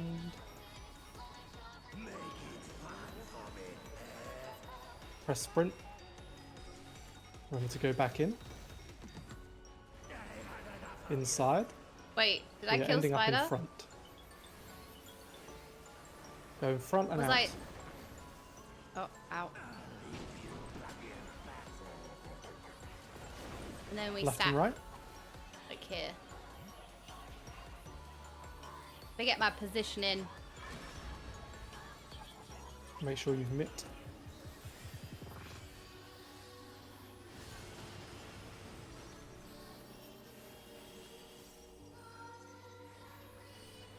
Do you have any external buffs on specific players, like PI in FF? Like coordinations that go on specific people?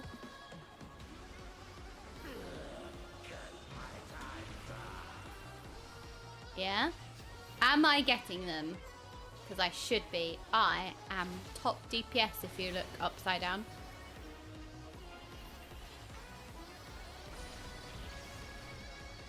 I'm not getting them. What? This is so rigged. Oh, we're going into our 11 strike thing now. We're going into the thing. I don't remember what any of the numbers do. Starting oh, on it's fine. 2. I don't even have a number anyway. Fine. Whatever, game. Right, am I first? Is this first? So right.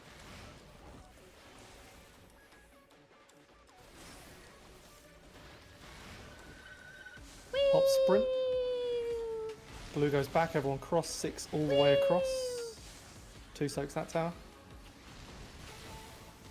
Dedge. 2 baits first, 4 baits second, 6 soaks first, 8 baits, sorry, soaks second. Other side, 6 bait first, 8 bait second, 2 soaks first, 4 soaks second. I got it.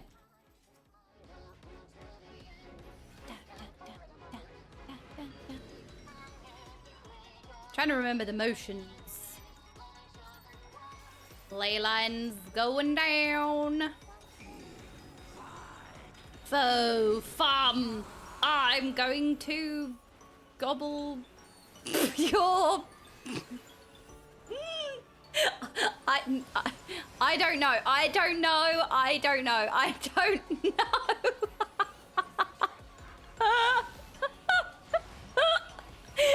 I don't know. I was just saying stuff.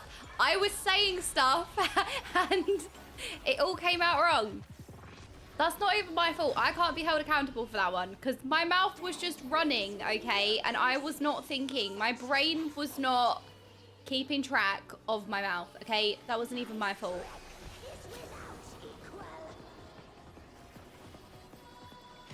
I can't be held responsible for things that my mouth says while on autopilot because I'm not in control. Therefore, it's not my fault.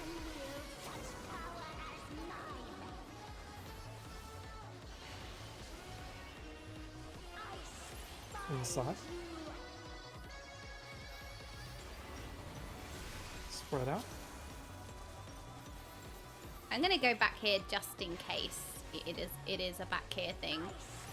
Inside. Oh, it's not. But it's easier for me to move anyway. Pair on the outside. Wee woo, wee woo, wee woo, wee woo, wee woo. V5 bow thumb, I smell the poot of an English bum. Who is that? Well, all I'm saying is Noxie, whoever smelt it dealt it. That's all I'm saying.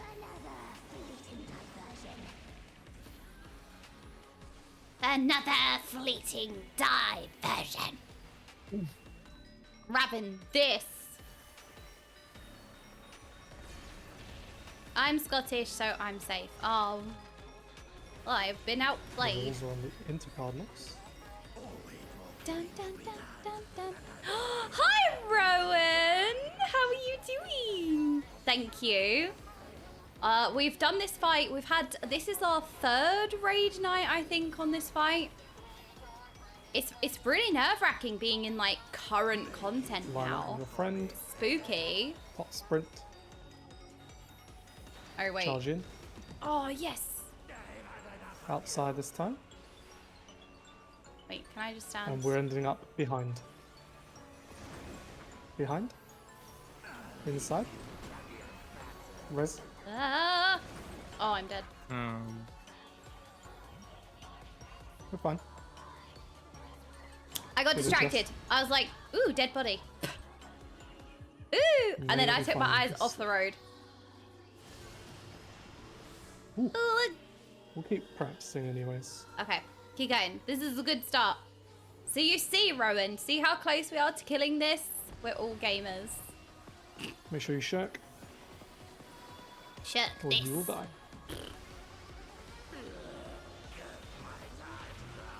Okay, now we're going into the thing, so I want to just like send the dam.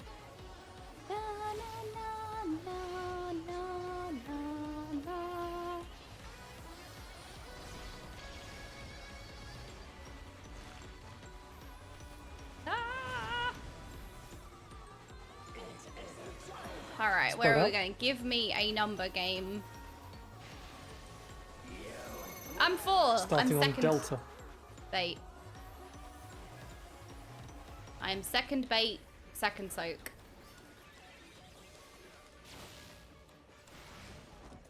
So Milk's going out first. And I'm going, because I am number 4. And then on the other side, I am soaking the blue is going back. second tower. 6 keep going. Ugh. It's close. So I'm soaking this tower now. And 8, 4 soaks this tower, sorry. Look at the true north, find your clock spot. We are spread out. Outside. Now, bastard game, stupid. Nah. Mitt, Gluttony, Sorga. Dada. Oh, Dad's. Oh no, Dad's here. Nice job. Dad! Look, I'm gaming. Dad's like, I have no idea what's going on the screen. What is happening? So much is happening. After this ravening, we're going to have the Charybdis phase, meteors and the wind. I'm gaming. I'm doing it. I'm killing things.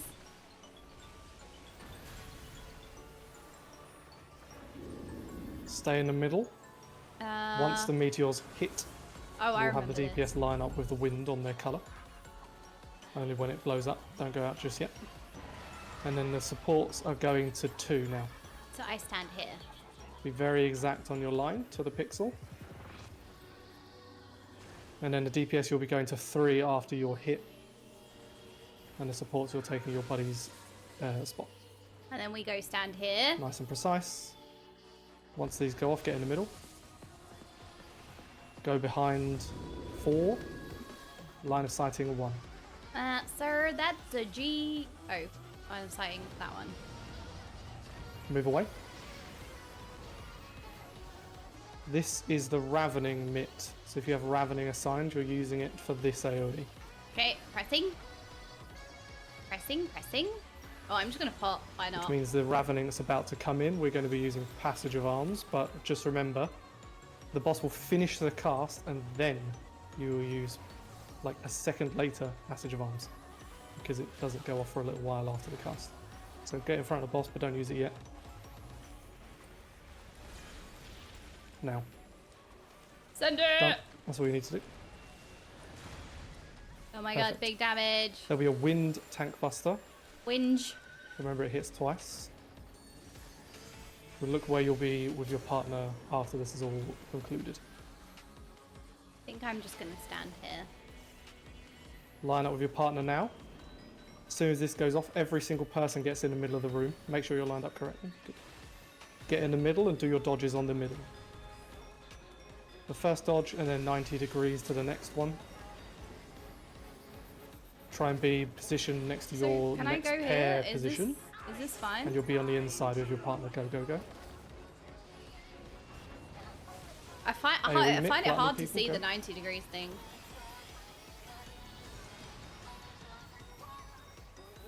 I'm pulling the boss north, get to your bait positions. Remember, range, you're just on the rim. Healers all the way out. Everyone else in the middle. As soon as these numbers go out, people can go south if you're baiting.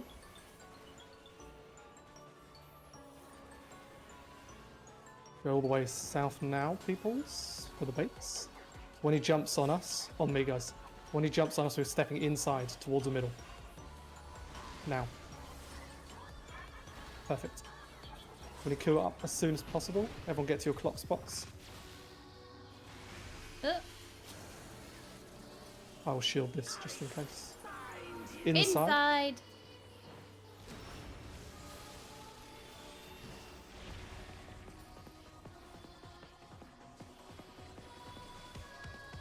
Obviously we would have potted earlier and soon to be, but we're not going to kill it with the deaths and stuff, so we'll just keep practicing.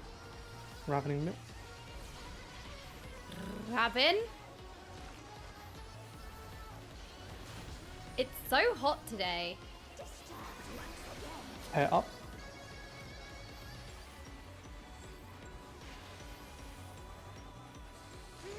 Outside. Ah, of course. Mid gluttony. Quickly. Oh! Well, we're not making it anyway. Cursed. Get with your spread. As soon as this ends, we have a wind tank buster. Outside. Wind tank buster. Just stand on the cardinal if you don't want to get splattered. No go splat. Pair up. I like the chimes. The diddly diddly diddly diddly. Inside. But still, I think the best part of the song is the da da And da me. da da da da. This bit. Da, da, da. I believe those are ravening coming in.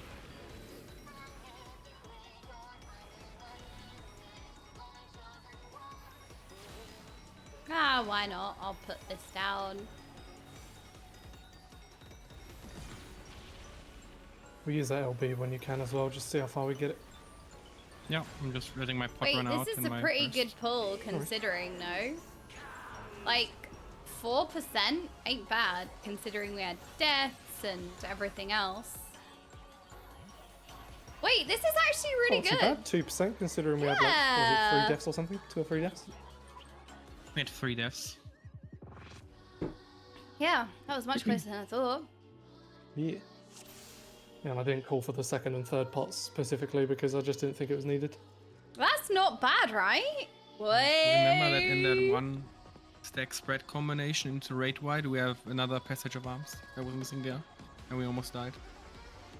Yeah, it's the basically it's the second one after limit cut 2.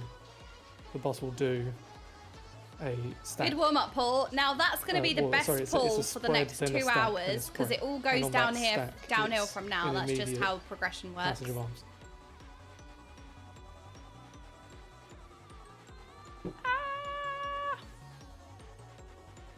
Beep, beep, Yeah, I'll boop, remind you. boop. Beep, beep, boop. Make sure you refresh your food. Go again. We'll be using 3 pots this time. So it's on the pull instantly when it's off cooldown, which is after limit cut 1, and then on the 2 minutes before the end. Rue, if you could call out maybe those 2, that'd be hugely beneficial for me.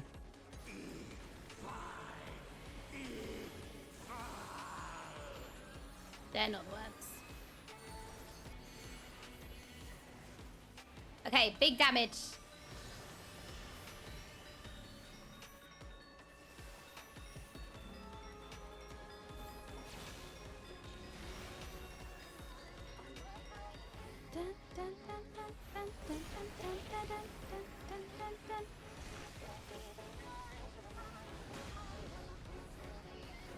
I'm gonna stay here. Gonna stay here because the next thing is the elements, and then you move forward. After limit cut 1, can you delay your ray buff 1 GCD? Okay. Otherwise, we were getting really like I was I don't remember what the word is called. But... Desynchronized. Yeah. Pair up. Inside.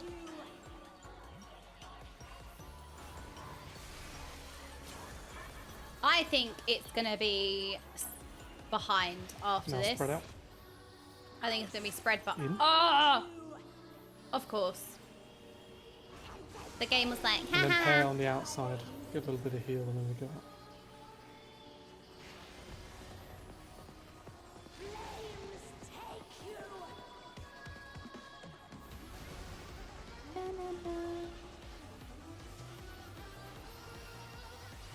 Right, I need a better way to manage my thunder dot though. Just need to actively remember thunder, thunder, thunder exists, thunder exists, thunder exists.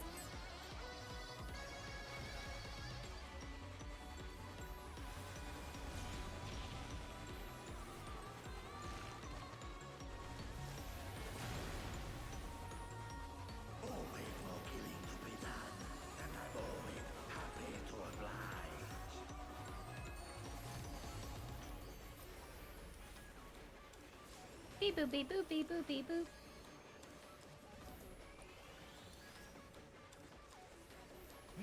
Snack with your friend.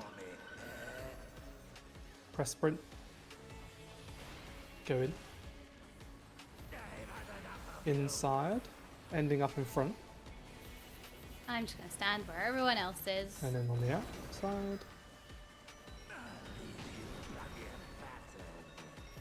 And then we go in. Left and oh, right. I need to remember that that's a thing in the middle. Dun, dun, dun, dun, dun, dun, dun, dun, dun. I need to remember that the slice happens in the middle as well, because I always pre-move thinking, oh, I'll get into the stack position, and then I get clipped by the swinging slash. Don't know why it's a swinging slash, but it is now.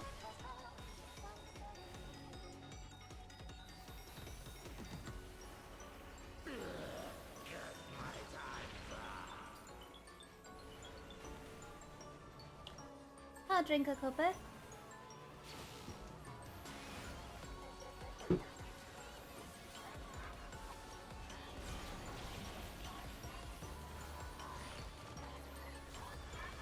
I'm really happy where I moved my boss Spread out, see what you get. ability thing though, because that's really helped me a lot.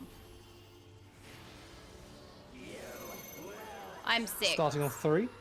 So I am first tower soak. First tower soak, first bait. 2 should go back already. Yep. Popping sprint.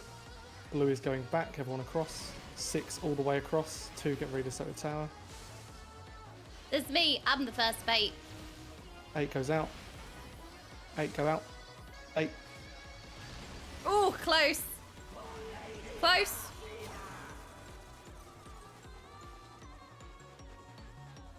It's hard because like the number doesn't stay above your head, so you really have to remember. That's why I don't remember my number. I remember what I'm doing. So like I don't go I'm 6, I'm 6, I'm 6. I'm like I'm first soak, first bait other side, you know?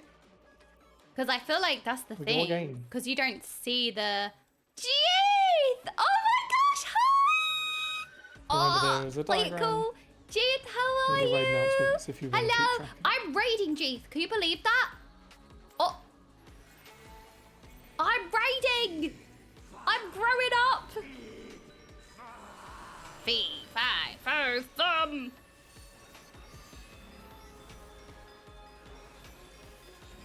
You know what's been really cute, actually, Jesse? Seeing a few of the Echo Boys still playing Destiny. I saw that today. I think it was Andy. And I was like, oh, that's so wholesome.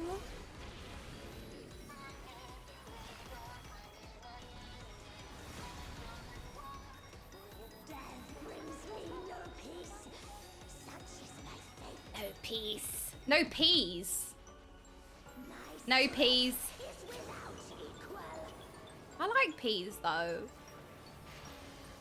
Does anyone not like peas? I feel like there's nothing not to like. No peas. I want peas though. Exactly. Give them a chance. Inside. Did your parents in Eorzea name you Okaymage, or is it a title? Did they love you? Now Yes. spread. Outside. Oh, I should have just pressed that and then that. I can't quite gauge my Hair on haste the yet. outside.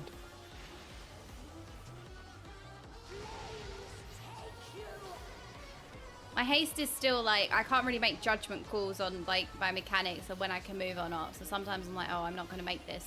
But that just comes with practice, I think.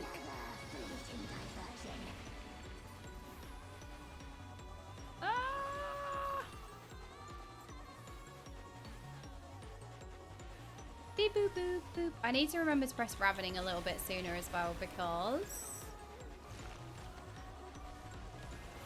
I want to make sure it's up for every single one. Have I tried every P? Yes. Okay, good meme. But have you tried every P? No. Actually, Looking there where are the some wolves Ps I are, don't They like. get knocked to nothing. They're on the Intercardinals. I love mushy peas. Mushy Line up peas with are your friend. amazing. Hop sprint. Go in. Inside. Ending up behind. Go behind. On the outside.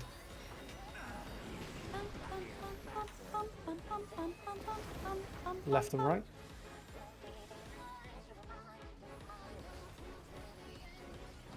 What do you mean is mushy peas old people's food? No. It's classic British fish and chips, that. Fish and chip with mushy peas. Don't know why that's kind of northern, but yeah. It's like peas, but mushed. Like, you know when you was a kid? Ain't no way, right? We all did this as kids. We all did this. I don't want to hear any other opinions. We all would mush the peas with our forks anyway, just like smush them. We all did that. So it's a normal thing. Have I tried squeezy cheesy peas? What? No. I have not. That sounds Loosely amazing. spread. Excuse me.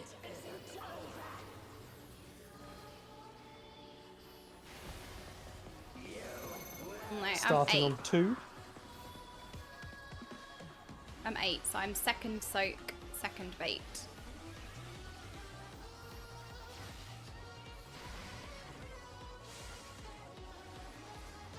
Oh, I need to not pre-move. Alright, I am. Pressing sprint. Blue goes back. I'm 6 all second the way bait. across. 2 soaks the tower. 8 get ready to go out. So 4 this is soaks this me. last tower. 4 go to soak tower. Look at the clock spot. Pair up.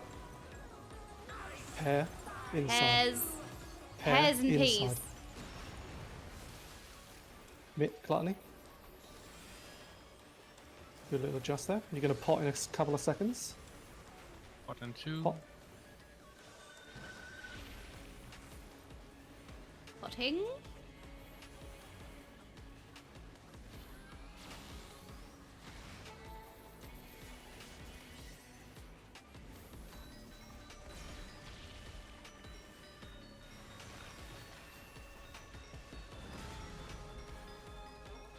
Get in the middle. Remember, you wait in the middle until the explosion goes off. Then you move out to your position. So be in the middle at the start. DPS, look at your wind puddle on your thingy. Supports, go to 3. DPS, when you get hit by the lightning, you're going to 4 when you get hit. And the supports, you're taking their place. Go. Nice and precise. Okay. Oh, fuck. Oh, shit. That was my bad. Go to... Random. Yeah, 1. Line of sight the ball down. That animation is so like big. No, I'll pick up. No, it's dead. Sorry, that was my fault. Wallet. I don't know why the fuck I did that.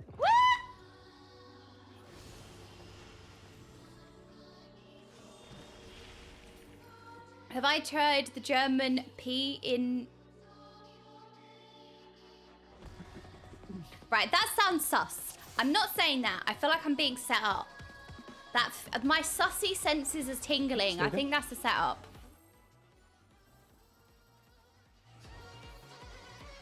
I'm sus. I think, yeah. Why are you lot sus? You probably engineered this together in your meeting. Yes, make her say this. So, fun. I'm going to something in your... Nothing. Oh look, it's the boss's voice lines. It's not even me, okay? It's not even me. Rejected bot. Thank you so much for the 8 months. Today's the day I sense it. Yes, I sense it too. It has to be. Ain't no way it's any other day. It's today for sure. No peas. Death brings me no peas. That's really sad. Like, what if you go to heaven? If you believe in heaven and hell, and you believe in afterlife, like, what if you go to heaven, right? And there's no peas, and you really love peas. What do you do then? Outside.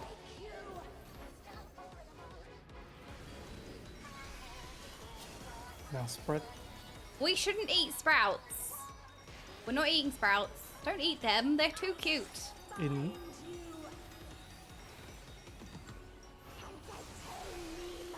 Now pair on the inside. You can't wait for P9S. Ooh, Sadie, that's going to be the next fight, I think. Yeah.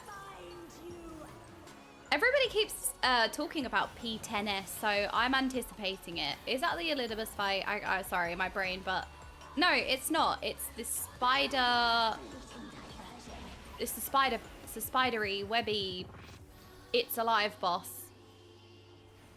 Yeah, a lot of people are very excited for that fight, which I feel like does not bode well for me, because usually if people are like anticipating a fight, it's because it's hard or something.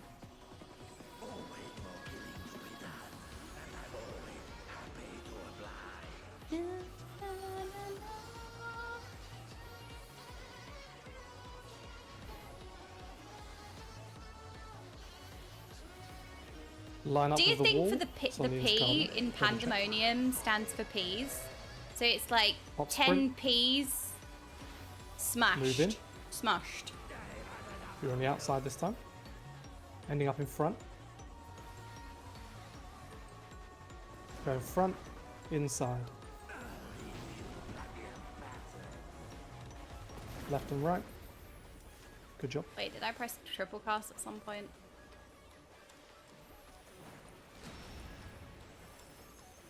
Beep boop beep boop beep boop. 10 P's? Oh, okay. Yeah. Well, look, I think you lot have just arranged the letters the wrong way round. It's not P9S. It's 10PS. 10 P's.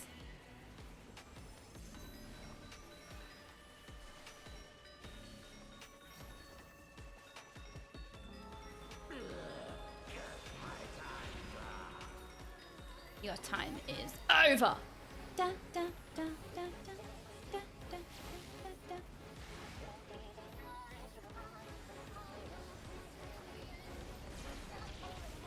Itchy nose.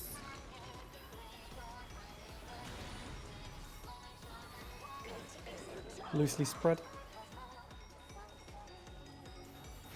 I don't have time to cast to spare.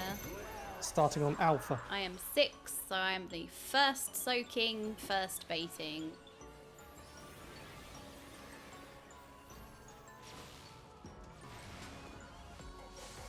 First soak, first bait. Hop sprint. Blue's going back. 6 all the way across. Woo! 2 soak the I'm tower. all the way over here. 8 out. 4 is soaking this tower. Look at the room, find your clock spot. And then we fight the bus. We are spread. Spread. Out. Oh, I need to place my ley lines like more in the center, just in case it's out, and then I don't have to like walk off my ley lines. Na, na. Pots. El Potio. Wherever your pot. You know what it is? It's 10. I love that boss. Boss. I think I've lost my mind that I never had in the first place. I think I've lost the plot. Get into the middle. DPS, look at where your cloud is. Your wind, whatever. My wind cloud. Stay in the middle until it explodes. I see it. Supports, we are going 3. DPS, you'll eventually head to 4 after you're hit. And then supports, you'll take their place. Good.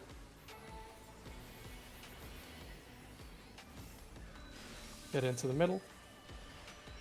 We're going to 1. Line of sighting 2.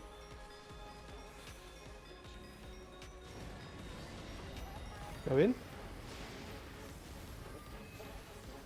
Remember, if you are ravening, you're using your mitts here.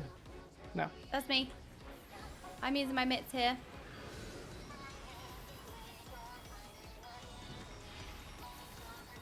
No, but see, So for Vetka, this sometimes upcoming we AoE like again, the difficult you gotta wait for it fights. to finish casting, wait a couple of seconds, and then you'll be using Passage of Arms.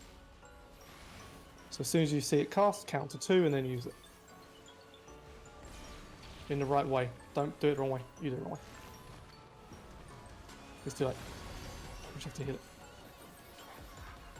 There's going to be a wind tank buster.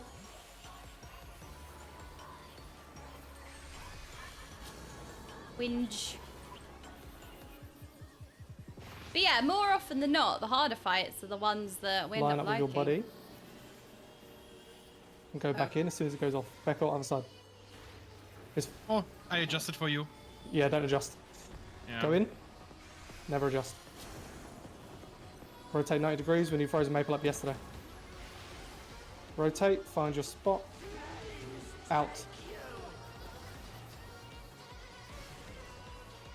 Okay, Ooh, that's what? quick.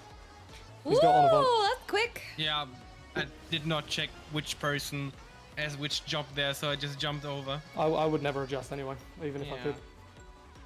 It's not my job, sis.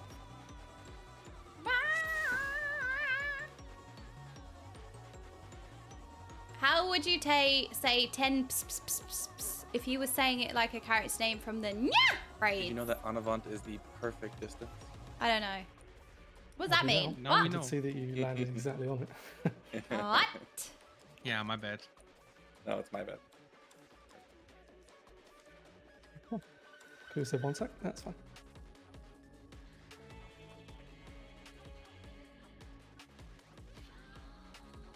P9S sucked to prog, but it's a great fight and I love it in retrospect.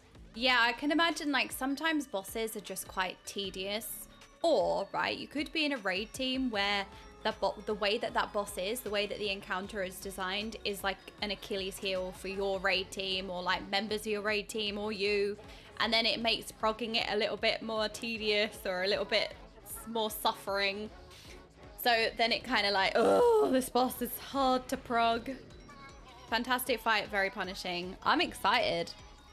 Okay, is it the hardest one I would have done so far then, would you say? Because we've done a lot of very particular, Very true. tight, challenging fights. You said PP for 2P. Oh yeah, you're right, we did. What's 2P was PP.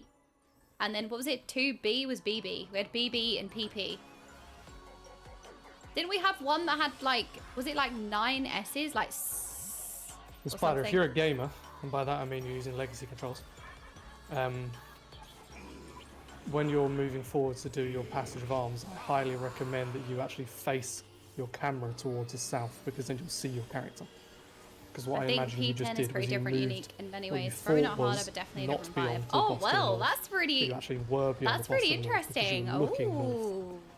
But if you're Well, standing, I'm it's really excited. easy for you to look the other way and then backpedal. You can do it on standard controls as well, rather than legacy. It's just ass. Mulk said ass. Haha.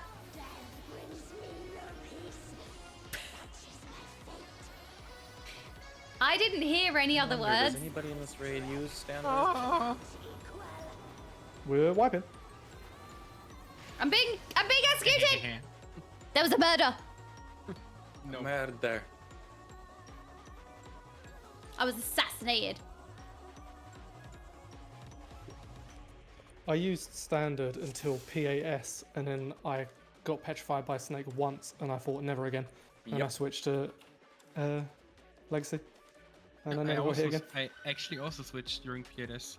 Same. Yeah. It's funny because PAS is what made me switch back because I didn't know what direction I was facing. Oh. And I had to get petrified because of that. As well as being bad. Let's go again. I was assassinated.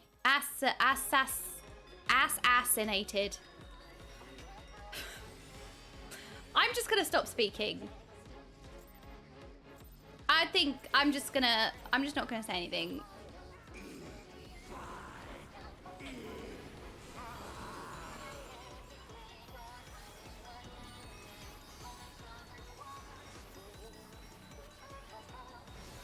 Death by assassin.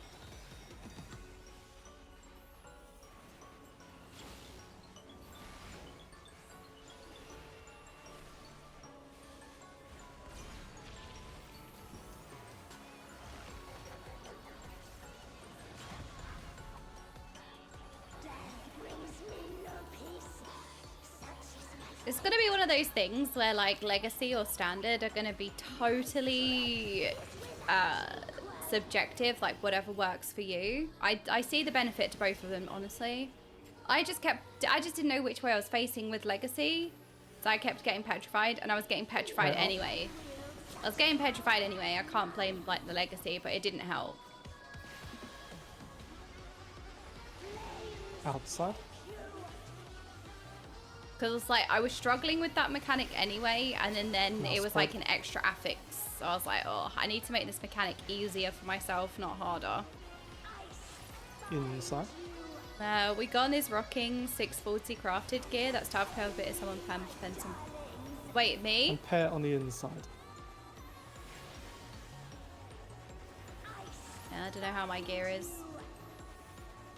Didn't really think about it, to be honest. Alright, what's next? I think we've got a crack. Then we got cracks, I think. No, we've got the line up against the wall first. Ravening.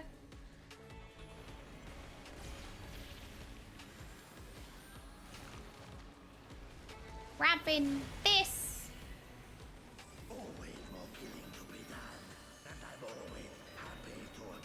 La, la, la, la, la, la.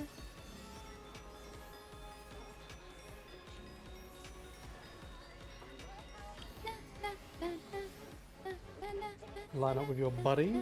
Check you're on the right wall. Hop sprint.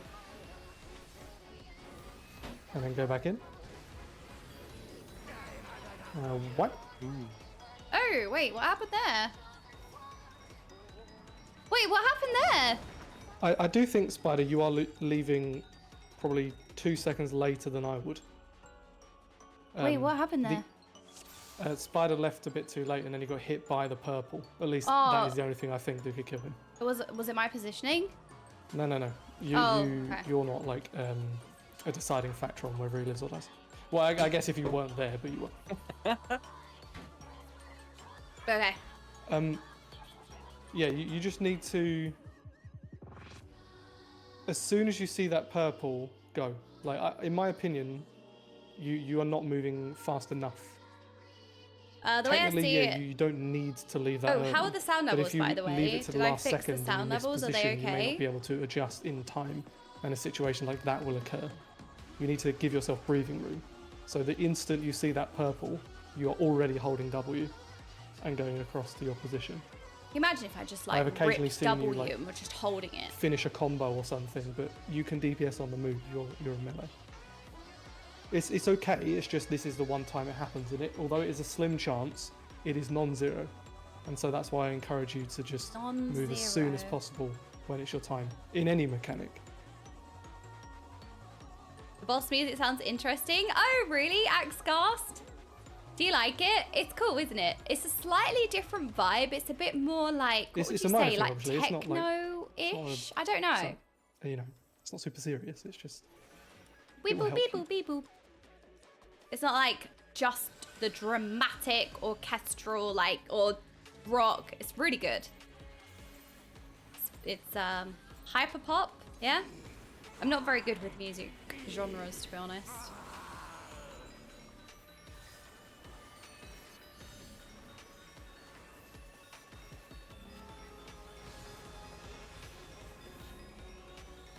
Game music is 33% of game experience for me.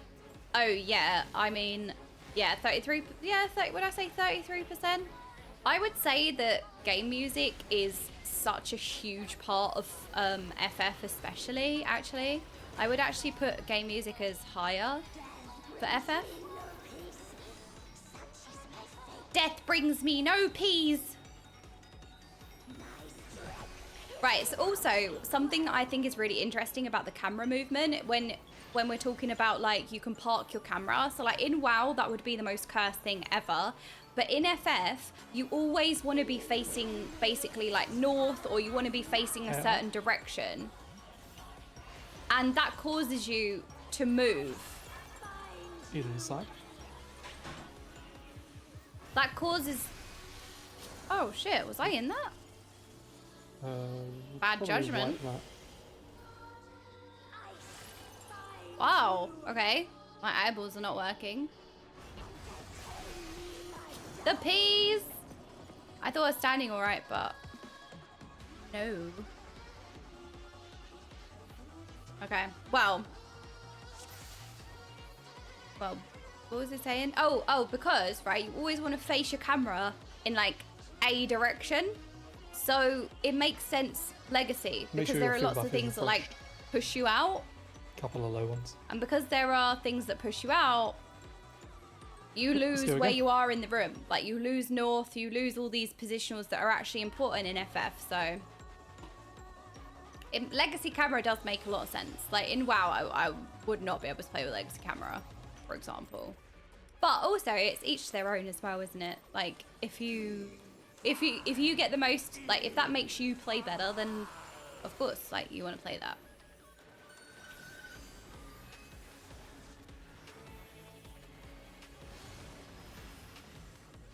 Right, I want to make sure. I suppose I didn't really double check. Maybe I was looking at like the wrong line or something. But I thought I was safe. I made like a quick judgment call.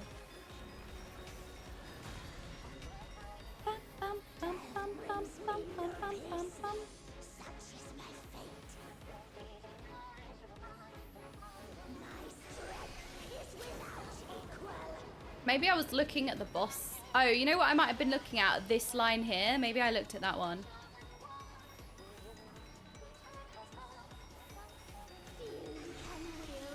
Pear. Pears.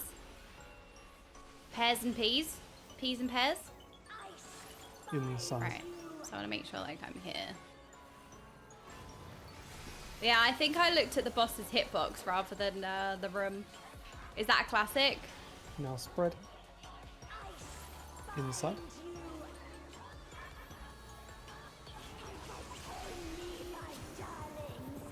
Now pair up on the outside.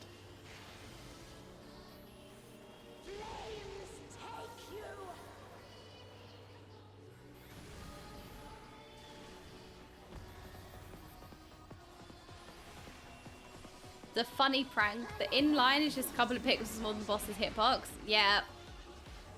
Yes, I noticed. Just a little bit of trolling. Just a little bit of light trolling from the boss.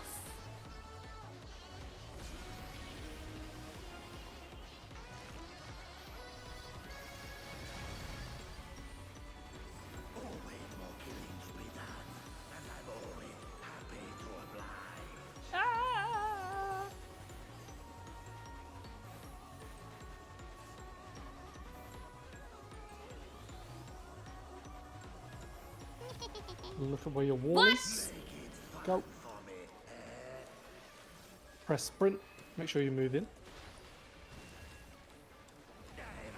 On the inside. Ending up behind. Go behind, outside.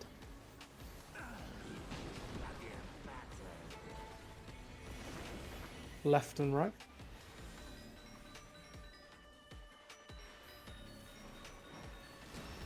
Oh, that was scary for a second.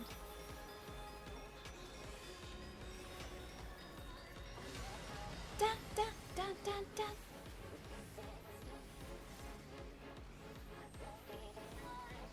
This is fun though. It's an intense fight, especially like as a first fight.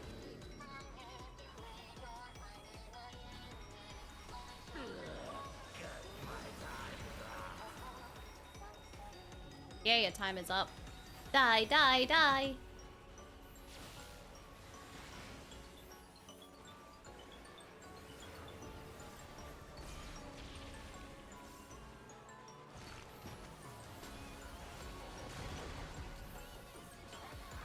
Loosely spread, see what you get.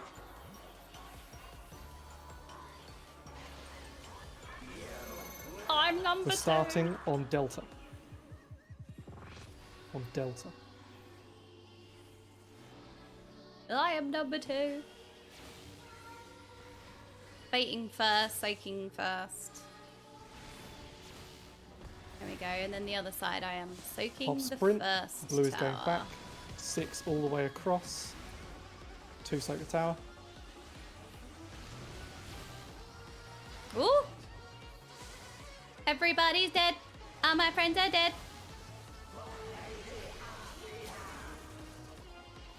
They've had 6 and 8 switch around.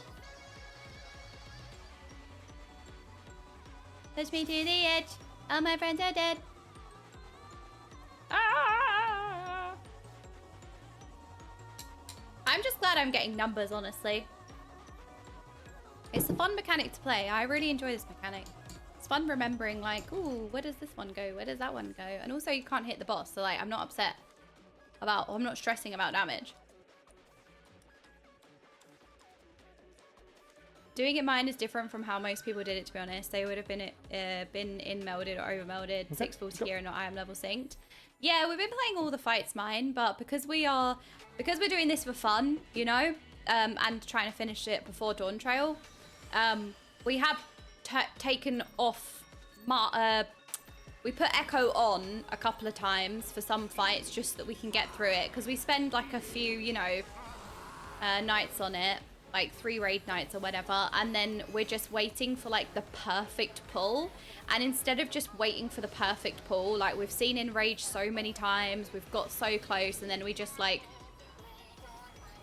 we put Echo on just to like get the kill in the end, so see.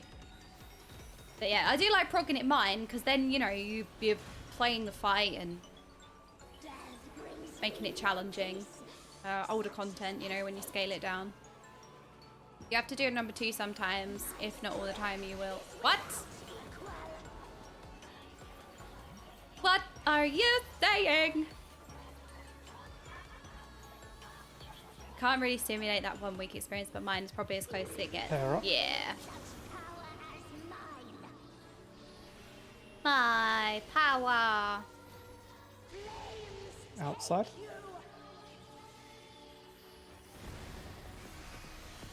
Now spread. See, I am way too risky with that. It's just hard because, like, I feel like my haste is a lot less than what I'm used to, but that would make sense because I have changed from spell speed to crit, I think, or I don't know. I've done something. I'm a crit mage, so I think my casts are a bit longer than I'm used to.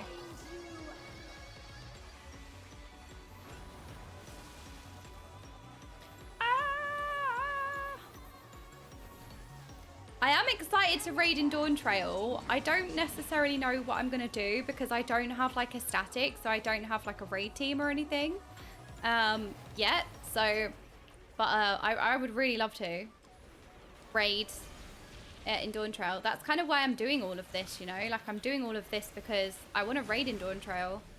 I want to be like a current raider. So that's what it's all for. Yeah, I do have time.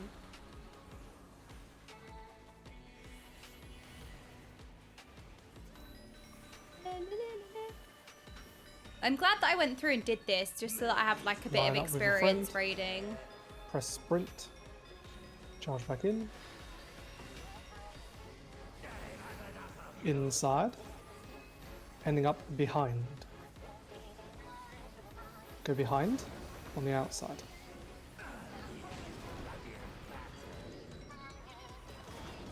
Left and right. Remember your mitts.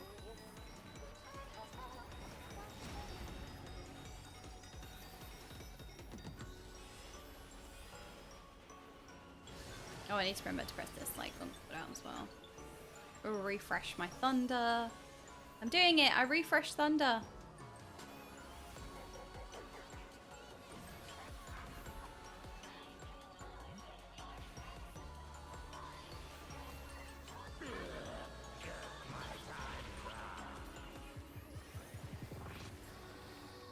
No, now I want to squeeze out as many casts as I can.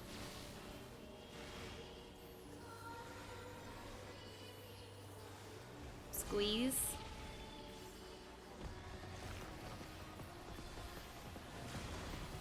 Loosely spread.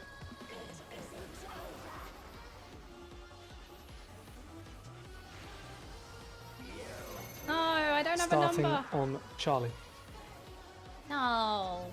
Me no numero.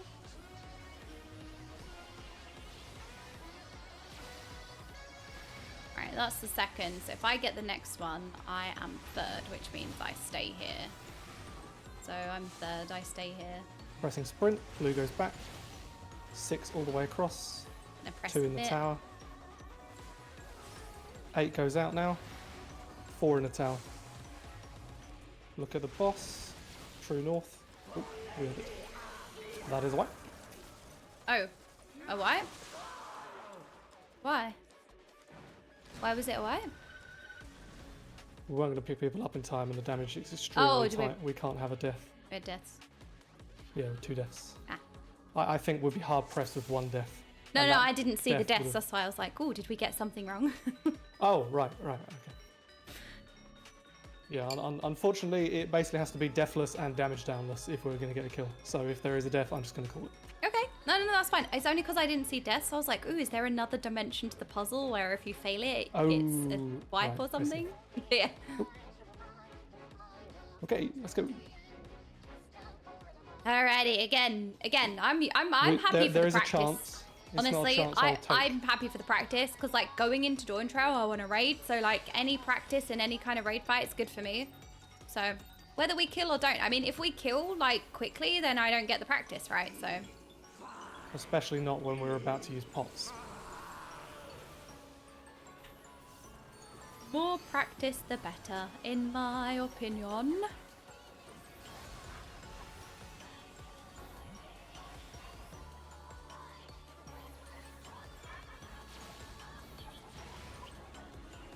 Ravening.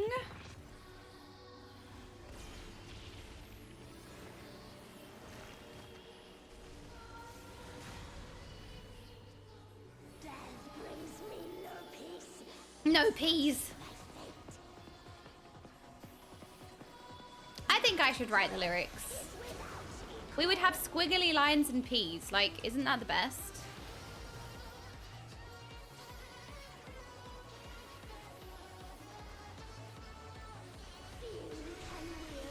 Pair up. What do you mean Pepe W? Don't give me the face. Right, don't get distracted by the hitbox this time.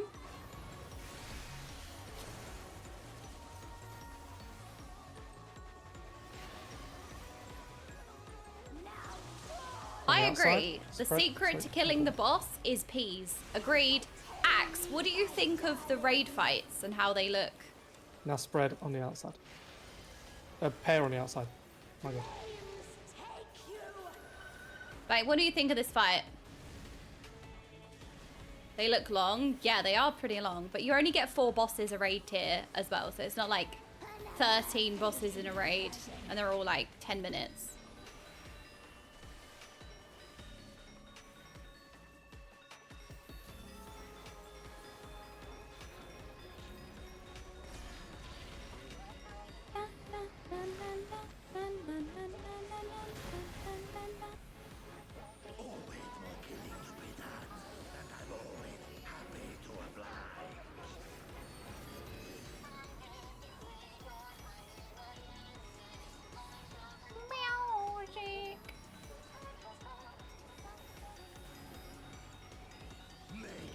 Line up.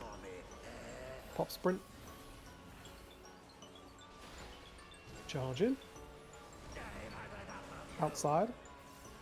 Ending up behind. Behind. On the inside. Inside.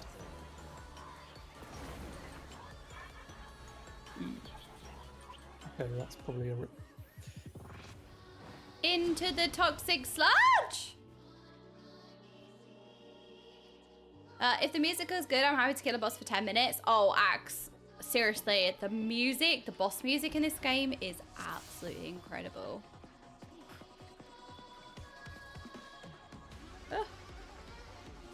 We'll get one more pull in and I think we'll take a break. P9S is something else.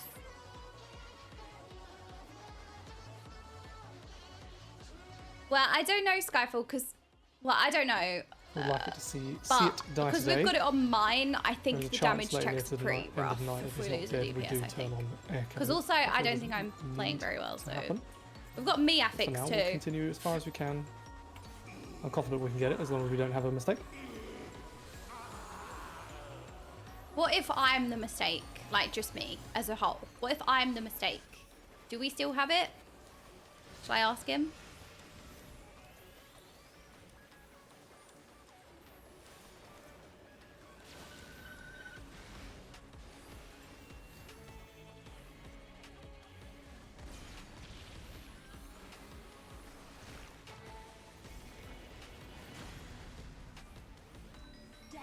You are not a mistake.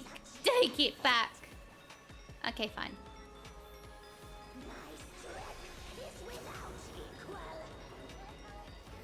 Na na na na na na na na na na na na.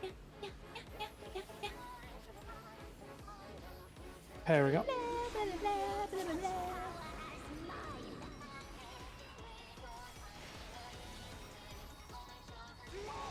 Outside.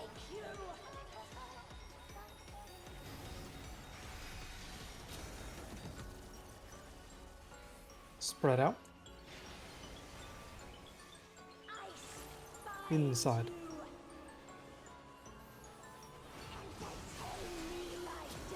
That is way too close. I Now don't like pair it. up on the inside. It's making me uncomfy. Right, am I in that? I'm gonna step forward a little bit. Like, I'm not trying to like sweat DPS or anything by playing risky. It's just, it's me just struggling to like teeter and define the lines. Just so that I can, in the moment, make an accurate decision. Like, I know I'm in that. I know I'm not at a glance. Once I'm like better able to do that, I'll be GG.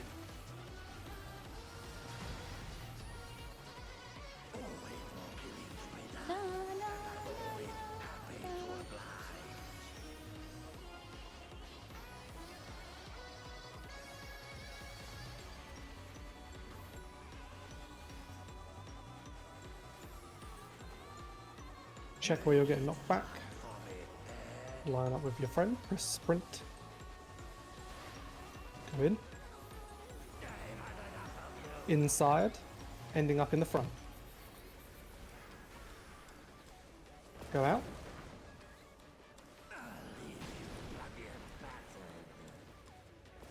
Left to right. Remember your mitt.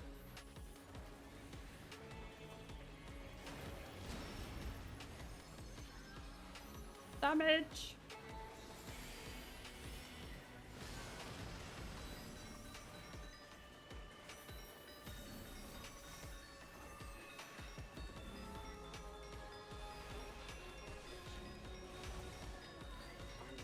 Yep.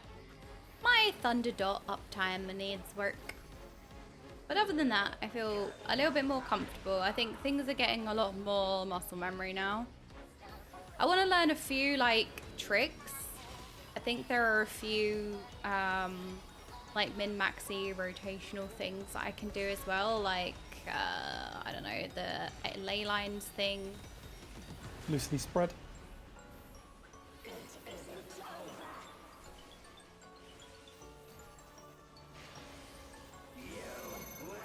Starting at alpha.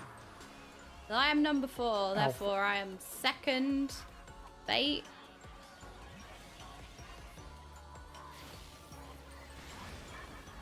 Second bait, second soak.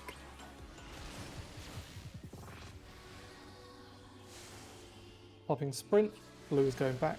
Cross. 6, keep going. 2 is soaking the tower. Then That's 8 is 2. going out. 4 soaks the tower. Oh, shit. Oh. Wait for the hit. Oh, fuck. Oh, you have to wait for the hit. Okay. I knew that, but like, it's hard to tell again with the visuals. You have to remember that's bad. And then you also have to remember the radius around the ball. We'll have a small break here a bit early. There's so We'll much also like step out the instance 'cause it's remembering 26 with Final seconds. Fantasy fights.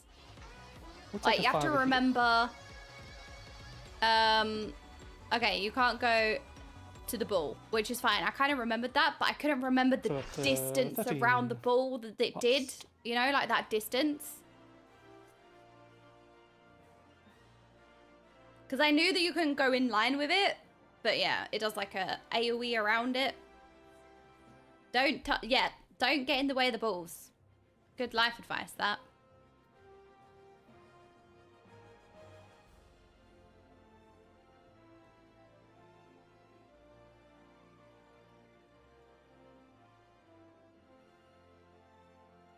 And it eventually becomes muscle memory, so you have to remember actively.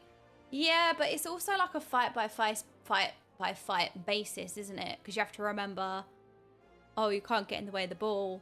And then also when the ball hits, it does like a AoE. Because like, I would say mechanics are just not generally telegraphed in Savage. So it's like, I need to remember that that's bad. There's no like way of telling in the moment.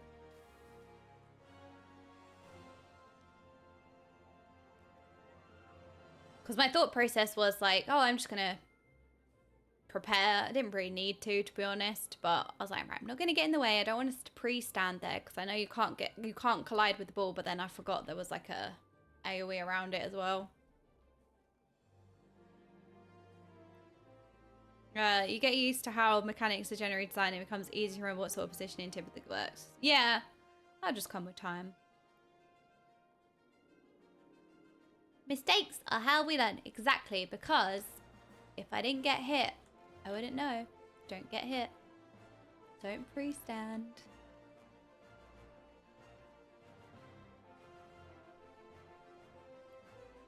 Ah, there's a tonberry here. There's a tonberry. Oh. It's looking at me. Ah! Ah! So cute. Hello. I'm gonna pet you. I think I'm gonna die, but I'm gonna pet you anyway. Aww.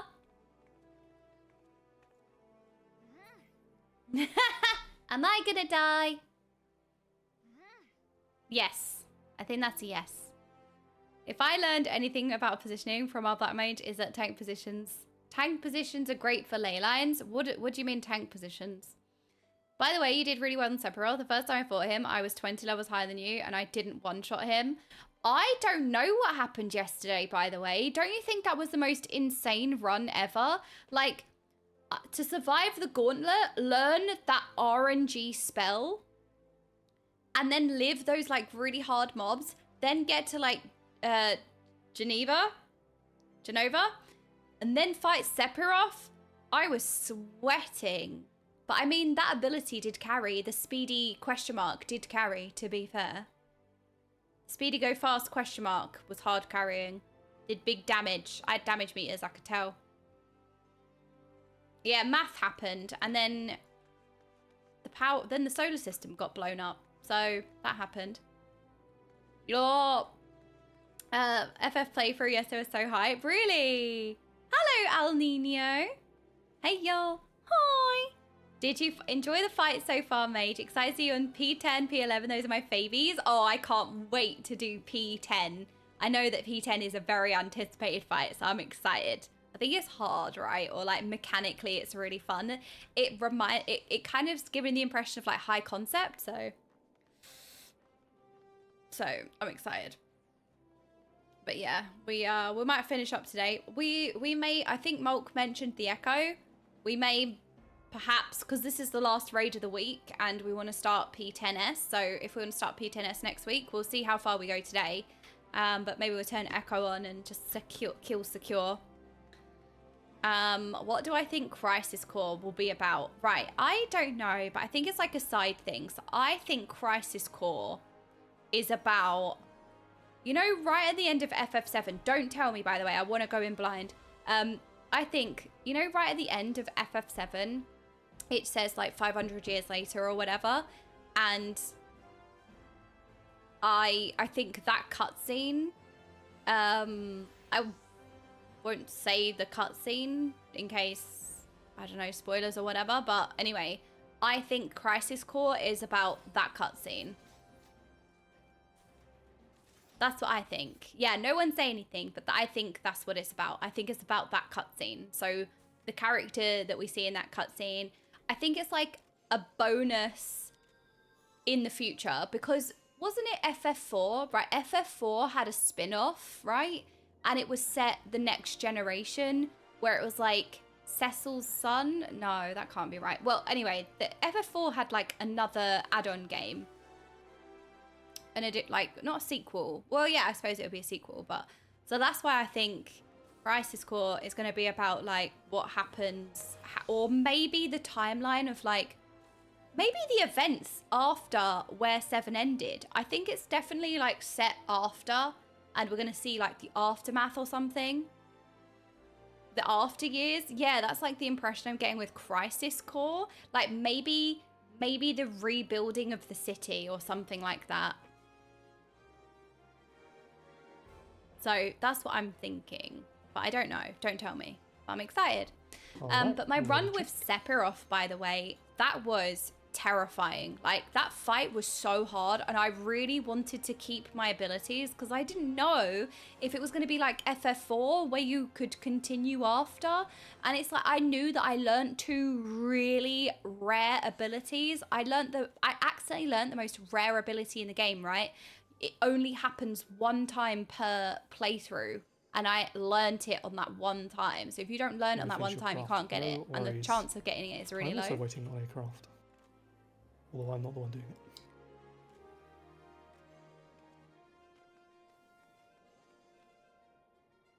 it. You should really check out the orchestral version of the song. Would it be Sephiroth YouTube? So like Sephiroth theme? Sephiroth theme orchestra.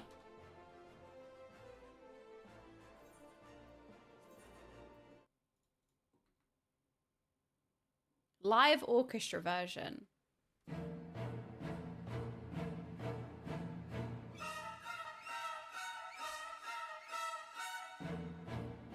Oh my god, this is so scary.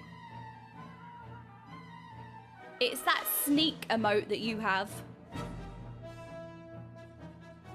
Let me know when you're ready, cool. Got like hair in my ear, like where I've got my headset over my ears, like there's an odd hair that's going in my ear, it's itching.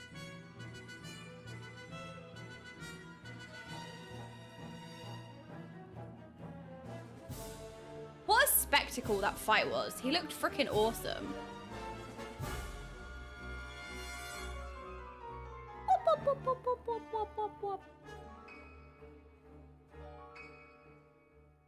Wait, let's not hold everyone hostage.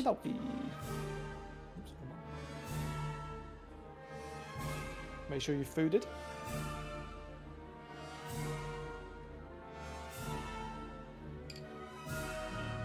And let us deaden the boss. Oh my gosh! Alfie? No way!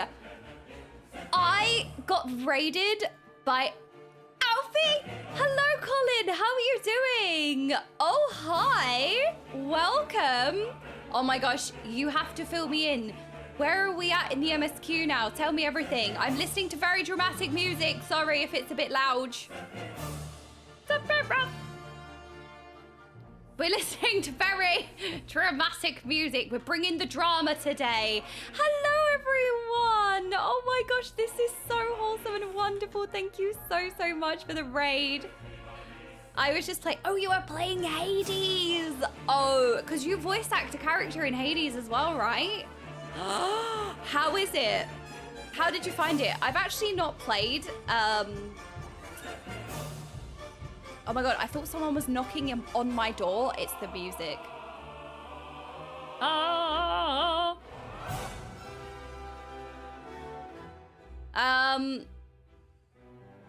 But yeah, so I've not played Hades 1 or 2, but having seen 2 in early access, I really want to play. Right, are we pairing on the inside or the outside? Have we got a right leg in, a right leg out? Okay, out. Colin plays another twin. Oh my gosh, another twin, yes! Hades has a banger soundtrack. Oh, I finished Final Fantasy VII yesterday. So I did the fight where this is from, and I was told, hey, listen to the orchestral version. Sorry if it's a bit loud in here. Soundtrack is awesome, beautiful to look at. Oh, I'm so happy. So that would be like your second ever game, right? And Hades is very different too, because Hades is a roguelite. I think top-down roguelite, I think. It's going to be very different to Final Fantasy XIV. How's you finding it? I think you'd love Hades 1 and 2. Really? I really want to play. Especially as Colin is voice acting a character in it. I'm all for it. I'm excited. It's the only reason worth playing. I'm joking. It's supposed to be an amazing game. Hello, Ponzo. It's another game where everyone is hot. What do you mean another game? I can't think of any game where everyone is hot. Excuse me, I've not played a game like that. Oh my god, the music. Hop sprint. Whoa. I think I would cry, vomit, poop, Inside. throw up. I would do all of the above. Listening to this live. Outside. Listening to this live, I would not survive. That's all I'm saying. Left and right.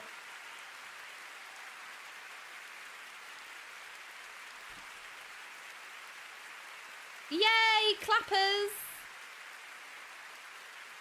Would I fart? Yes, everything. Okay, everything. I would do all of the things because I would be that happy. Amazing. All right, hold on. Hold up. Oh my god, it's actually so jarring playing without... If I can maintain my Eno-chan here, I will be happy. I did it. Someone get Colin some headphone sprout plants. Oh my gosh, Colin. Yes, we'll have to get you some sprouts. Wait, Colin, did I give you a sprout? I swear I did, because I swear I gave you all sprouts at FanFest. I'm sure I gave you a sprout. I mean, I don't expect you to still have it. I'm fully expecting that to have gone straight in the bin. It'd be like, some weird girl came up to me and gave me a plant. Starting on alpha. Oh shit! I didn't see my I don't have a number. Oh, but I do have one of these. So I want to go like over here.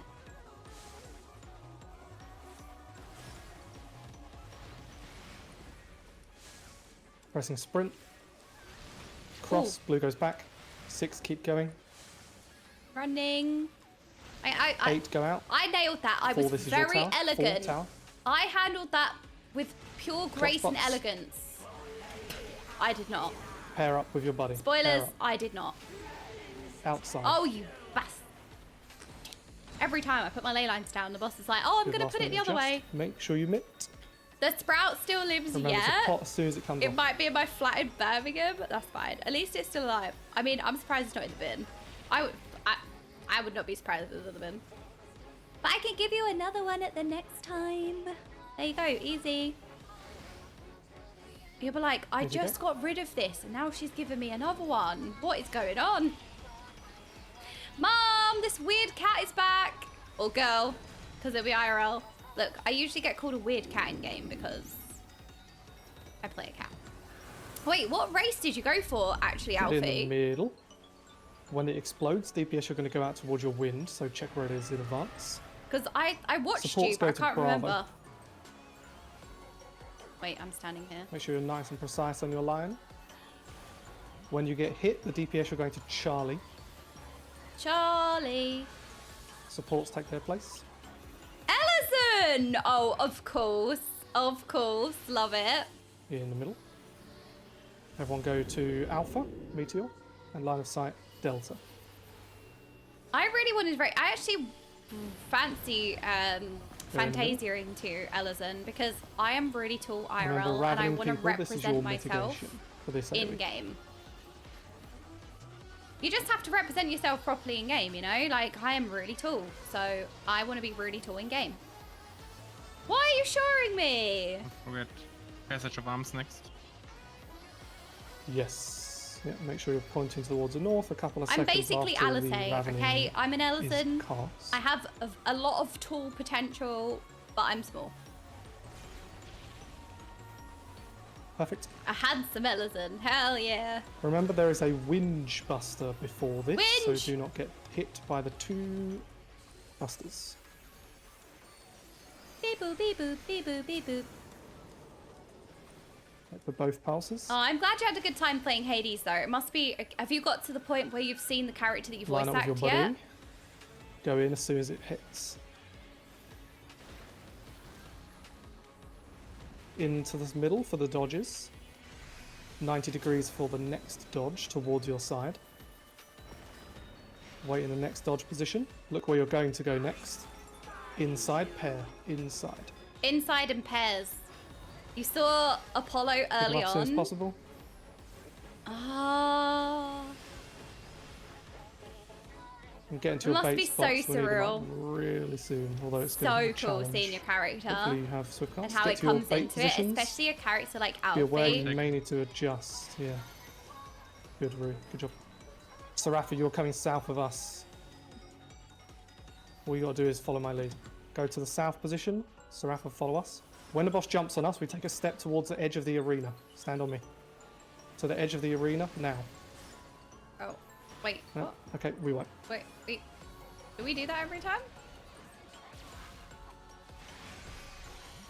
Oh, I love how, like, it's a wipe, but I had to squeeze that extra cast out.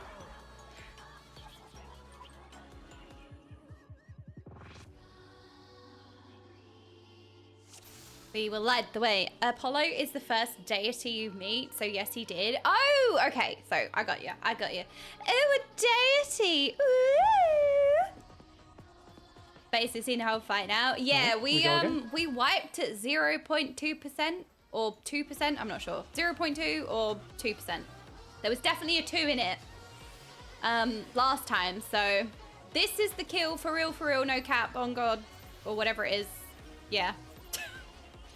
Kill for sure. I'm very cool and I'm very down with the kids, okay? I'm cool. On cap, no God, dead for real.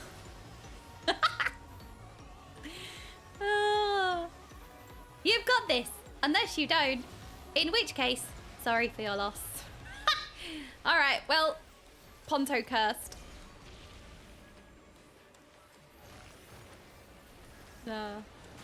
So when are we delving into Final Fantasy XIV again? Also, oh my gosh, Colin, I'm taking so much time. If you've gone, it's so exhausting after stream, honestly. Like when I finish streaming, it's just exhausting.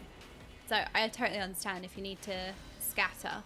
But how are you finding streaming in general? Is it cool to like stream another game? Yeah.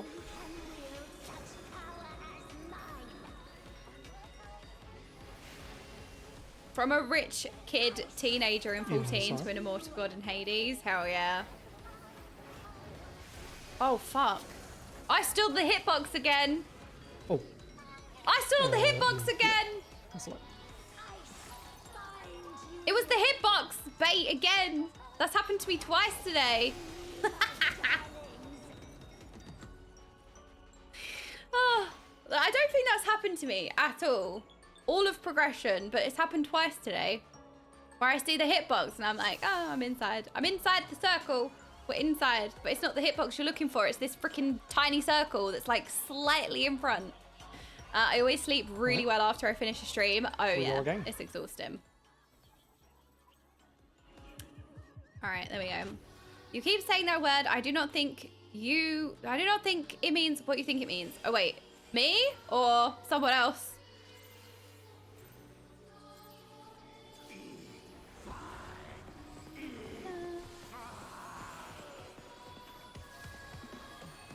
Die, die, die! See, this is all the excellent content that's waiting for you at the end. Or, well, not necessarily the end, but raids are like the whole way through. But you have raids to go. You got so much cool stuff. As well as the dialogue.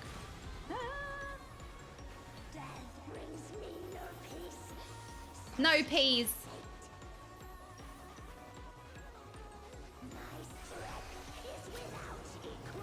I was watching a bit of ARR today because, is it Connor who started playing Final Fantasy XIV today? And it was so funny seeing how Alfie is in ARR as well. Right, I need to make sure I'm standing like here. Not get baited by the hitbox. Oh, never mind, doesn't matter because we're going out here anyway. Right, do we think it's in or out for the next one? Spread. Save the peas! The peas. Outside. Oh, see? Planned. I watched some of Connor's stream too, 14 hours or something. I know. I could never, although to be fair, right? And pair on the inside. I say I could never, but I have had many a 14 playthrough streams where I love it so much and time just passes and you're just not aware of how much time is passing. And then I think I almost went 12 hours once and I had no idea. And I was like, oh my God, has it been that long? We're just having so much fun. I was just getting so caught up in everything. But aren't they like the beautiful moments of gaming where you just lose track of time? Just one of those like really wholesome, wonderful moments, isn't it? But it was funny seeing him meet Alfie. I love the sassiness of ARR Alfie. So sassy. And then, you know, seeing his growth and everything. Go to it. Hop sprint. Alfie is one of my faves. Go in. Outside. Ending up behind. Behind. Wait, inside. What? Rest quickly, it should be okay. Was Left I not and right. standing with everyone else? Wait, what? How am I failing so many of these visual checks today? Are my eyeballs broken? Make sure you admit. Are my eyeballs broken? Was I in something there? That's a VOD review. I'm failing a lot of visuals today, but... well, it just happens. Used all your luck yesterday. Classic. I know. I used up all my luck in my insane Final Fantasy VII finish. Right, squeeze.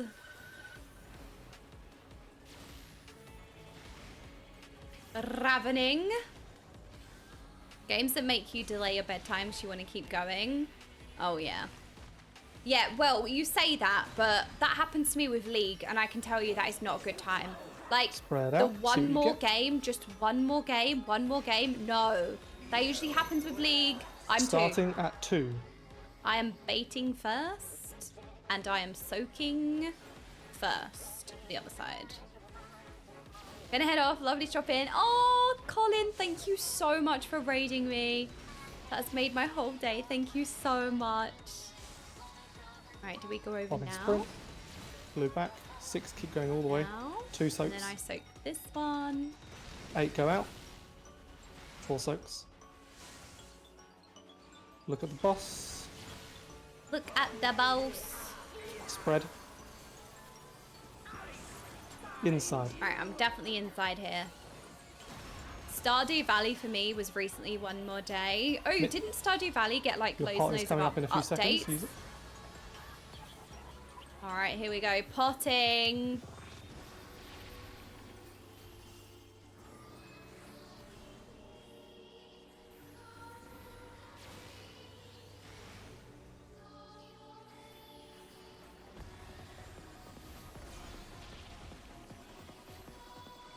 Wait, I need to thunder and the lightning. Go toward the middle. DPS, look where you'll be going after the explosion. And the supports starting on 3. Which means after the lightning goes off, DPS, you'll be heading to 1. 1 is over there. DPS to 1. Everyone to the middle. Go to 2. The line of sight in 4. Pick number 2, my lord. Go to the middle. Ravening people, you'll be mitigating. That's me. I'm a ravening people. No, I'm not ravening people. I am one of the people. I am damage reducing the ravening. There we go. I did it.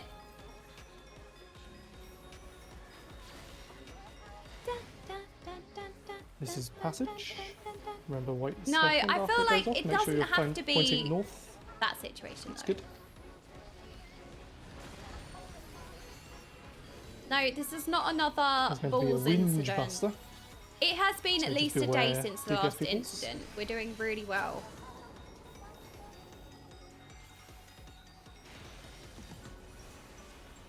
I think I put Line my up ley with your lines friend. at the wrong place. Yeah, I Remember put my to ley pop lines at the sprint. wrong place. This is a Go bad back ley in lines. afterwards. Go. Inside, do your dodges. 90 degrees for the next one, towards your next safe spot. You may want to use sprint if you've got it. Pair up on the outside, go.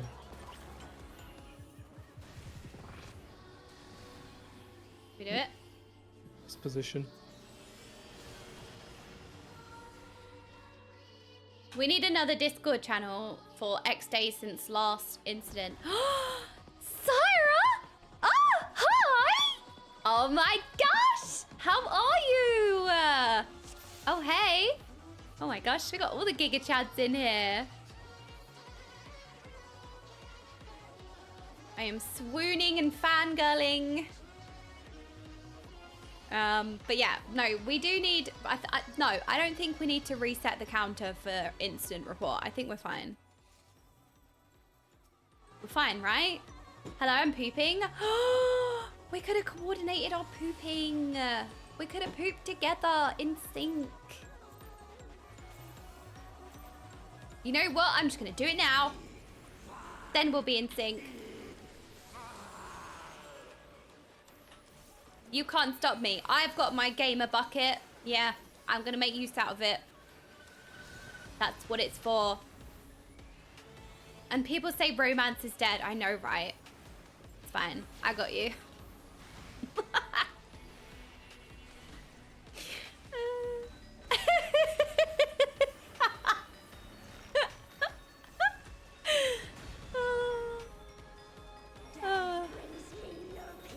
No peas.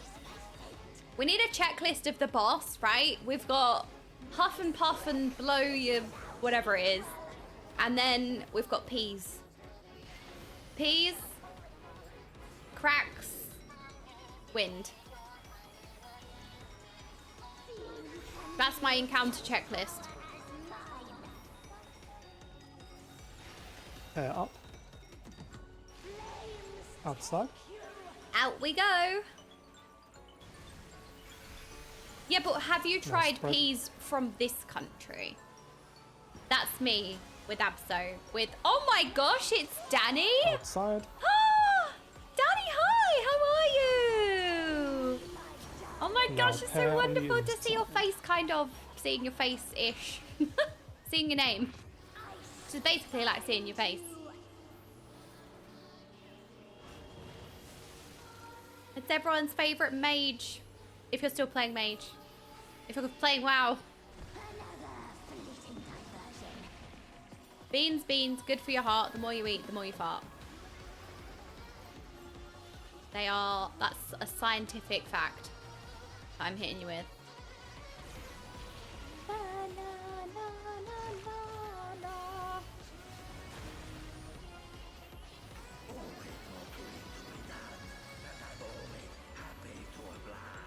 Abso is making homemade burgers today. We got Hello Fresh. We got Aloe Fresh.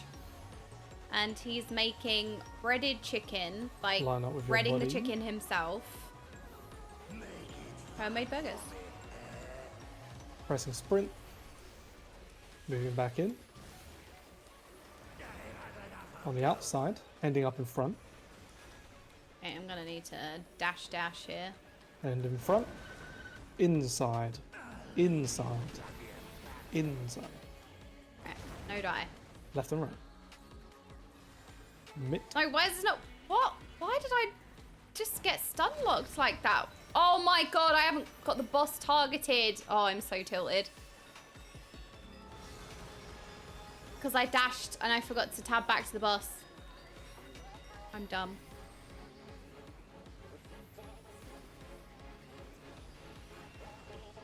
Da, da, da, da.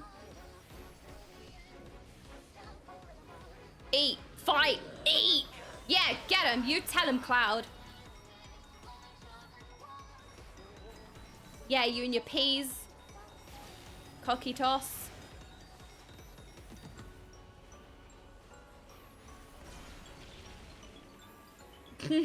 Blah, beans, blah. Okay, what do we think about that one? Loosely spread.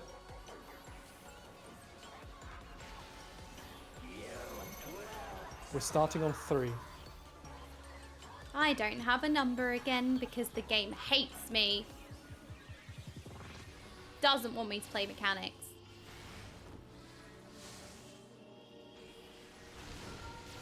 So that's 2. I've got 3, so I stay here. Pressing sprint. Blue goes back. 6 keep going. 2 soaking the tower. 8 get ready to go get kicked. 4 soaking the tower. Oh my god, I didn't mean to Look dash at where the them. positions are in the room. That was scary. Go to your spot. Pair up with your friend. Right, if Pair I... up. Outside. There we go. Now we Mid. can stand in the middle if we need to. I just saw a very interesting thing happen. Yeah. Make sure you That pop. was nice. Oh, something sussy happened, I think. What was it though? I don't know.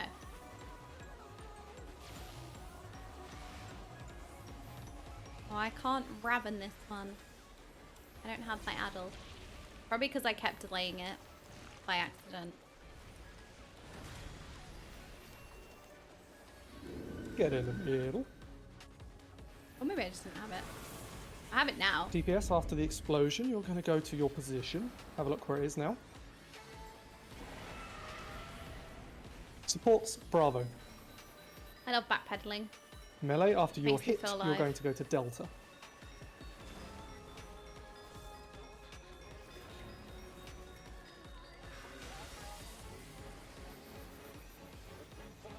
Line up nice and accurately. In the middle, we are going to Charlie. Line of sight. Into the middle. Ravening people, this is your mitt. That's me. I'm ravening people. I do this. This is my thing.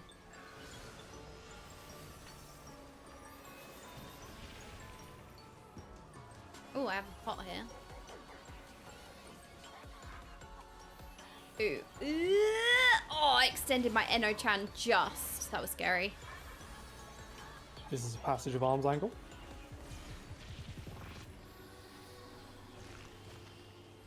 Pog. There's going to be a whinge tank buster. Be aware. Windy.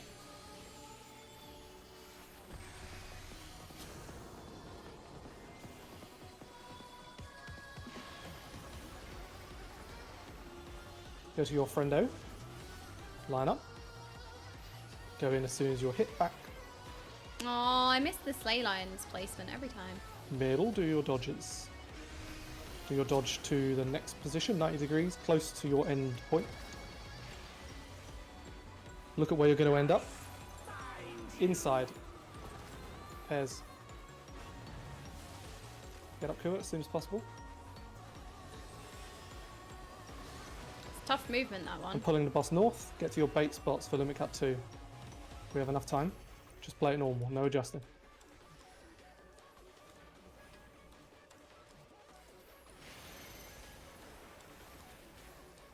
Go to your positions. Melee pull back south. So I think either you're standing in front of the boss or Now go behind all the this way. boss. When it jumps on us, we're just going to go towards the edge of the arena. Yeah? Now, all of us. Now go in. In. Perfect. Go to your clock spots. And then. On the target beckle. Inside. After this next air thingy, it's going to be again Passage of Arms. Afterwards, yes? So it's not this, it's not the actual red thing itself, it's the AoE that comes afterwards.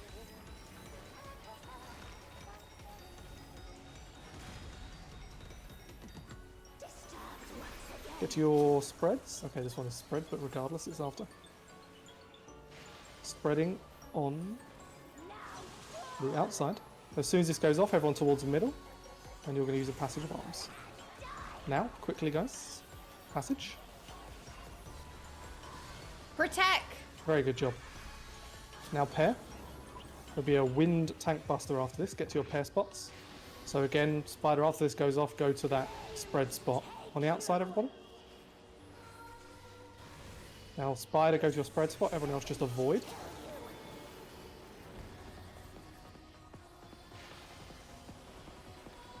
Ooh, that was close, I think. And pair up. Sorry, spread. Spread. Thank you. Come on, be in the middle. Yeah! Inside. I Make think sure I'm you're on my inside. ley lines here.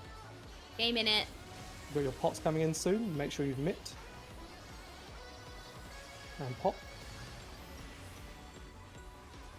I think I missed one pot. I lost track of my pot, I think. But surely this is fine. Still have one more mitt. Any remaining? Use Ooh, I all have remaining remaining. mitts. And then we just pump. You've not potted, do it right now.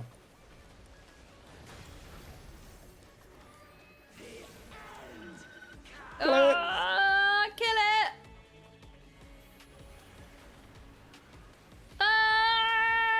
Oh my god, let's go! Good job.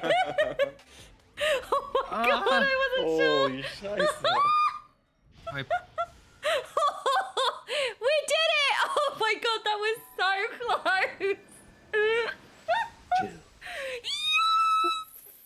Yes! Let's go! Oh my gosh, Raiders, thank you so much for being here for this moment! This is my first experience of raiding in Final Fantasy. Because if you haven't been here before, I started playing for the first time last year. 100 I went through all the elegant tombstones of MSQ, casualty, and thank now you very I'm much. out of the MSQ, and I'm raiding for the first Oh, yeah. time. So this is a And whole a new second experience. chance I've been on playing your through playbook. mine. I've not been going through blind Easiest because 30 comedy. I in didn't the feel like world. I'd have enough time to organize a blind run and all that stuff before Dawn Trail. So we're just going in like most people handle Savage, which is a bit of a guide, bit of knowledge, and then kind of just figure it out. Raid leader, like shot caller and stuff. So, oh, here we go. Yes. Great job, guys. Very well Good done. job.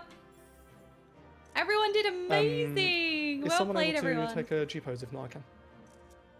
Also, don't make rate sure it. you've done I can do it. an Yeah. emote. Oh no, I Thank you very can't. much. Oh, yeah, I'll do it.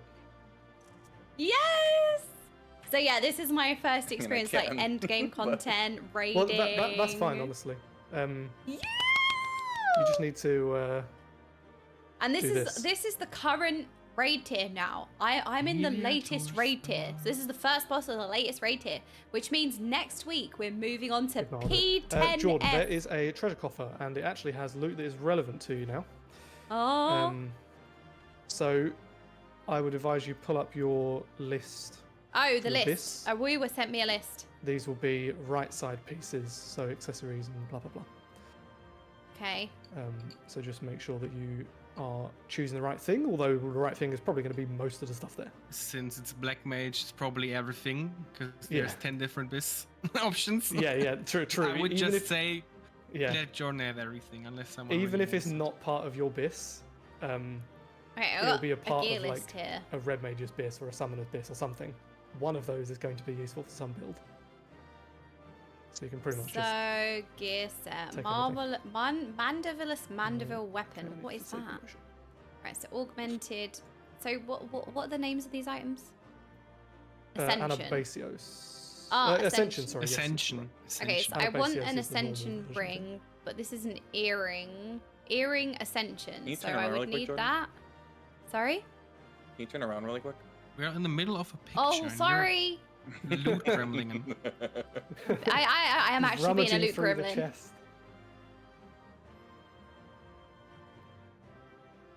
So I agreed that one, I think.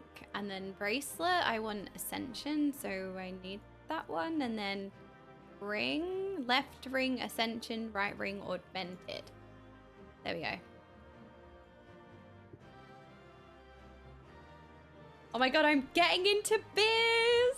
I'm getting into biz! I'm it's happening! I will always be a sprout because I It should be grew fine. them. Can't take these away. What's this wine time P10? Why is that so good? Yeah, so next week we're starting P9S, and I remember it from the story. So like I've played through Pandemonium as part of the story, but I've not played like current raid. I just did it for fun and whatever. I don't really remember that fight very much. So we're gonna go into it next week. I think the raid days, I think the P9S roster has been selected. So P9S are Wednesdays and Thursdays. So we are starting P9S next Wednesday. Yes, thank you, Raka. Greetings, Savage Coffers. So polite. Yeah, but it's not my biz. This one's not my biz, so I just rolled greed because it's not biz. Ah, am I being annoying? Oh my god, it's not biz. How do I make something that's not selfish sound annoying? Immortal Cheesecake, thank you so much. P10 is my favorite Savage fight this tier, I think. I hope you enjoy it. Ooh, I've heard a lot of people say that, actually. A lot of you hold P10S in high regard, so I am very excited for it. Yes, thank you, Scar. Kazar. Kazar! Huzzah! Scar! Oh my god, this bracelet is only Gucci. I don't need that. Rui! That's how you sound. Thank you. I'm trying to do a selfless thing, and I end up sounding obnoxious as hell. Oh my god, like, I don't want it. Yeah, make sure you've rolled on it. If you don't need it, obviously, please pass. Oh my god, I got things!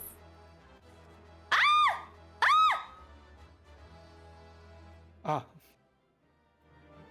You don't need to decide what you need if you just get everything. Just get everything. Oh my god, I'll pay you all later. Thank you. Well, hold on a minute. No, opened them on the wrong job. Jordan actually has like almost a page of inventory space. Oh yeah, so I took the dyes out, and then I went to make a glam plate, and I didn't have any dyes, which was the issue. No, I'm still gonna say I told you so, because I'm still right. You do not need dyes in your inventory. Yeah, but I do. That's what you're not taking into consideration. What if I need to dye something? Then I have Go them. to a retainer or your chocobo, Saddleback. Stop giving me solutions. I want problems. Or you just achieve the peak glam and you never have to change. Well, I don't know. Well, I'm very smart. So look at these glasses. I'm clever. I'm a student. No peas, only problems. Exactly, no peas. No peace. Only chaos. Yeah, you tell him, Spider. Oh, you guys are amazing. Thank you so much. That was so hard. Yeah. Wait for P10. Oh, I know. That's what everyone keeps saying. So much fun. For P10, how many capped tomes does Jordan have? What does that mean? Have I got capped? Oh, Oh, I'm for a capped on weapon. that one. I got some bisque gear then. Oh, I That's see. good. I don't know. I'm not psychic. How many comedy tomes do you have, Jordan? The tombstones. I've got 344. Okay. You'll need something Barman. around the area of Don't you need casualty? 825. Nah, the comedy. The new ones. Is that I comedy? got 30 this No, week. it's casualty.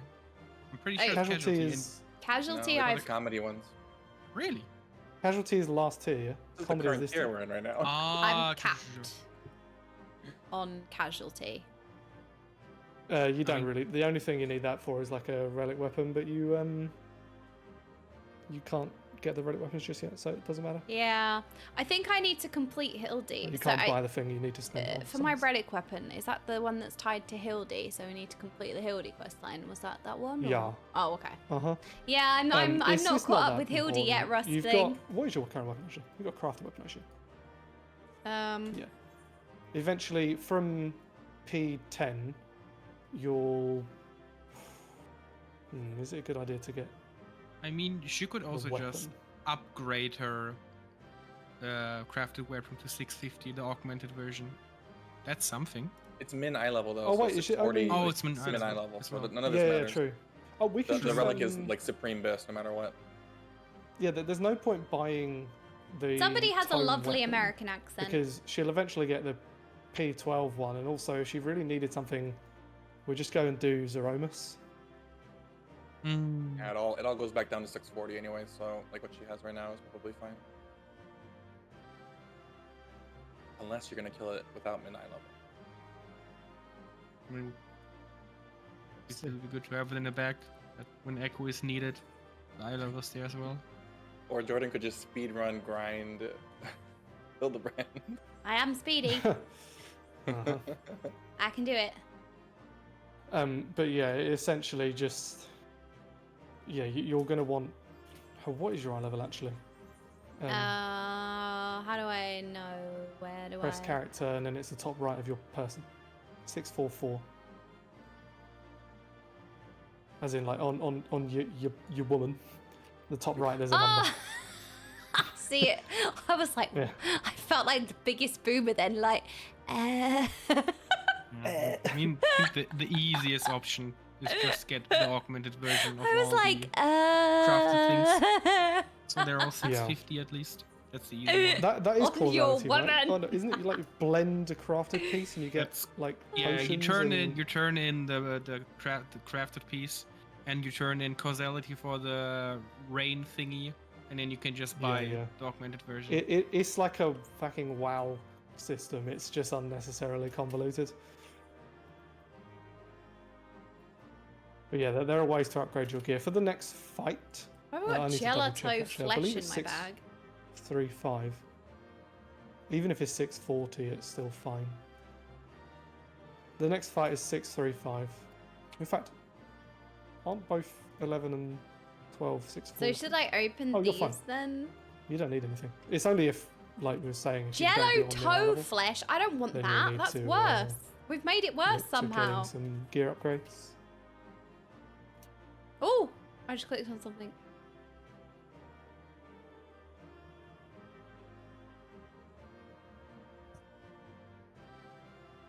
La la la la la la la la.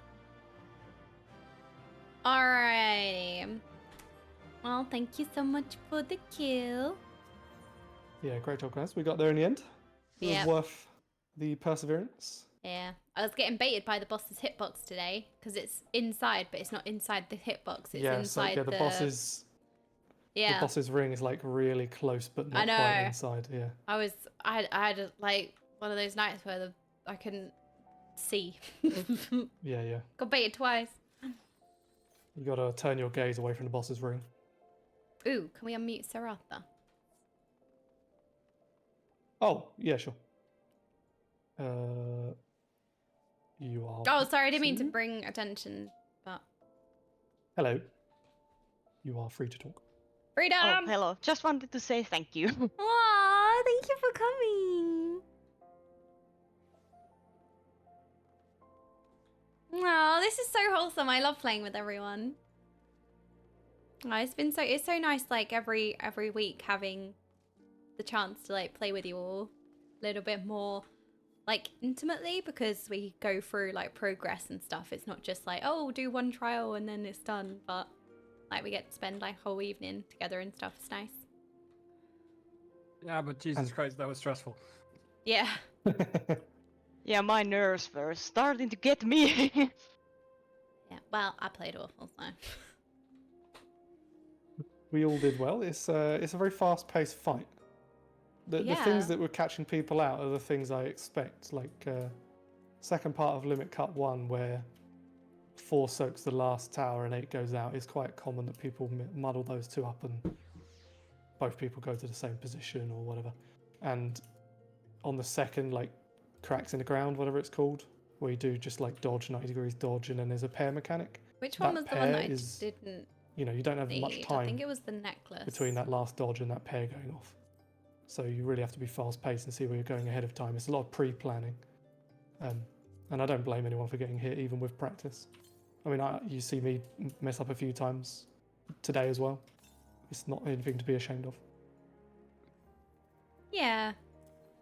To be fair, like we are blasting through them. Like we're playing them close to like week 1. It's a lot of pressure, and I think it's harder than week 1 personally. yeah. So like a bit harder than week 1, and killing it in 3 days, like 3 raid nights. It usually takes everyone, you know, like a whole raid tier to go through a lot of the bosses. Especially like thinking about WoW, you know, it takes us the whole thing. But no, we've done really well.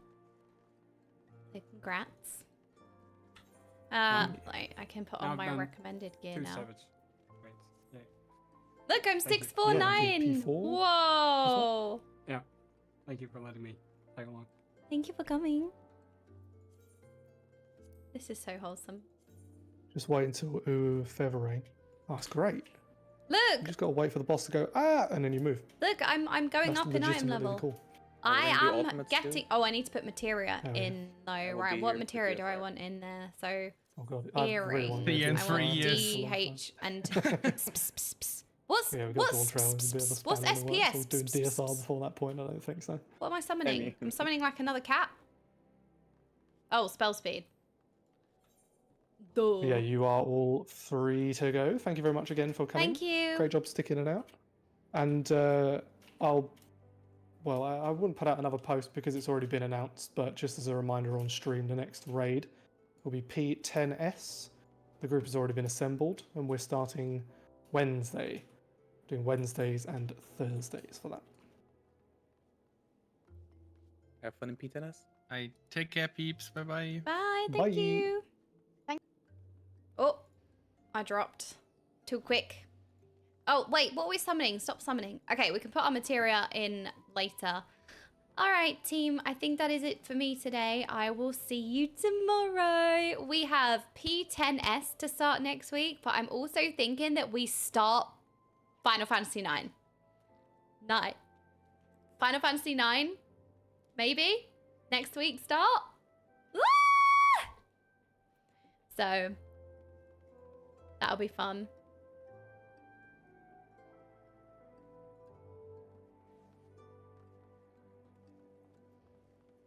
Yay!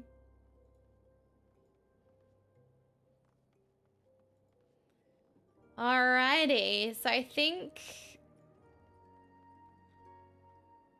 we can go say hi to the lovely Ava, because I think she's finishing Endwalker today, right? Or I don't know where she's at, because I've been streaming, so I'm not necessarily like she's fighting Endsinger. Okay, right, let's go raid her. She's at a key moment, so we'll go say hi. All right, everyone, thank you for stream. I will see you tomorrow. Good night, everyone. See you tomorrow. Bye.